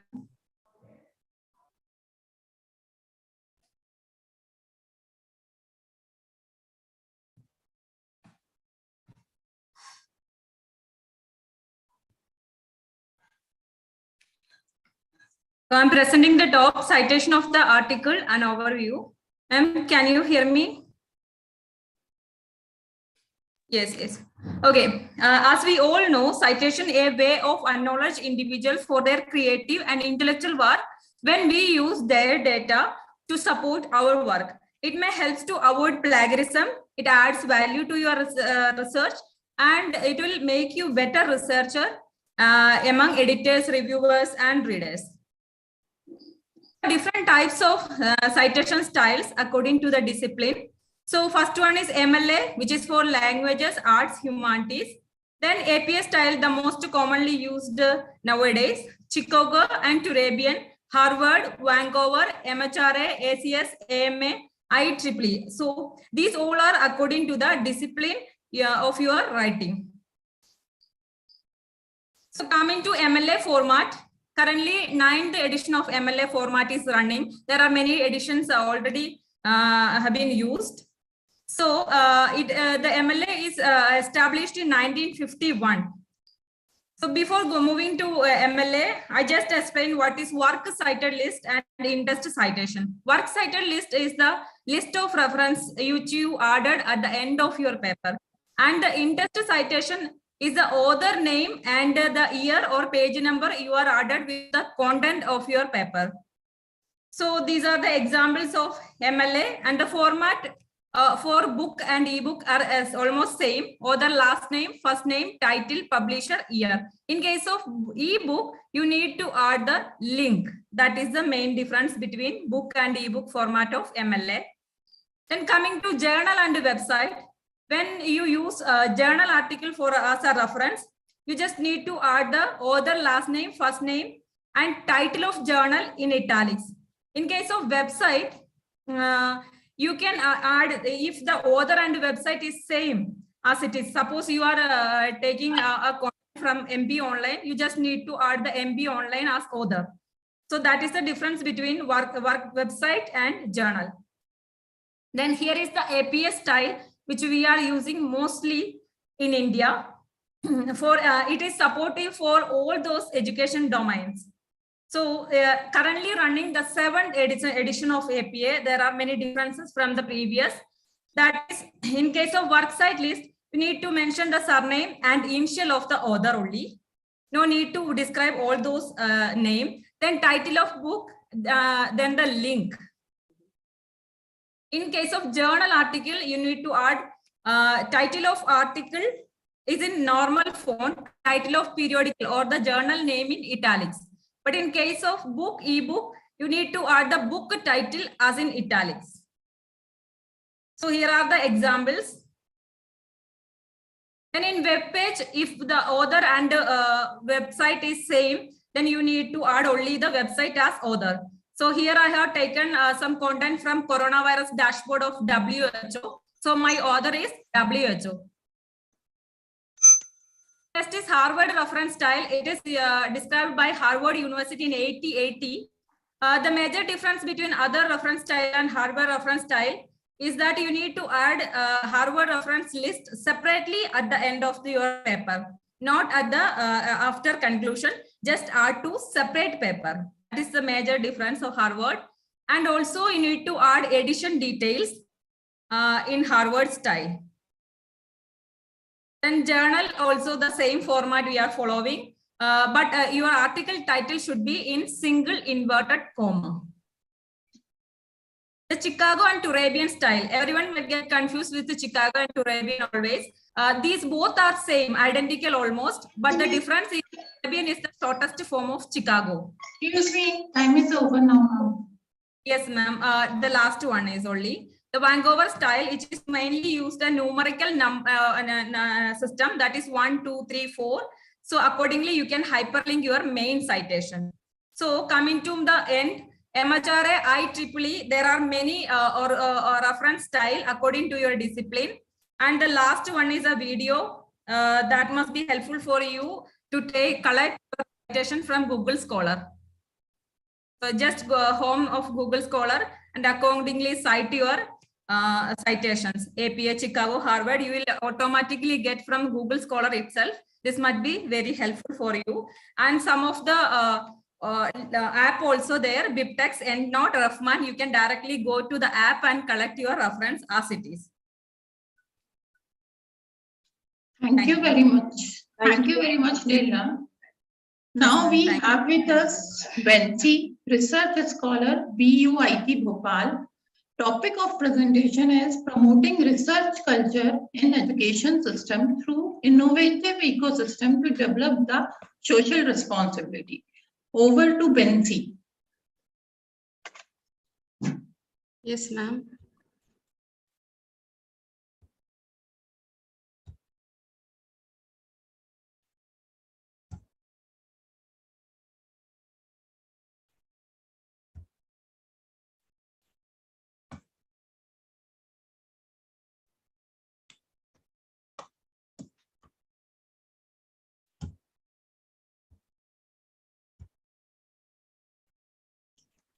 A very good afternoon to all the respected dignitaries, coordinators, and participants of the seminar. I am Bensi PM, a research scholar from BUIT Bhopal. Is happy to present my topic on promoting research culture in education system so as to create innovation ecosystem and to develop the social responsibility. India has a unique system of education which is based on culture, history, and custom. And this system of education helps the students for the development of human values such as self-reliance, right behaviors, empathy, creativity, and strong moral and ethical behaviors. But today, we live in a world of rapid change and chaos, facing n number of problems in different levels, personal, professional, social, and global levels. And so the ultimate aim of education is to find the solution for these real life problems that we come across in different levels of our life. And these real life problems could be achieved through researchers. And research should not limit in finding a piece of information, but it needs to be a part of our culture, that is a research culture. And the research culture involves creating an atmosphere of passion in the minds of students, developing the ability to interact, encouraging for healthy discussions and criticism for better responses. And the research is what propels the humanity forward. And the fuels are the curiosity, determination, and hard work. And research also support for the development of inquiring minds and inspires them for innovation, creativity, critical thinking, and problem solving. As the revised assessment criteria of NAAC, the assessment of an education institution should be based on the educatedness of the graduate and the professional skills that is developed by the course, and whether the student is able to address the real life problems and find solutions. And so institutions must focus on directing the students towards research and innovation.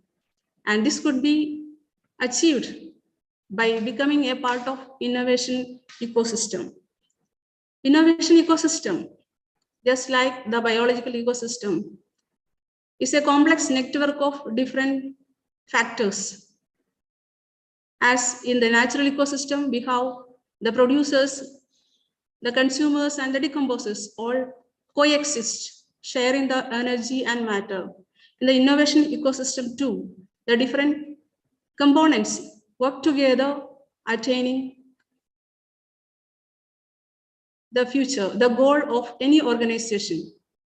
And so innovation ecosystems are hotspots of highly concentrate innovation activity, which have the significant density of knowledge, talent, fundings, infrastructure, and demands. Innovation ecosystem create an active flow of information and resources, which is able to transform the knowledge into reality. Through this ecosystem, we are building a process by which more and more innovative processes and entrepreneurs can develop and launch the solution to solve a real world problems. In order to establish or to be a part of innovation ecosystem, the education institutions are asked to start entrepreneurship cells and incubation centers. And this entrepreneurship cells includes innovation councils, startup conclaves, incubation centers, mentoring, and fundraising. And the incubation centers are platforms for the students to make their dreams happen. And it's a space for the new age entrepreneurs and young minds to transform the knowledge into various business proposals. The components of innovation ecosystem. Innovation ecosystem includes the enabling environment, which includes the source of knowledge. Time is over. Bensi ma'am, your time is over. Sorry. Okay. Should I conclude? Hello, you may flip your slides and conclude. You flip your slides and conclude, please. Okay, so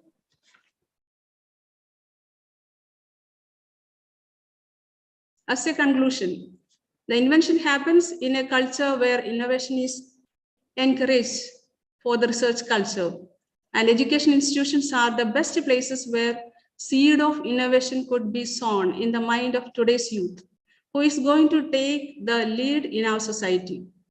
Every innovation ecosystem formed has originated as a solution for real-life problems. So with the advent of social media and technological advancement, customers have engaged or changed from being passive consumers to consumers as active participants. New innovation ecosystem with many more components with effective networking will be generated as a part of our social responsibility, which would connect initial to final level of contributors in a perfect fashion. Thank you. Thank you, Bensi. Thank you. Yes. Our next presenter is Dr. Kamal Prasad from Absolute Biological, Haryana. Topic of presentation is glycoprotein producing AM fungi, potential utilization for crop improvement and changing global environment for future generation. Over to Kamal, sir.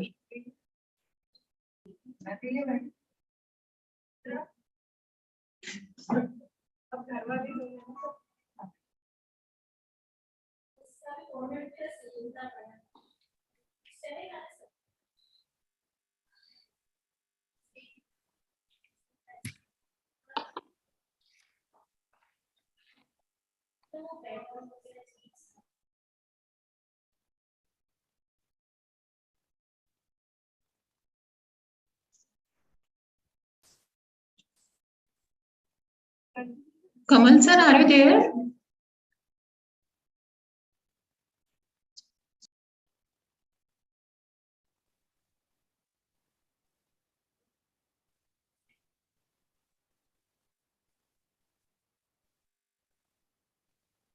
Can I know the topic, please? Yes, Yeah. yes. Yes. Okay. Okay, he's there. Yeah. Good.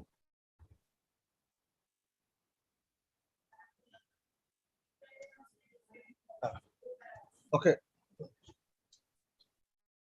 Good afternoon to chairpersons, organizer and participants. I am Dr. Kamal Prasad. We are today presenting the glycoprotein producing AM fungi, potential utilization for crops, improvement and changing the global for the future generations. Now today, our India and the world geographical area is about 1,300-500 million in the world, and India only 329 millions. And crop area grown in world is 43,000 million hectares, and India 195,000 hectares. And net farming system is only very less.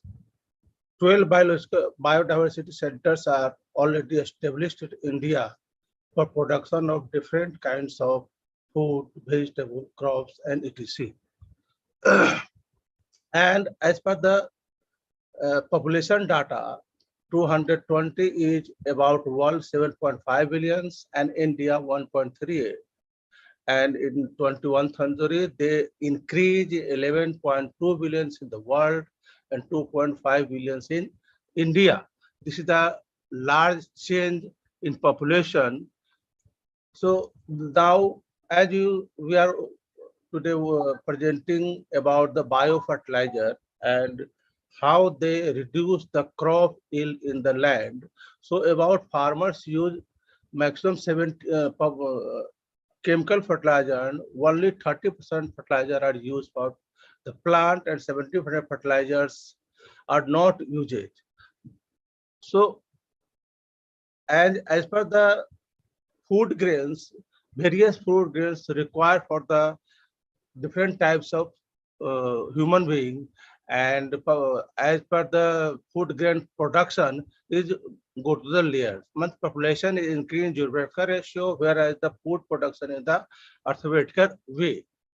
Now food production in crops, about 70 types of nutrients are required. 3 are given to the environment: carbon, hydrogen, oxygens, and other micro and macronutrients provided by the farmers or human beings for the growth of the plant. So 1 teaspoon of the soil have millions of spores. These millions of spores are very useful and some are very harmful. Microbes are attacked successfully and grow up to the higher level for the crop productions. And in the world, about microbes production, the world is very high ranks as like herbicides, fungicides, insecticides, and others. And now all over the world and India, the biofertilizer are used massive way, and government of India also want to. Can we have your conclusion, please? Yeah, I am given micro. So today I work only one slide is okay. Today we are presenting the mycorrhiza. Mycorrhiza is a good biofertilizers available in 99% land plants. They help in the nutrition of the plants, hormone production of the plant, improve nutrient uptakes up to the 80x, absorption area increase, nitrogen fixation increase, faster growth, drought tolerance and resistance, protection from the plant pathogens. Can we know your findings? Because this is a more research oriented this article is not related to NAC, so just show your findings. Okay, this is used for mycorrhiza inoculation, help in many ways. And as you see, so mycorrhiza nitrogen produce 70 to 35% more uptake, phosphorus 300 uptake is more, potassium 35% uptake is more, magnesium 20% uptake, calcium 20% uptake, copper 62%, zinc help the level of increase and improve the level of irons, magnesium, boron, sulfate, molybdenum, and potassium. Means mycorrhiza is a life resource of the plant. They provide all types of nutrients. Fungi improve higher total level of microorganisms. Yeah. And increase the toxicity of the also plant. So you see this in our trial. Request to you, please conclude. Trial about 25 to 50% fertilizer reduce after use of the mycorrhiza. This is the basic and fundamental things. Okay. Thank you, sir. Thank you very much. Thank you, sir. Next presenter, Sheetal Sahare, Research Scholar from Barkatullah University, Bhopal. Title of presentation is a review article on significance of H index and I index in research area. Over to Sheetal ma'am.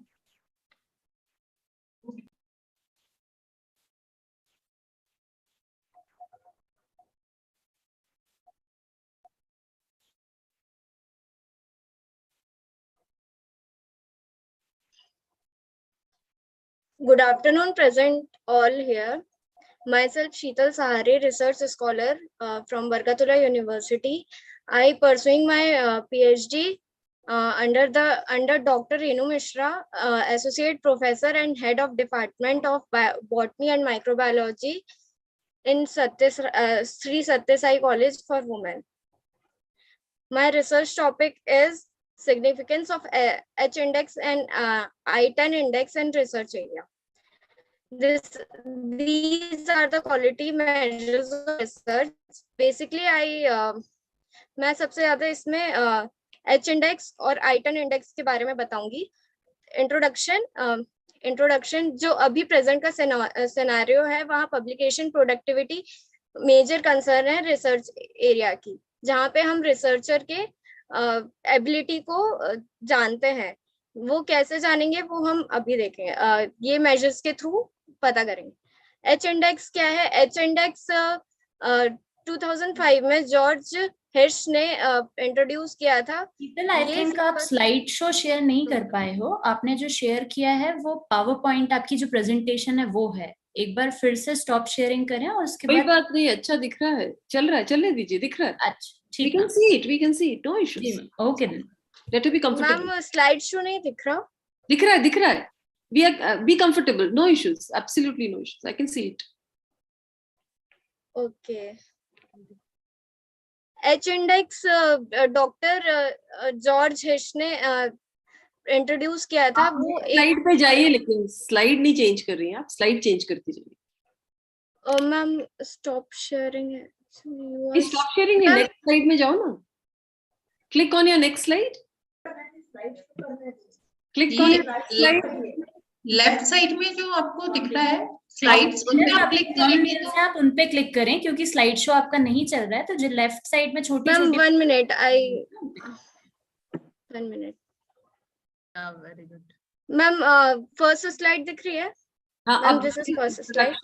हाँ दिख रही है. हाँ जी. This is H index and I index. Introduction. And what is H index?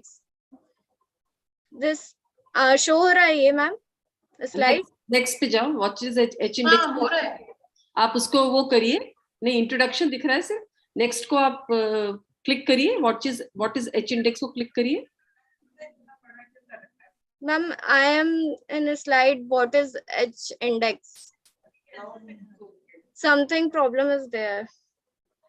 बेटा आप stop sharing कर दें और स्टॉप शेयरिंग के बाद फिर से स्क्रीन शेयर कीजिएगा और उसमें ऑप्शन क्लिक कीजिएगा स्क्रीन. तो आप पूरी स्क्रीन शेयर कर पाओगे. फिर एक एक जो भी करोगे वो कर पाओगे.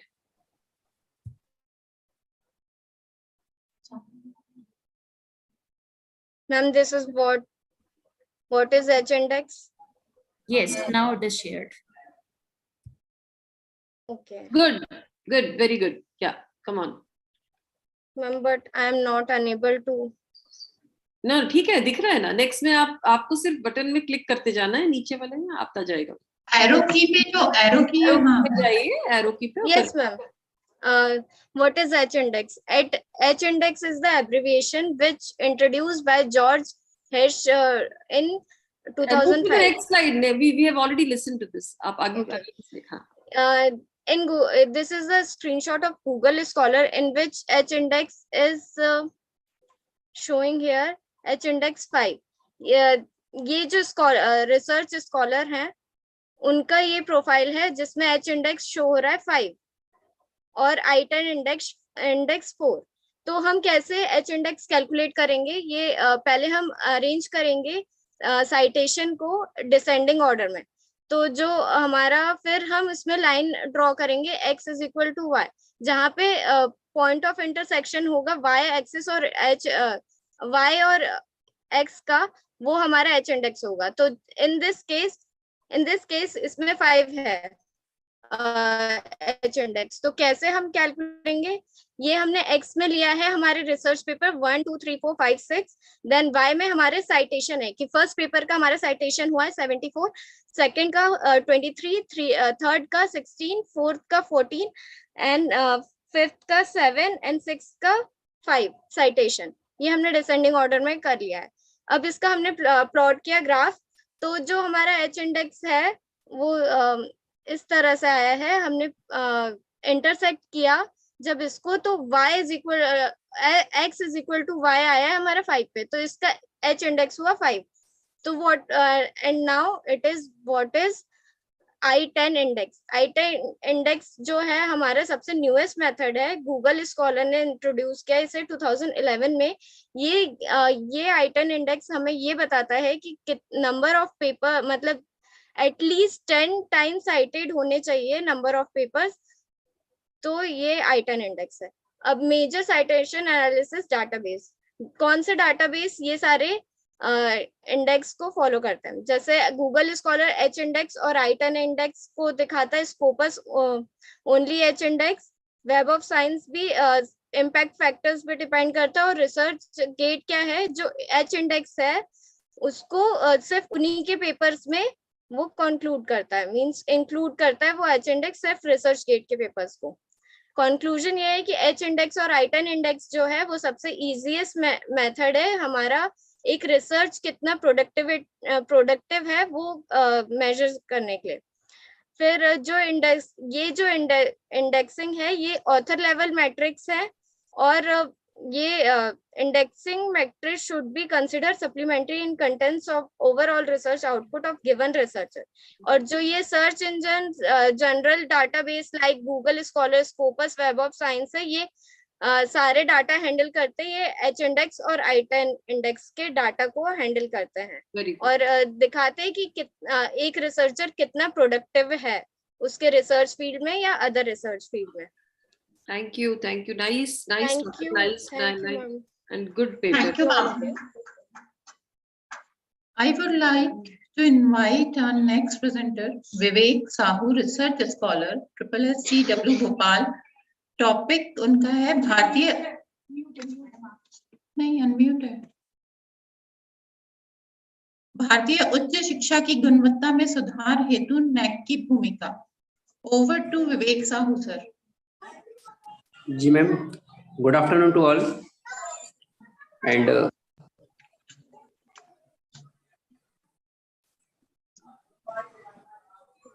Can you repeat your topic Vivek ji? भारतीय मेरा जो शोध पत्र का विषय है वो है भारतीय उच्च शिक्षा की गुणवत्ता में सुधार हेतु नैक की भूमिका। ठीक है।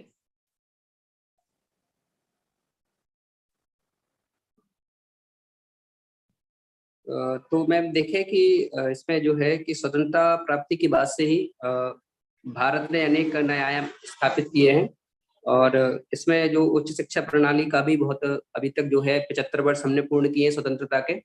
उसके बाद उच्च शिक्षा में भी हमने एक आयाम स्थापित किया है और इसमें अनेक संस्थाएं जो रही हैं उनमें उन्होंने अपना योगदान दिया है समय समय पर, जैसे बहुत से आयोग बने हों और राधा कृष्ण आयोग से लेकर कोठारी कमीशन तक सभी ने प्रयास किया है कि उच्च शिक्षा प्रणाली में जो है कि सुधार कहीं ना कहीं किया जाए। और इसमें जो इन्हीं संस्थाओं में से एक है जो नैक है, जो 1994 में एक स्वायत्त निकाय के रूप में स्थापित की गई थी और इसका मुख्यालय बेंगलोर में स्थापित किया गया था।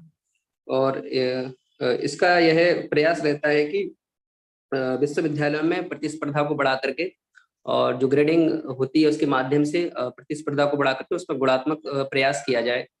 और इसमें जो नैक की कार्य प्रणाली होती है उसमें उच्च शिक्षण संस्थाओं में ग्रेडिंग प्रदान करने के लिए कुछ मापदंड बनाए गए हैं और जिसके आधार पर नैक शिक्षण संस्था को ग्रेडिंग प्रदान करती है। इन मापदंडों में प्रमुख होते हैं पाठ्यक्रम संबंधी पक्ष, अध्यापन, अध्ययन और मूल्यांकन, शोध और संपर्क गतिविधियां, उपसंरचना, संसाधन, विद्यार्थी सहायता और प्रगति, प्रशासन, नेतृत्व और प्रबंधन, संस्थागत मूल्य और सर्वोत्तम अभ्यास। इन मापदंडों के आधार पर नैक शिक्षा संस्थाओं को ग्रेडिंग प्रदान करती है। नैक पिछले कई वर्षों से मूल्यांकन एवं ग्रेडिंग की प्रक्रिया संचालित कर रही है और उच्च शिक्षा संस्थान इस प्रक्रिया के माध्यम से जो बहुत से उच्च शिक्षा संस्थान इस प्रक्रिया के माध्यम से निकले हैं और बड़ी संख्या में संस्थान ग्रेडिंग के उत्तरवर्ती चक्रों से भी गुजरे हैं। इसमें जो मूल्यांकन होता है CGPA को अपनाया जाता है इसमें, और न्यूनतम 1.5 और अधिकतम ग्रेड जो है वो 4 रखा गया है। मूल्यांकन के समय नेक यूनिवर्सिटी और कॉलेजों में प्रदान की गई सुविधाओं के अनुसार उन्हें ग्रेड प्रदान करती है। और नेक मूल्यांकन में जिस संस्थान को A++ प्रदान किया जाता है उसमें शिक्षा प्रदान करने का स्तर बहुत ही अच्छा होता है। जिस संस्थान को D ग्रेड प्रदान किया जाता है उसमें वह स्तर बहुत ही खराब होता है। ऐसे संस्थानों के अन्य मान्यता प्रदान करने के लिए योग्य भी नहीं माना जाता है। और इन्हीं के बीच में होता है A+, A, B++, B+ एवं C। और इसमें और भी प्रयास है नेक के। इसमें कुछ दिशा निर्देश भी है गुणवत्ता सुधार हेतु जो नेक के द्वारा जारी किए जाते हैं, जिसके तहत उपयोग प्राप्त कर गुणवत्ता व समन्वय संस्थान समिति की स्थापना की मांग की गई। इसी के अंतर्गत इन्हीं की सहायता से सहयोगात्मक कार्य नेक राज्य सरकारों के साथ भी कार्य कर सकता है। और जिन उच्च शिक्षण संस्थाओं को नेक द्वारा मान्यता दे दी गई है, आप सिर्फ सुधार बता दीजिए क्या हुए हैं, बाकी तो सबको पता है। नैक क्या सुधार, आपने सुधार हेतु नैक की भूमिका लिखा है, तो सिर्फ सुधार बता दीजिए क्या आपने अपने इसमें परिचय में लिखे हैं, बस जो भी हो एक दो, और बाकी फिर। जी जी।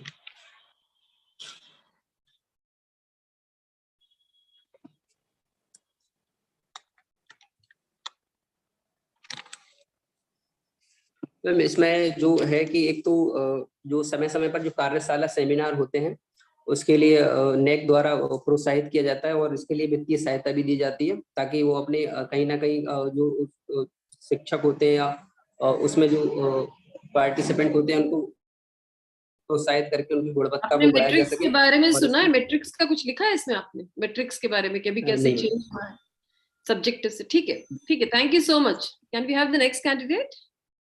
Okay ma'am, thank you. Thank you, Vivek Sahu sir. Now we have with us Supriya Gupta, research scholar, Barkatullah University, Bhopal. Topic of presentation is a illustration of writing a research paper and review paper, a review. Over to Supriya ma'am. Thank you, Harsha ma'am. Ma'am, volume and screen is clear to everyone? Yeah. Okay. Yes. Thank you ma'am. Om Shri Sai Ram. A very warm good afternoon to all the respected people. My name is Supriya Gupta.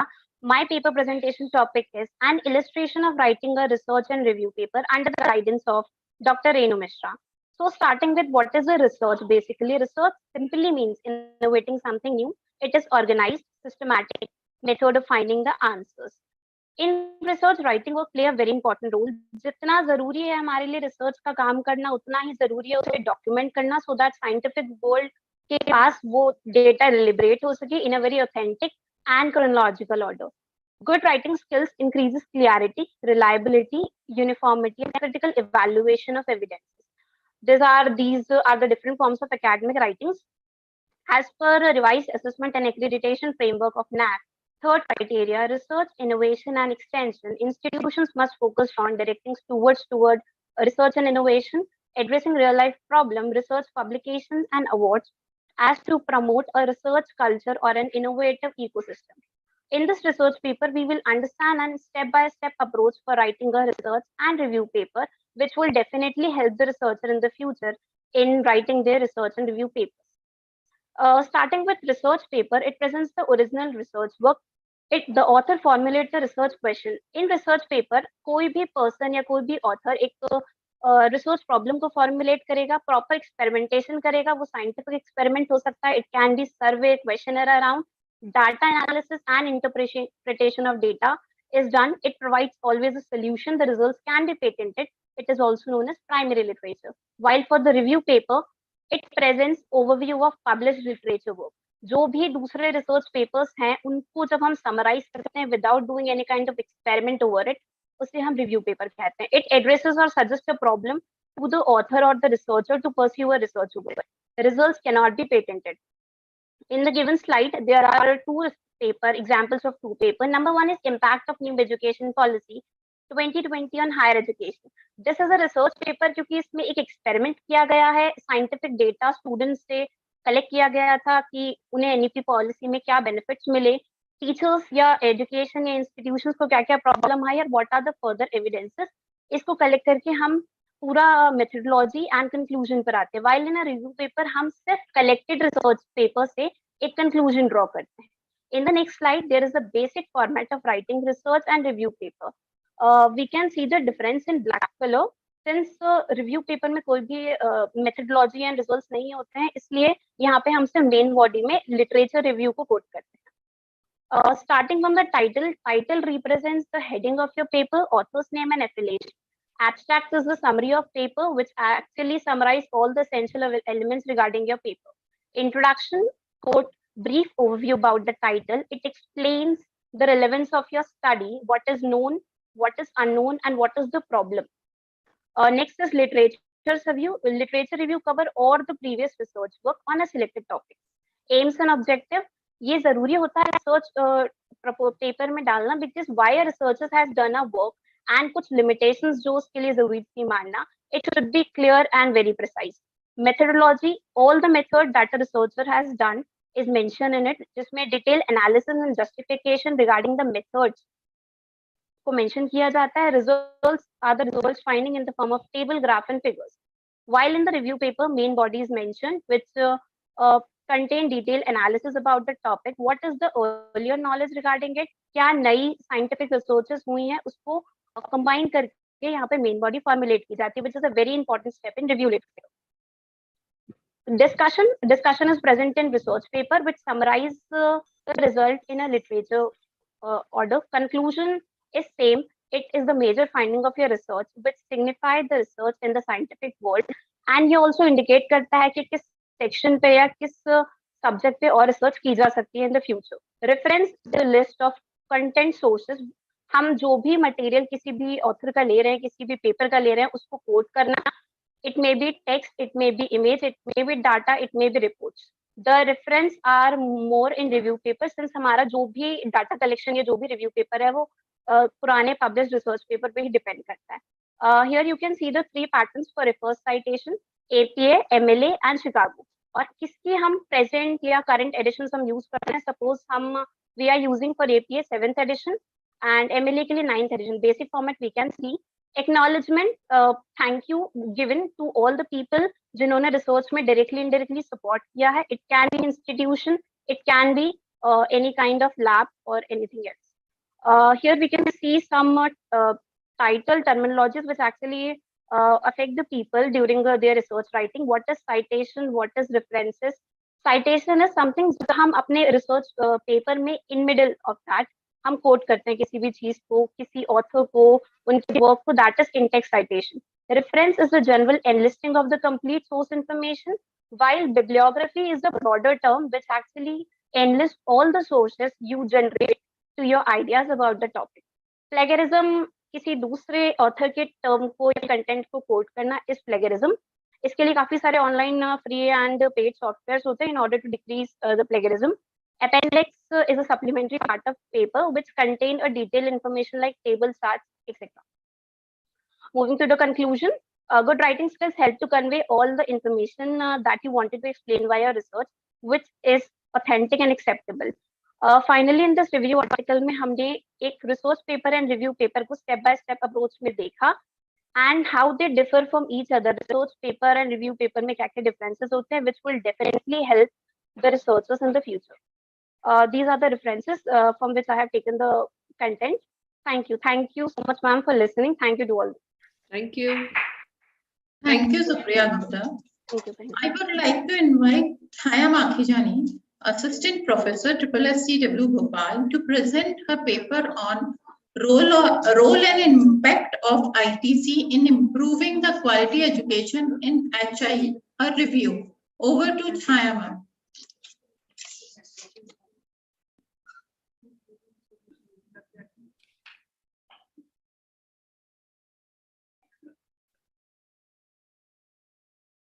Thank you so much, Harsha ma'am. Good afternoon, everyone. It is a pleasure to be here. I am thankful to Shri Sathya Sai College for Women Bhopal to give me opportunity to present a paper in national seminar. I, Chaya Makhijani, Assistant Professor, Department of Computer Science and Application, Shri Sathya Sai College for Women Bhopal, is going to present a paper on topic Role and Impact of ICT in Improving the Quality Education in Higher Education Institute, a review. Education plays a very important role in building the society. It is one of the most important necessity for well-being of individual and the society. Quality education helps to empower the nation. There are many methods to increase the learner's knowledge, but technology is the most effective way. Information communication technologies plays an important role in all aspects of human life. It has integrated the world into one world and changed the entire social, political, economic, and education system. ICTs are making dynamic changes in society. There is no doubt that ICT brings a massive change in the field of education also. Information and communication technologies is a broader term for information technology, which refers to all communication technologies, including the internet, wireless networks, cell phones, computers, software, middleware, video conferencing, social networking, and other media application services enabling users to access, retrieve, store, transmit, and manipulate information in a digital form. Broadly, ICT can be divided into two groups: traditional ICT, namely radio, TV, satellite, and new ICT like smartphones, computers, internet, smart board, telecommunication, and etc. Learning through new ICT is also called e-learning. ICT enhanced learning environment facilities activate collaborative, creative, integrative, and evaluation learning as an advantages over the traditional method. Here is the literature review. ICT tools for higher education: internet, YouTube, wikis, virtual earth groups, SlideShare, blogs, Google Maps, Google Docs, interactive whiteboard, computer, projector, presentation tool, PowerPoint presentation, learning tools, and etc. are the ICT tools. These are the uses of ICT. You can use ICT for storing the data, like you can store the data in hard disk, CD, flash drive, cloud storage. For transmitting your data, LAN, Wi-Fi, WAN, retrieving the data, search engines, browser, meta search engines, for displaying monitors, printers, for processing the CPU, storing data analysis, collaborating, chat from e-forum. These all are the uses of ICT. Nowadays, ICT are used in cloud storage also. We all have used the ICT tool in the pandemic situation by using online classes. Benefits of ICT in higher education are motivating factors, fast communication, cooperative learning, locating research materials, acquiring varied writing skills. The main roles of ICT in higher education are helps in improving innovative teaching skills and makes classroom teaching effective. ICT helps teachers to motivate students and develop interest in learning, to develop variety of educational services and medium, to promote equal opportunities to obtain education and information, to promote technology, literacy, and support distance learning, to support sharing experience and information with others, act as an assisting tool for teaching and learning itself. ICT is storehouse of educational institution because all education information can safely store through ICT. Conclusion. Information communication technologies are influencing all aspects of life in which the important ICT is significant in education. ICT help expand education, motivate to learn, facilitates the acquisition. Thank you, ma'am. I've read your slide. Thank you so much. I've read your slide. Yeah, conclusion. Thank you so much. It is visible actually. So can we move? It's a nice presentation. Can we move to the next one? Yeah, ma'am. Definitely. Now we have with us Hari Om Hariom Singh Sisodia, Research Scholar, BU Bhopal, to present his paper, Revised Accreditation Framework for Education Quality and Enhancement. Over to Hariom, sir.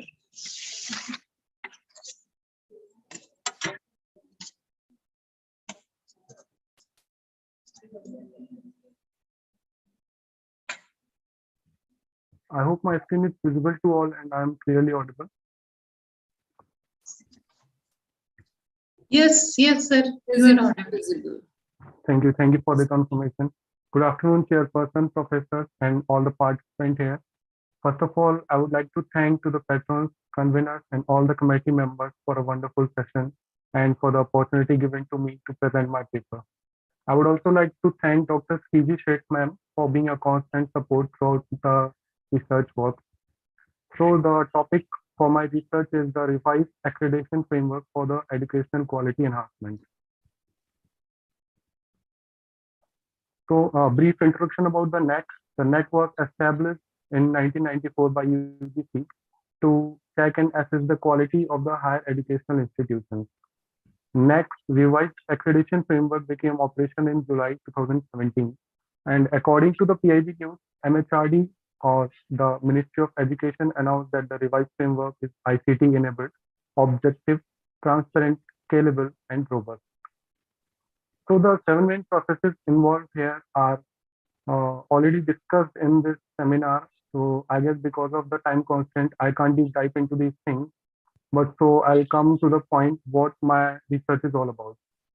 So the NAAC accreditation helps in affirming to the student, HEI to the student and parents, increase the rate of teaching success, enhances conclusive results for students, and also foster global competency among the students.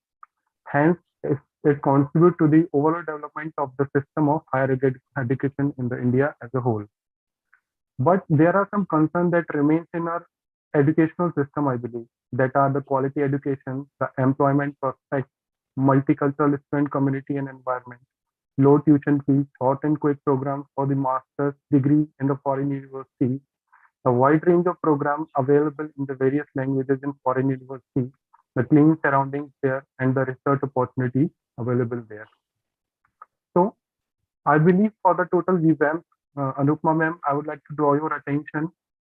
जब अन्ना हजारे का movement हुआ था उस time पर शायद RTI के बारे में इंडिया में उतना बात नहीं चलती थी या किसी ने नहीं सोचा होगा कि आरटीआई भी एक इतना इफेक्टिव टूल हो सकता है for a good governance, but it helped, right? So और आरटीई राइट टू एजुकेशन 2009 में हमारे यहाँ पास हुआ और उसका आज हमें एक अच्छा पॉजिटिव इम्पैक्ट पूरी सोसाइटी पर देखने को मिलता है.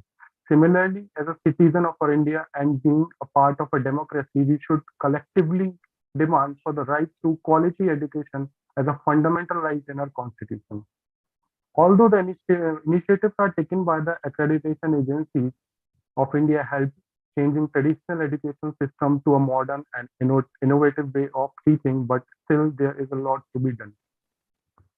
I believe China के बाद India second largest country है जहाँ पे ब्रेन ड्रेन हो रहा है. ब्रेन ड्रेन इज लाइक हमारे इंडियन के कल्चर के सीईओ डिफरेंट एमएनसीज में किस तरह से पहुंच जाते हैं, बट हमारे इंडिया में ऐसे कम चांसेस है उनके पास जो कि वो खुद को एक्सप्लोर कर सकें. This is called the brain drain of the country. So brain drain is the main problem of the India, and with globalisation of education different MNCs are opened up, so brain drain is happening quite regularly. And some astonishing facts that I wanted to discuss here are more than 11 lakh Indian students are studying in the foreign university, and around 25,000 go abroad to study medicine every year. In India, so around 11 lakh 33,749 Indian students are studying abroad. And because of the Russia-Ukraine conflict, we all are aware of the different things that the students have to face, and these are like an eye-opener to all of us. So the difficulty they may face are difficult to survive the brain drain of the country that directly affect the mental health of the child as well and the parents as well. Currently, India has to face the multiple challenges that includes the improving literacy rate, universalizing access to quality basic and secondary education, quality control in institution, and at the same time creating opportunities for the research, innovation, and entrepreneurship at the home. Because ultimately, entrepreneurship is the one thing that is going to generate the employment and that is going to contribute in the GDP and overall development of the India. So here, ma'am, I would like to draw your attention to these things that I'm going to discuss now, and I'm going to conclude my presentation here. 4 C's approach that I wanted to discuss here are, so 4 C's include cope, compare, compete, and commit. Cope in regards with cope with NAAC coping with UGC and Ministry of Education for the better practices for the quality education. Like NAAC is already collaborating with the professional bodies like National Council for Education, Teacher Education, Dental Council of India, State Council for Higher Education, etc. And NAAC is already collaborating with international levels also like IQAC and actively taking part in the different global accreditation agencies as well. So the skill education is also lacking in India, I believe. And then comes, conclude your paper. Yes, ma'am. Then comes the major part of comparing, competing with the global accreditation agency. And Anupama ma'am, for a change and for a paradigm shift, I believe the commitment of not only the government, but also accrediting agencies of India, higher education institutions, students, parents, and various involved stakeholders is quite necessary. So these are the references, and thank you so much for giving me the time to present this presentation. Thank you. Thank you, sir. Thank you. Our next presenter, Kanchan Chaturvedi, faculty of SSSCW Bhopal, presenting paper on review paper on biocomputing mechanism and application. Over to Kanchan, ma'am. Thank you so much, ma'am.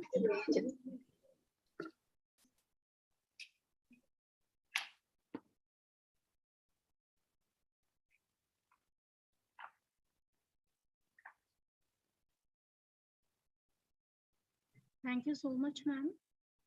Good afternoon, everyone. First of all, I would like to thank entire fraternity of the Sathya Sai College of. I would interrupt. I'd just like to mention here, just a minute, Kanchan. I would like to say that, can you just give your findings, because this is not aligned with NAAC, so it's okay, you're presenting a good paper, but can you just give your findings and results, because, so that will be nice, so that we'll save. Okay, thank you so much. It's a review paper for biocomputing. Biocomputing technology is a future of our technology. It's an intersection of biology, engineering, and computer science. We will use some DNA and RNA molecules with some logic gates to perform some function which is already performed by electronic computer. But we are using our biocomputing for perform some unparalleled searches, which is already done by supercomputers. And actually, why we are using biocomputing? Biocomputing we are using because according to the Moore's laws, silicon processor will double in every 18 months. Actually, in computer science, the basic we are mainly focused on complexity, like time complexity and space complexity. So the complexity is the main issue in our computer science. That's why we are using biocomputing, solving complex problems which today's supercomputer are unable to perform stipulated period of time, require a successor to silicon. It's a successor of silicon chip. Still we are using a silicon chip. So biocomputers are the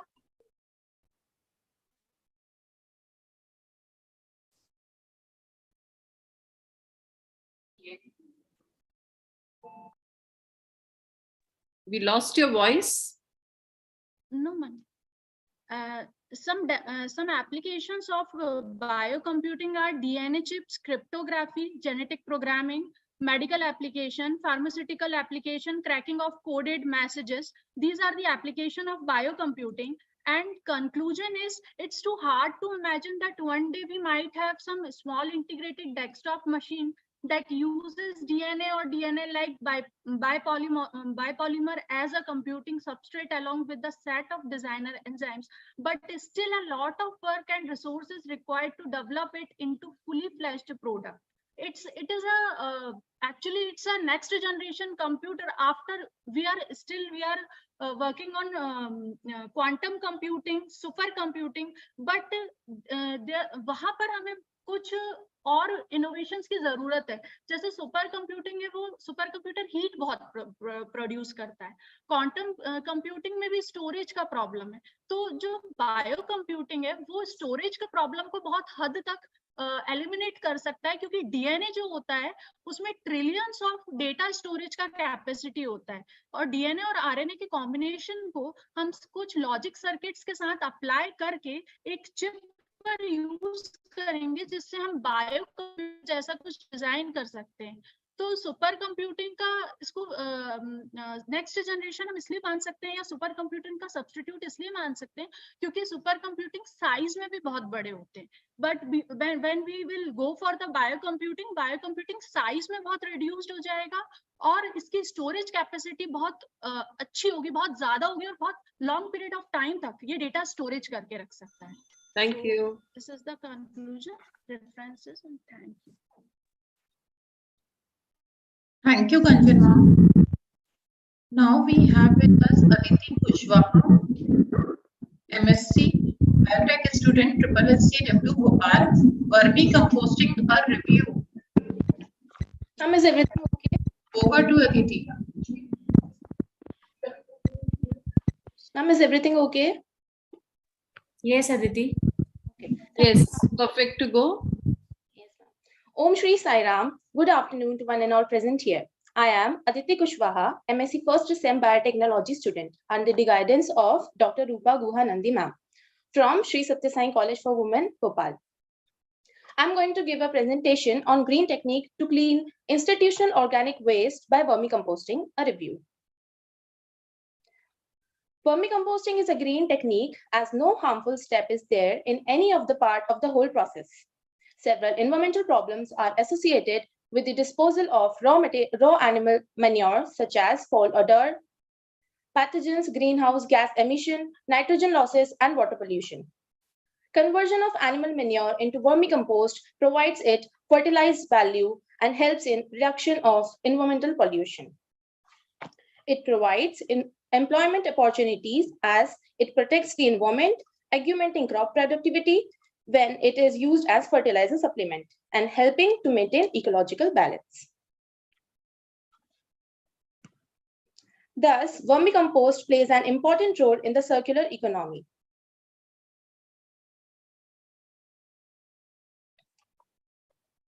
This method is highly helpful in institutional conversion of waste into manure. In my college, we have many sources of collection of waste materials, such as from classes, we get paper waste, pencil waste, from canteen, we obtain kitchen waste, from garden, we collect grass waste, etc. And thus, we gain a lot of organic waste from different departments of our college and dump them together.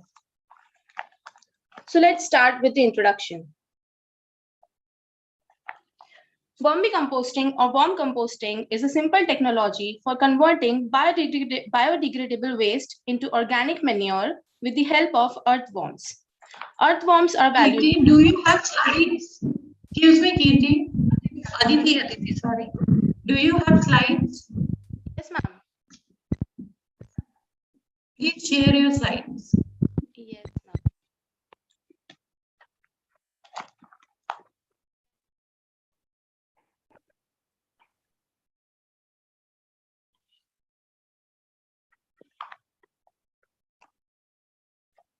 Related to science, vermicomposting, which is very important.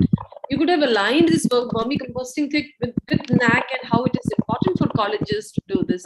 I think that would have been more contributory in this particular seminar. But anyways, your review paper is also good.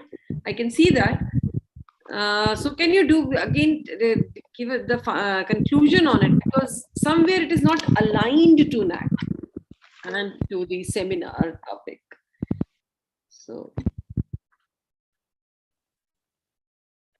now I'm not able to share the PPT. Please tell me your conclusion, Aditi. Conclusion is, this is a detoxification and degradation of waste produced in environment and converted in useful manure. Hence, we should adapt this in every field. I would like to conclude by saying, turn your spoil into soil. As we are blessed with our planet, Earth provides enough to satisfy every man's need and not the greed's. So understand the power of bombs, as they are much more than the African elephant and more important to the economy than the cow. Thank you. Thank you. Thank you so much.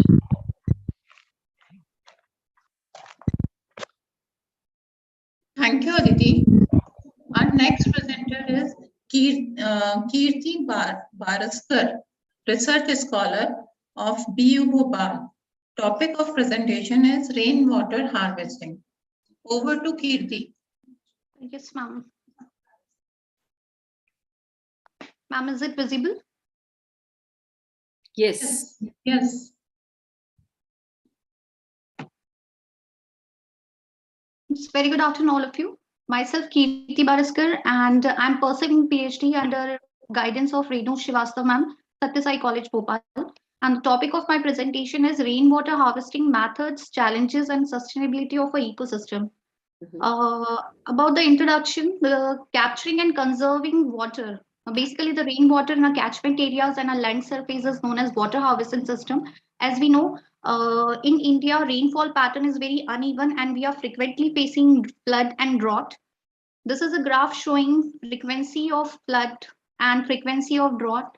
Means in last few decades, we can see the frequency of flood is very high, especially after 2000. And similarly with the drought frequency, these are the districts which are flood prone and these are the districts which are drought prone. So basically, if we see what are the traditional water harvesting system in India based on the कीर्ति, आपने अपना slide show नहीं run किया actually, तो हम लोगों को बस thumbnails दिख रही हैं और आप शायद नेक्स्ट स्क्रीन्स पे हो जो हमें नहीं दिख रही. एक बार स्टॉप शेयरिंग करें और उसके बाद पावर पॉइंट शो चला के उसको शेयर करें. मुझे दिख रही है पहली slide. Ma'am, I'm sharing it again. Now, is it visible, ma'am? Yes, it's visible. Okay. But you have to move to the next slide, huh? Yes, ma'am. Yes, ma'am. Ma'am, now I'm on third slide. Is it visible? No, it is on the first slide itself. That's traditional test. Okay. Ma'am, just now click next. Go to the next slide. Yes, ma'am. I'm already on third slide. Ma'am, is it visible? No, we can see the first one. Okay. आप बता दीजिए, कोई बात नहीं. वैसे भी rain water harvesting जो है, इसका आपने क्या NAAC से इसको अलाइन किया है कहीं, कोई एक्रेडिटेशन या NAAC के लिए क्यों इम्पोर्टेंट है? क्योंकि ये भी NAAC के लिए बहुत इम्पोर्टेंट है ये topic. But you're talking about rainwater harvesting, not about how it plays an important role in IQAC or getting your accreditation process more streamlined using this particular technique. So I don't know whether you have aligned it. So just let me know what you have, what your review article says in the conclusion. Yes, ma'am. Ma'am, basically in India, there is a less percentage of Indians who has installed rainwater harvesting system in their houses. Not in our university, or we can say in colleges also, the system is not being installed. Means we have very less number of. So basically in NAAC criteria 3, there is a parameter where we assess extension activity of the student where they participate for the public awareness program. So there is one criteria where we can assess that how our students are interacting with the local people, how they are making them aware. Means are they going in a community and making that aware about how we can improve our environment, how we are related to our environment, how we can enhance the local resources which are available to us. So basically based upon a assessment criteria which is already given in NAAC, we can correlate this topic, means the rainwater harvesting system, that is not being installed in our university, not installed already, it is not installed anywhere in colleges and schools. So we can make our students to promote more and more and make people aware for the environment related issue, to go in public and to create environment awareness. So this is only how And it you is. can also align with the criteria, the number of criteria where you can project this rainwater harvesting, maybe as a best practice or in which particular criteria. So I think I then mean, best practices also, I mean, criteria 3.5 also. And other criteria also you can align. So you have to work on that. Yes, because in teaching, learning methodologies and pedagogies also we can use while teaching students about so many other things. Okay, so thank you so much. It was nice, but you could align it so quickly.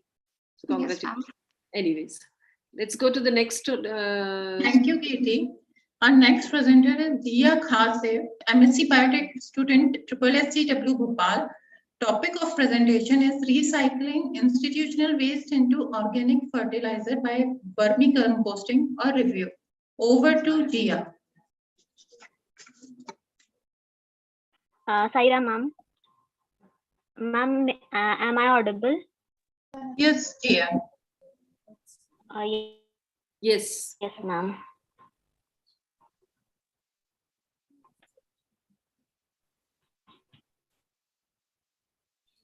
Ma'am, today's topic is recycling institutional waste into organic fertilizer. May I start with abstract? Vermicomposting is an organic method in which eco-friendly. Don't read it out. Please don't read it out. You just show your slides, which are very good, nicely made. So just abstract. I've already read, and it is visible. So you go on your slides and just let us know what all your paper says. Yes, ma'am. Ma'am, these are some pics we have clicked in our institution. Our institution performs the vermicomposting with the help of, with collecting the dead plants from our surrounding and making our surrounding healthy for our institution by using vermicompost organic fertilizer. Vermicomposting is a very natural and easy method which can be used by which we can use in our daily lifestyles also. It is a scientific method of composting. The most important thing, the worms used in this is the Asonia foetida and lumbricus. Vermicompost can be done very easily by using our kitchen, canteen waste, other green waste products, nutrient rich in soil. Due to the presence of microorganism, it maintains soil. It is eco-friendly process that recycles organic waste into compost and produces valuable nutrients. Vermicomposting can be done by two types. First is vermicomposting in bin. It is a small scale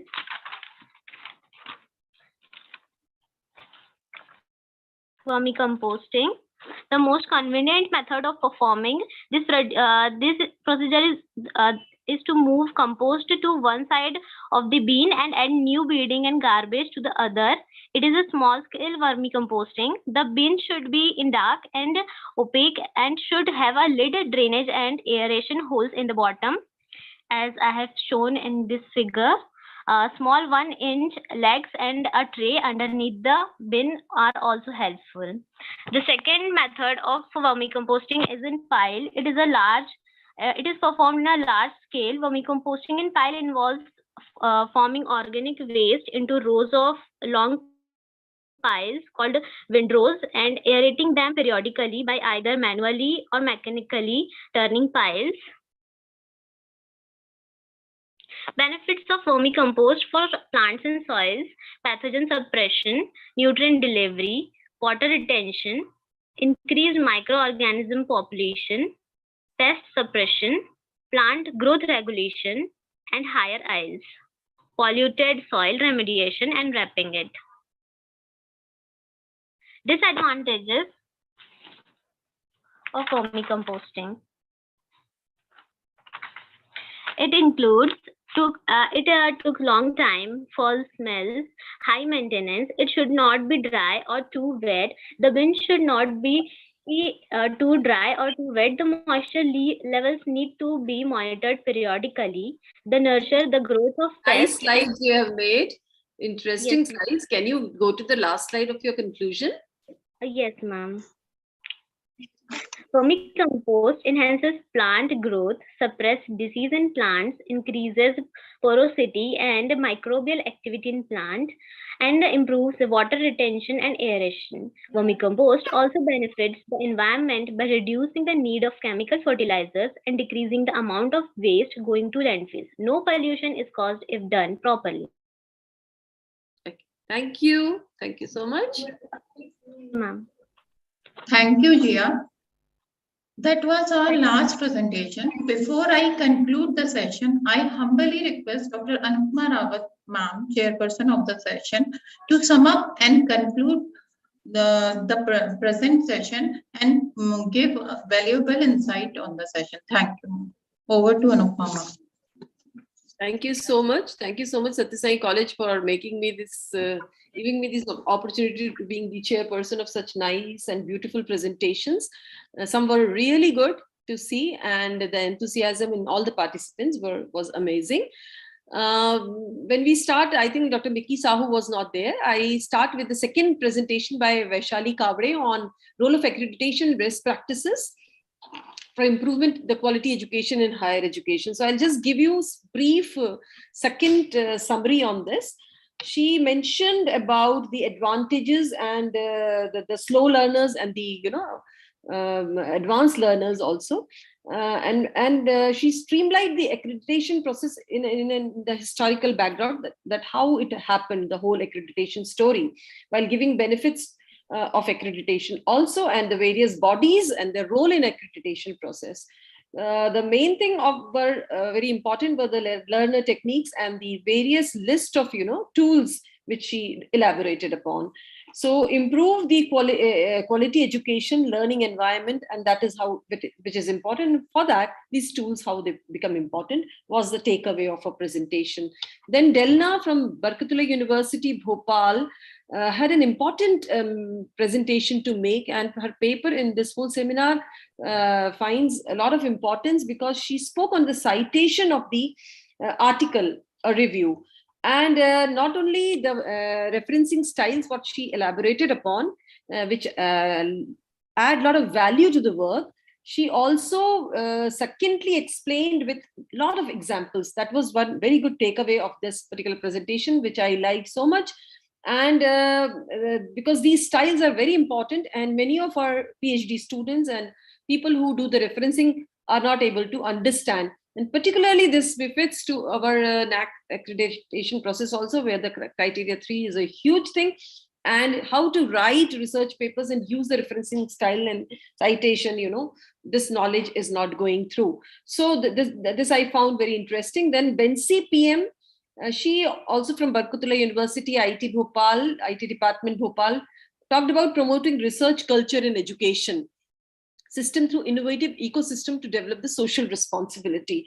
The presentation was quite an exhaustive one, and she spoke about the education system at length, that why the innovative ecosystem is so important, because ultimately it comes out to the social responsibility. So she mentioned about the chaos we live in, and the aim of education to find solution to real life problems, and how the real life problems intersect into our life, and these real life problems need to be how they can be catered to, how they can be corrected. So the development of research culture, she also explained on the importance of research, and this is again becomes an important part in this particular seminar, this presentation. Important assessment should be done. For that you need the education, a lot of skills you need. So she mentioned about these educational skills, which are real life problems, solving the real life problems can be solved through these skills. And the innovation of the ecosystem is a complex network of factors, and what are the hotspots in it. So it was in a very elaborate assessment and explanation. Next presentation was that of, I think, Dr. Kamal Prasad, Absolute Biologicals, Haryana, Glycoprotein Producing AIM Fungi Potential Utilization of Crops, Improvement and Changing Global Environment for Future Generation. It was quite an exhaustive presentation made by him. But what I found was, because we need to align with NAC also, that is also important. But anyhow, the presentation was good as far as the topic goes. Sheetal Sahare, she spoke on a review of article on significance of H index and I-10 index in research area. Now, again, this is a very, very important takeaway in this particular seminar as far as this presentation is concerned, because maybe it's a review article, but she tried to bring in everything that was possible, which people don't know about. कोई भी नहीं जानता है कि कैसे आपको H index calculate की जाती है. पेपर्स लिखते हैं लोग, स्कोपस में लिखते हैं, वेब ऑफ साइंस में लिखते हैं, how that H index is calculated and what is the utility. And I would like to even suggest Sheetal in this, that she can go further step and talk about that how you can fetch marks in NAC by having the H index calculation and, you know, having a profile seen at the research gate.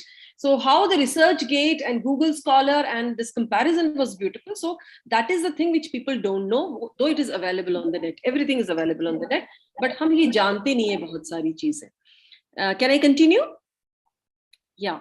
Next presentation was that of Vivek Sahu. और आपने भारतीय उच्च शिक्षा की गुणवत्ता में सुधार हेतु NAC की भूमिका पर बात की थी, लेकिन इसमें सुधार के कोई बहुत हमें पुट दिखाई नहीं दिए. और इसमें जो उन्होंने बताया था कि NAC कैसा है और कैसा ग्रेडिंग होती है और क्या NAC का प्रोसेस है, इस पर उन्होंने काफी बात की. लेकिन जो सुधार अभी NAC में हुआ है, क्योंकि हम एक टोटल ट्रांसफॉर्मेशन में गए हैं, एक सब्जेक्टिविटी से NAC बहुत ऑब्जेक्टिविटी की तरफ बढ़ रहा है. ये हमको सबको पता होना चाहिए. आज का जो सेमिनार है वो NAC पर है. तो ये जो ऑब्जेक्टिविटी है ये NAC में इसलिए आ रही है ताकि ये कॉम्पिटिटिव हो सके और मोर कंपेरेबल हो सके. तो इसलिए NAC ने, क्योंकि इस प्रोसेस में बहुत टाइम कंज्यूम होता था, तो धीरे धीरे NAC भी बहुत ऑब्जेक्टिव होती जा रही है. और इसमें मेट्रिक्स इंट्रोड्यूस किए हैं जो कि क्वांटिटेटिव्स और क्वालिटी मेट्रिक्स हैं. और कई जगहों पे जहां पर आप बहुत ऑब्जेक्टिव नहीं हो सकते, वहां पे क्वालिटेटिव मेट्रिक्स का यूज किया है और ऑब्जेक्टिविटी की तरह. तो इस बात पर उन्होंने ध्यान नहीं दिया, लेकिन उन्होंने बाकी बातें NAC ने क्या की बताया था. सुप्रिया गुप्ता ने अपने article an illustration of writing a research paper and review में she spoke about quite an elaborative account that was, and I congratulate her for that elaborative account. An illustration of writing a research paper and a review. She talked about various skills and why, you know, a documentation of all the things is important and why the skills are more important in documenting those.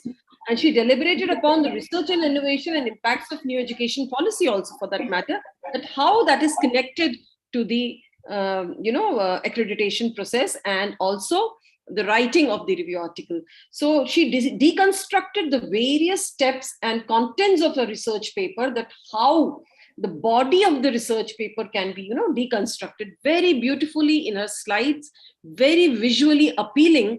It was all deconstructed, that what should be the first step, what should be the second step, and all that. So I think that way it was again a good takeaway in this particular seminar, this particular paper. Then Chaya Makhani, she, Makhijani, sorry. Chaya Makhijani spoke on the role of and impact of ICT in improving the quality of education in higher education. This is a very important topic, very, very important topic. But here I think it is very important that we align it with our NAC requirements, because there is a lot of there. If we talk about ICT in NAC and in accreditation process or in IQAC, it is everywhere. So I think we can pick up the pointers where ICT can do in NAC, and every area and every aspect and every criteria of NAC, how ICT can figure out a role for itself. I think that would have been a better thing in this particular seminar. But this role of impact of ICT cannot be negated anyhow. She spoke about also literature review and detailed out the ICT's new and old, ways and technology, how the ICT's new techniques were there, and their role in improving she gave a list of tools So I congratulate her on the length of the paper, but I think we can also, as I said, align it. Hariom Singh Sisodiya ने revised accreditation framework for education quality enhancement पे अच्छी बात की है, और उन्होंने NAAC process क्या है और ग्लोबल कॉम्पिटिटिवनेस को बताया। लेकिन जब हम रिवाइज्ड एक्रेडिटेशन फ्रेमवर्क की बात कर रहे हैं तो हम क्या ग्लोबल लेवल पे बात कर रहे हैं? We are talking about Indian level, national level, global level. So we have to focus our objective there. Whatever content was very good and driven and exhaustive, but ultimately when we talk about revised accreditation, we need to talk about metrics and how the NAAC is taking it, or we talk about the international accreditation, how they are transforming NBA वगैरह, उनमें भी क्यों changes हो रहे हैं, और आज की जो जरूरत है, चाहे वो इंटरनेशनल लेवल पे हो चाहे नेशनल लेवल पे, वो बहुत जरूरी है, क्योंकि ये प्रोसेस बहुत कॉम्प्लिकेटेड होते जा रहे हैं. ये टाइम और मनी और आपके रिसोर्सेज कंज्यूम कर रहे हैं. This is not only felt in India, this is felt across the globe. और आप बाहर भी देशों में भी बात करेंगे तो बोलेंगे कि प्रोसेसेस पहले तो हम सिर्फ पढ़ाते थे, क्यों इतना हो रहा है. तो कहीं ना कहीं हमको ये रिव्यू करने की बात है, हमको करनी चाहिए. तो जब हम रिवाइज एक्रेडिटेशन में जाते हैं तो वहाँ क्रिटिसिज्म का वो इनपुट हमको लाना चाहिए. ग्लोबल कॉम्पिटेंसीज की बात आपने की, बहुत अच्छी बात है, और 4 C's की आपने बात की, लेकिन हम रिवाइज्ड आपका अगर टॉपिक है तो उस पर हम ज्यादा अगर फोकस करते तो बेहतर होता. कल्पना चतुर्वेदी's paper had the title Review Paper on Biocomputing Mechanism and Application. Now this is something very interesting I found as a body of knowledge, and a very interesting takeaway from here that how computing में हम chip में अगर DNA या bio चीज को लेकर आएंगे तो किस तरह का होगा. आज हम पोस्ट ह्यूमनिज्म की बात कर रहे हैं. पोस्ट ह्यूमन मैन कैसा होगा? क्या वो वाकई आदमी होगा जैसा आज आदमी दिखता है? क्या वो वैसे ही ह्यूमन होगा? क्या वो कोई एक मशीन जैसा कोई आदमी दिखाई देगा, या हम उसको छू सकेंगे, या उसके इमोशंस भी मशीन से ड्रिवन होंगे? These are so many questions which are there when we are talking about the post humanist era, जो कि बहुत जल्दी आने वाला है. पोस्ट ह्यूमनिज्म की बातें हम अभी से करने लगे, लेकिन पोस्ट ह्यूमनिज्म बहुत दूर भी नहीं है. जहां पे मशीन मैन की हम बात करेंगे तो उसके परिणाम कैसे भी हो सकते हैं. It could be a very bad way of doing, it could be a good. But here I would like to mention what Hariom Rajoria said about the RTI. अगर हम पोस्ट ह्यूमनिज्म मैन की बात करें और उसमें जैसे आज RTI या ह्यूमन राइट्स की बात जो राजौरिया जी ने की थी अपने इसके पहले वाले पेपर में, तो ह्यूमन राइट्स और मॉरल जजमेंट को हम लेकर चले और फिर पोस्ट ह्यूमनिस्ट मैन को मशीन फॉर्म में देखेंगे, चाहे वो बायो कंप्यूटिंग हो या जो भी हो, क्योंकि बायो कंप्यूटिंग एक और बड़ा रेवोल्यूशन होगा उसमें. वो एक उस आदमी को मशीन मैन में एक नया आयाम भी जोड़ेगा. So now how that man should be, so whether we discard our moral justice, moral judgments, or we go away. So we have 2 ways only of doing it. तो हम जो ह्यूमन राइट्स की तरफ आ रहे हैं, दुनिया इवॉल्व हो, क्योंकि हम चाहते हैं दुनिया अच्छी दुनिया हो, हर कोई ये चाहता है. तो ह्यूमन राइट्स जो आया है दुनिया में इसीलिए आया है. तो सोशल साइंसेस का काम ही है कि हमें बताता है कि हम कैसे एक अच्छे समाज का निर्माण करें. तो वो मॉरल जजमेंट के साथ अगर हम उस नए आदमी या पोस्ट ह्यूमनिज्म की तरफ जाएंगे जहां बायो कंप्यूटिंग भी होगी, तो वो बहुत बेहतर और बहुत ही विकसित समाज होगा. भले ही आदमी बिल्कुल वैसा न रहे जैसा आज है, हो सकता है उसको स्वरूप बदल जाए, लेकिन अगर हम मॉरल जजमेंट्स को ताक पर रखकर हम सिर्फ मार्केट को आने देंगे और पोस्ट ह्यूमनिज्म में हम, तो वो एक डर वाला हमें, तो 2 तरह की चीजें बातें चल रही हैं, डिबेट हो रहा है दुनिया में. एक वो डर जो पोस्ट ह्यूमनिज्म में आएगा, और एक वो मॉरल जजमेंट के साथ जाएंगे, तो शायद दुनिया इससे भी ज्यादा खूबसूरत होगी.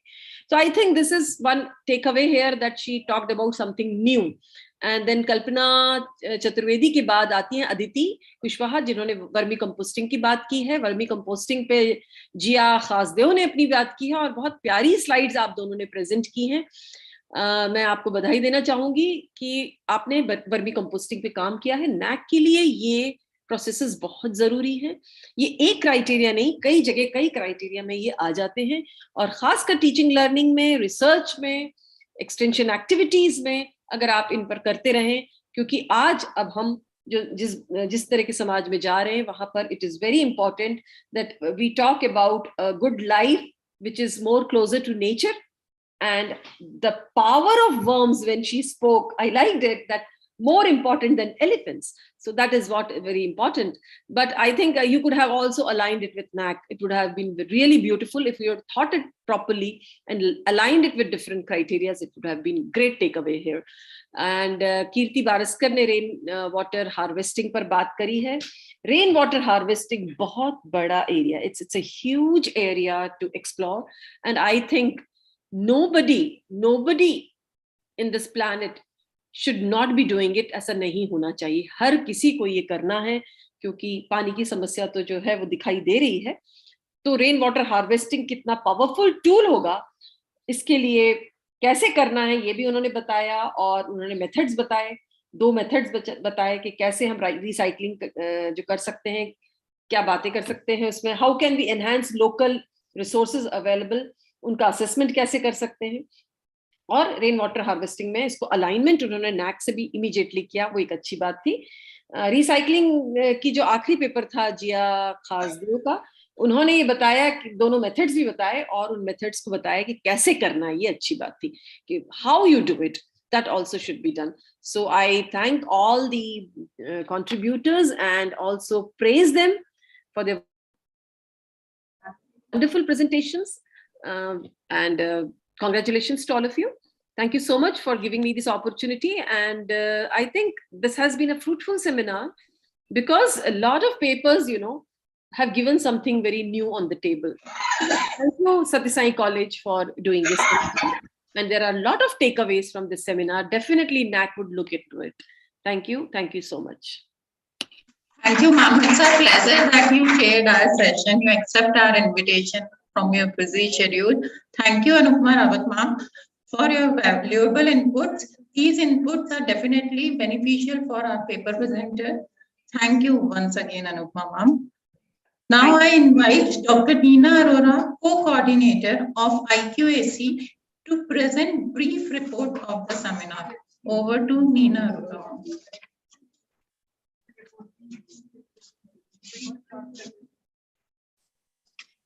Thank you, Harsha. Om Shri Sai Ram.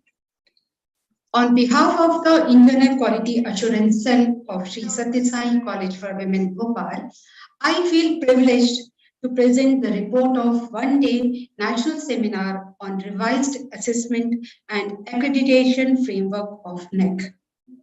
With meticulous guidance and encouragement from the NAC Bangalore, with the Internal Quality Assurance Cell of Shri Sathya Sai College for Women, Bhopal, organized NAC-sponsored one-day national level seminar on revised assessment and accreditation framework of NAC in hybrid mode.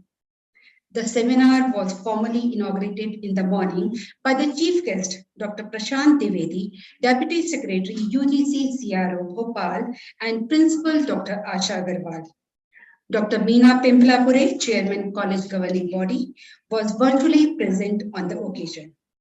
The formal welcome address was delivered by the Principal, Dr. Asha Agarwal, followed by the brief introduction of the theme of the seminar by Dr. Renu Mishra, Coordinator IQAC. The chief guest, Dr. Prashant Dwivedi, Deputy Secretary, UGC CRO Bhopal, congratulated and conveyed his best wishes for the seminar. He presented valuable insight on the role of teachers and institutions in quality enhancement in higher education. He emphasized that NAC assessment and accreditation helps the higher education institutions to identify their strength, weakness, opportunities, and challenges. He also conveyed that accessibility and quality education is the need of our. Dr. Neena Chatterjee, organizing secretary of this seminar, proposed the formal vote of thanks of inaugural session. Inaugural session was conducted by Dr. Shikha Mandloi, Assistant Professor, Department of Microbiology. The seminar had 3 technical sessions that dealt with the objectives of the theme of the seminar. In the first technical session, the keynote speaker, Dr. Rajesh Pandey, Principal Ramdev Baba College of Engineering and Management, Nagpur, highlighted the importance of Nac assessment and accreditation with reference to the revised framework. His address focused on the need of outcome-based learning, wise use of ICT in education that facilitates dynamic and robust education system. He presented a comprehensive overview of changes in the 7 criteria of NAC accreditation and assessment. The session was very insightful. This session was conducted by Dr. Varsha Saxena, Assistant Professor of Chemistry. In technical session 2, Dr. Usha Nair, OSD Department of Higher Education, Government of MP, oriented the participants with NAC and its objectives. Dr. Usha Nair, in her address, highlighted that the periodic assessment and accreditation of higher education institutions stimulate the academic environment for the promotion of the quality of teaching, learning, and research. She also emphasized that assessment encourages self-evaluation, accountability, autonomy, and innovations in higher education. It also creates a mutual learning environment in the institution. She just suggested that in order to develop quality culture in higher education institutions, should work on 6 C's principle as initiative, that is, continuous, consistent, conscious, ceaseless, catalytic, and committed. Another resource person, Dr. H.K. Garg, Professor of Zoology, Institute for Excellence in Higher Education, Bhopal, presented his insightful deliberation on quality enhancement in teaching, learning, and evaluation. In his address, he underlined that teaching, learning, pedagogy should be flexible enough with the needs of the learner in order to achieve the desired quality goals. He pointed that emphasis should be given on the learning.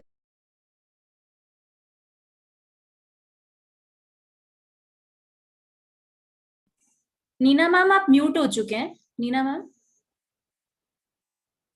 Mute हो गए आप. Okay. Yeah, audible.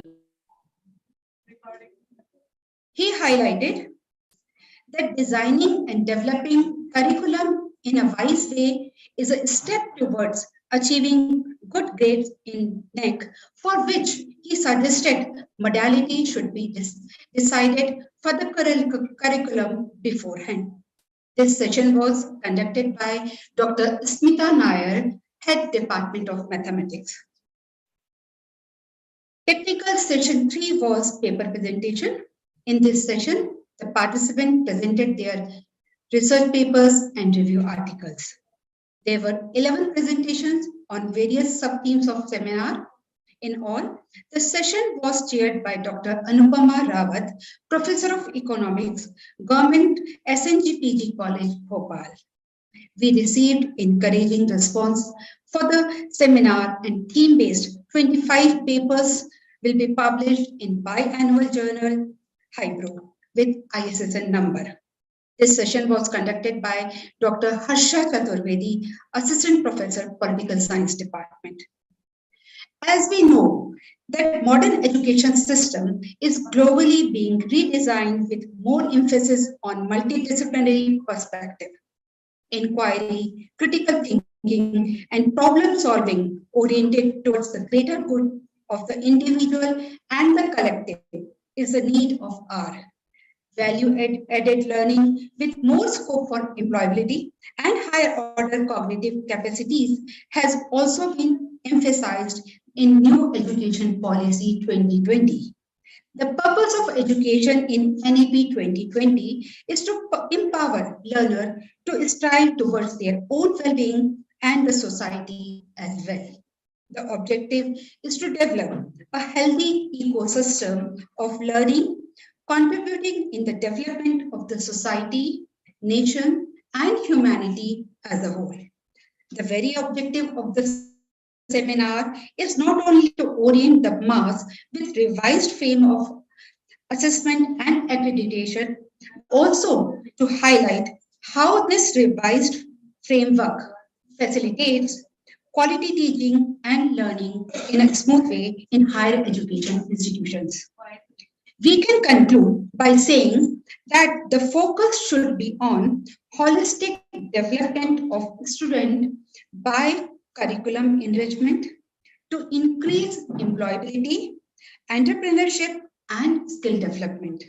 This will facilitate recommendations of NAP 2020 in its right spirit by providing high quality higher education, hence achieving the goal of Atmanirbhar Bharat as we are celebrating Azadi Ka Amrit Mahotsav. Value-added courses can play a vital role in achieving the objectives.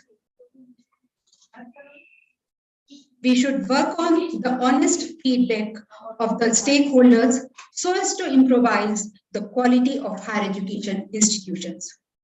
Our honest endeavors in this direction will definitely help in achieving the ultimate objectives of the quality enhancement in higher education institutions. I'm happy to say that the result of paper presentation competition has been received. I'm happy to announce the winners. Best 3 papers judged by our respected judge Dr. Anupama Rawat and Dr. Archana Srivastav, Associate Professor of Physics. 3 best papers. First is Ms. Supriya Gupta. Second is Ms. Bensi PM. And third, Ms. Sheetal Sahare. Congratulations to all. We hope to meet again with new insights, innovative ideas, accomplishment, and vision in future too. Thank you so much. Sathya.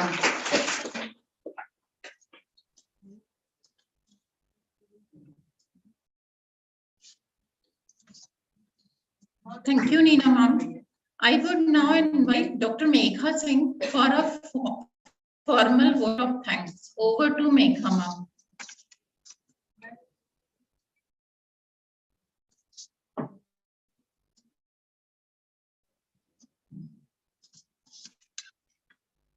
Om Shri Sai Ram.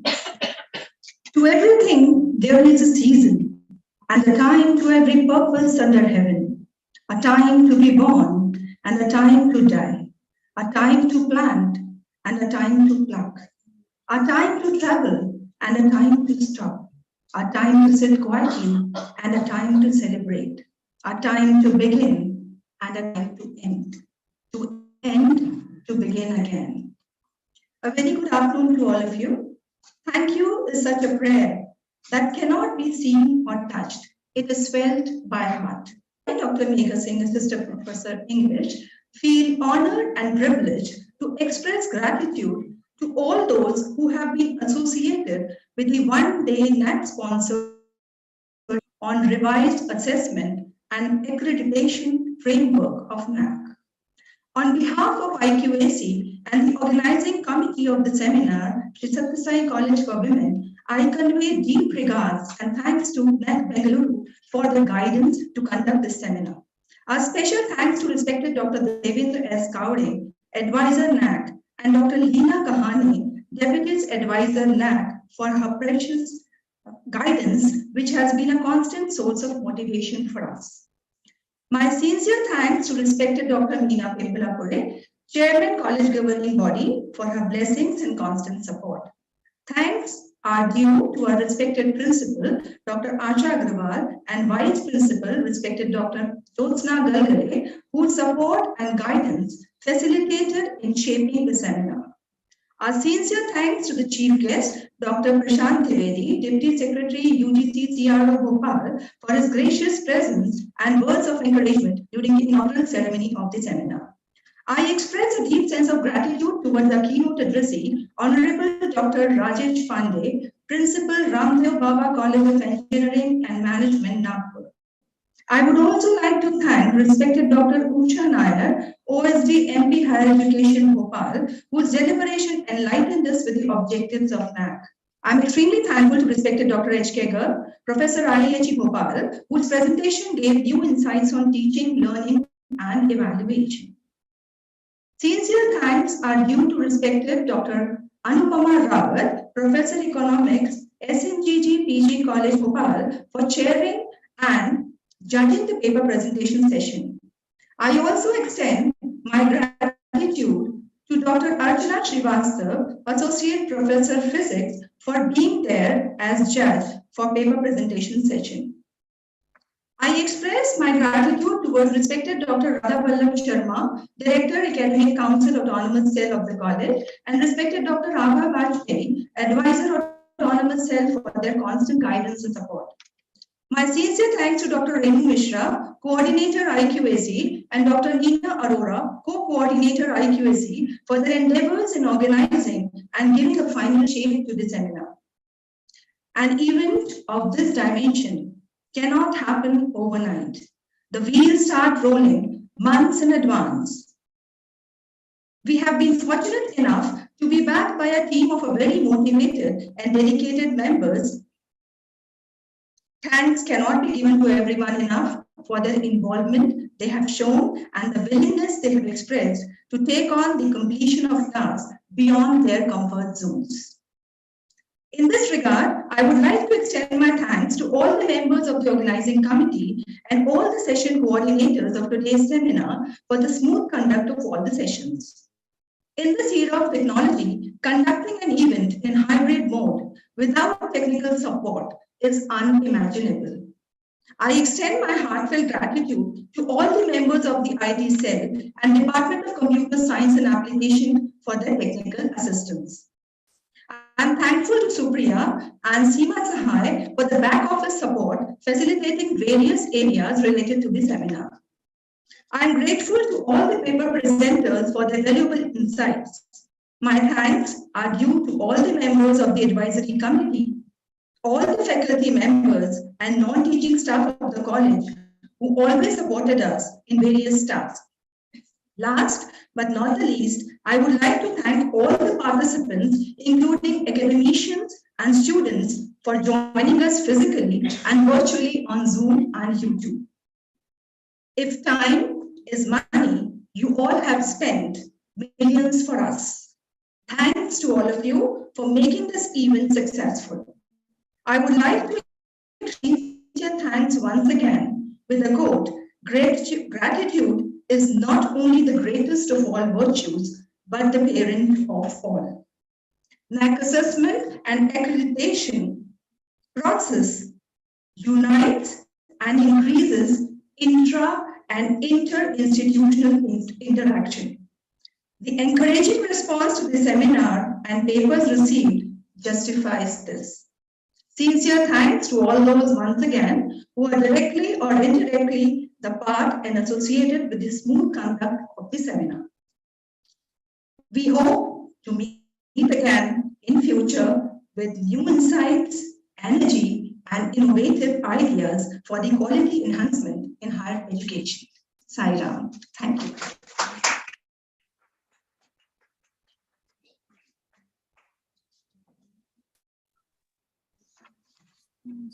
Thank you very much, Megha ma'am.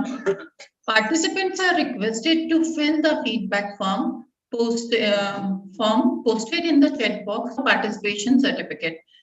Now I request all the guests and participants to stand up for national anthem.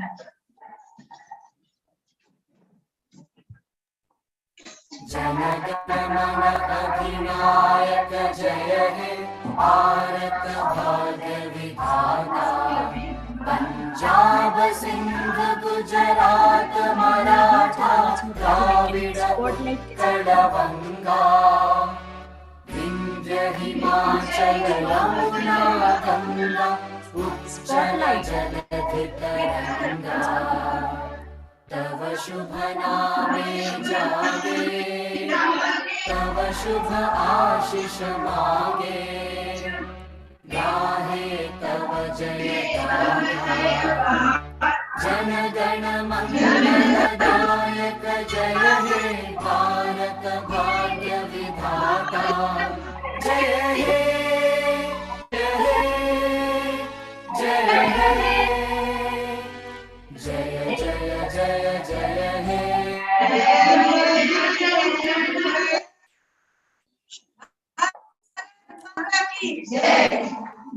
With this, we conclude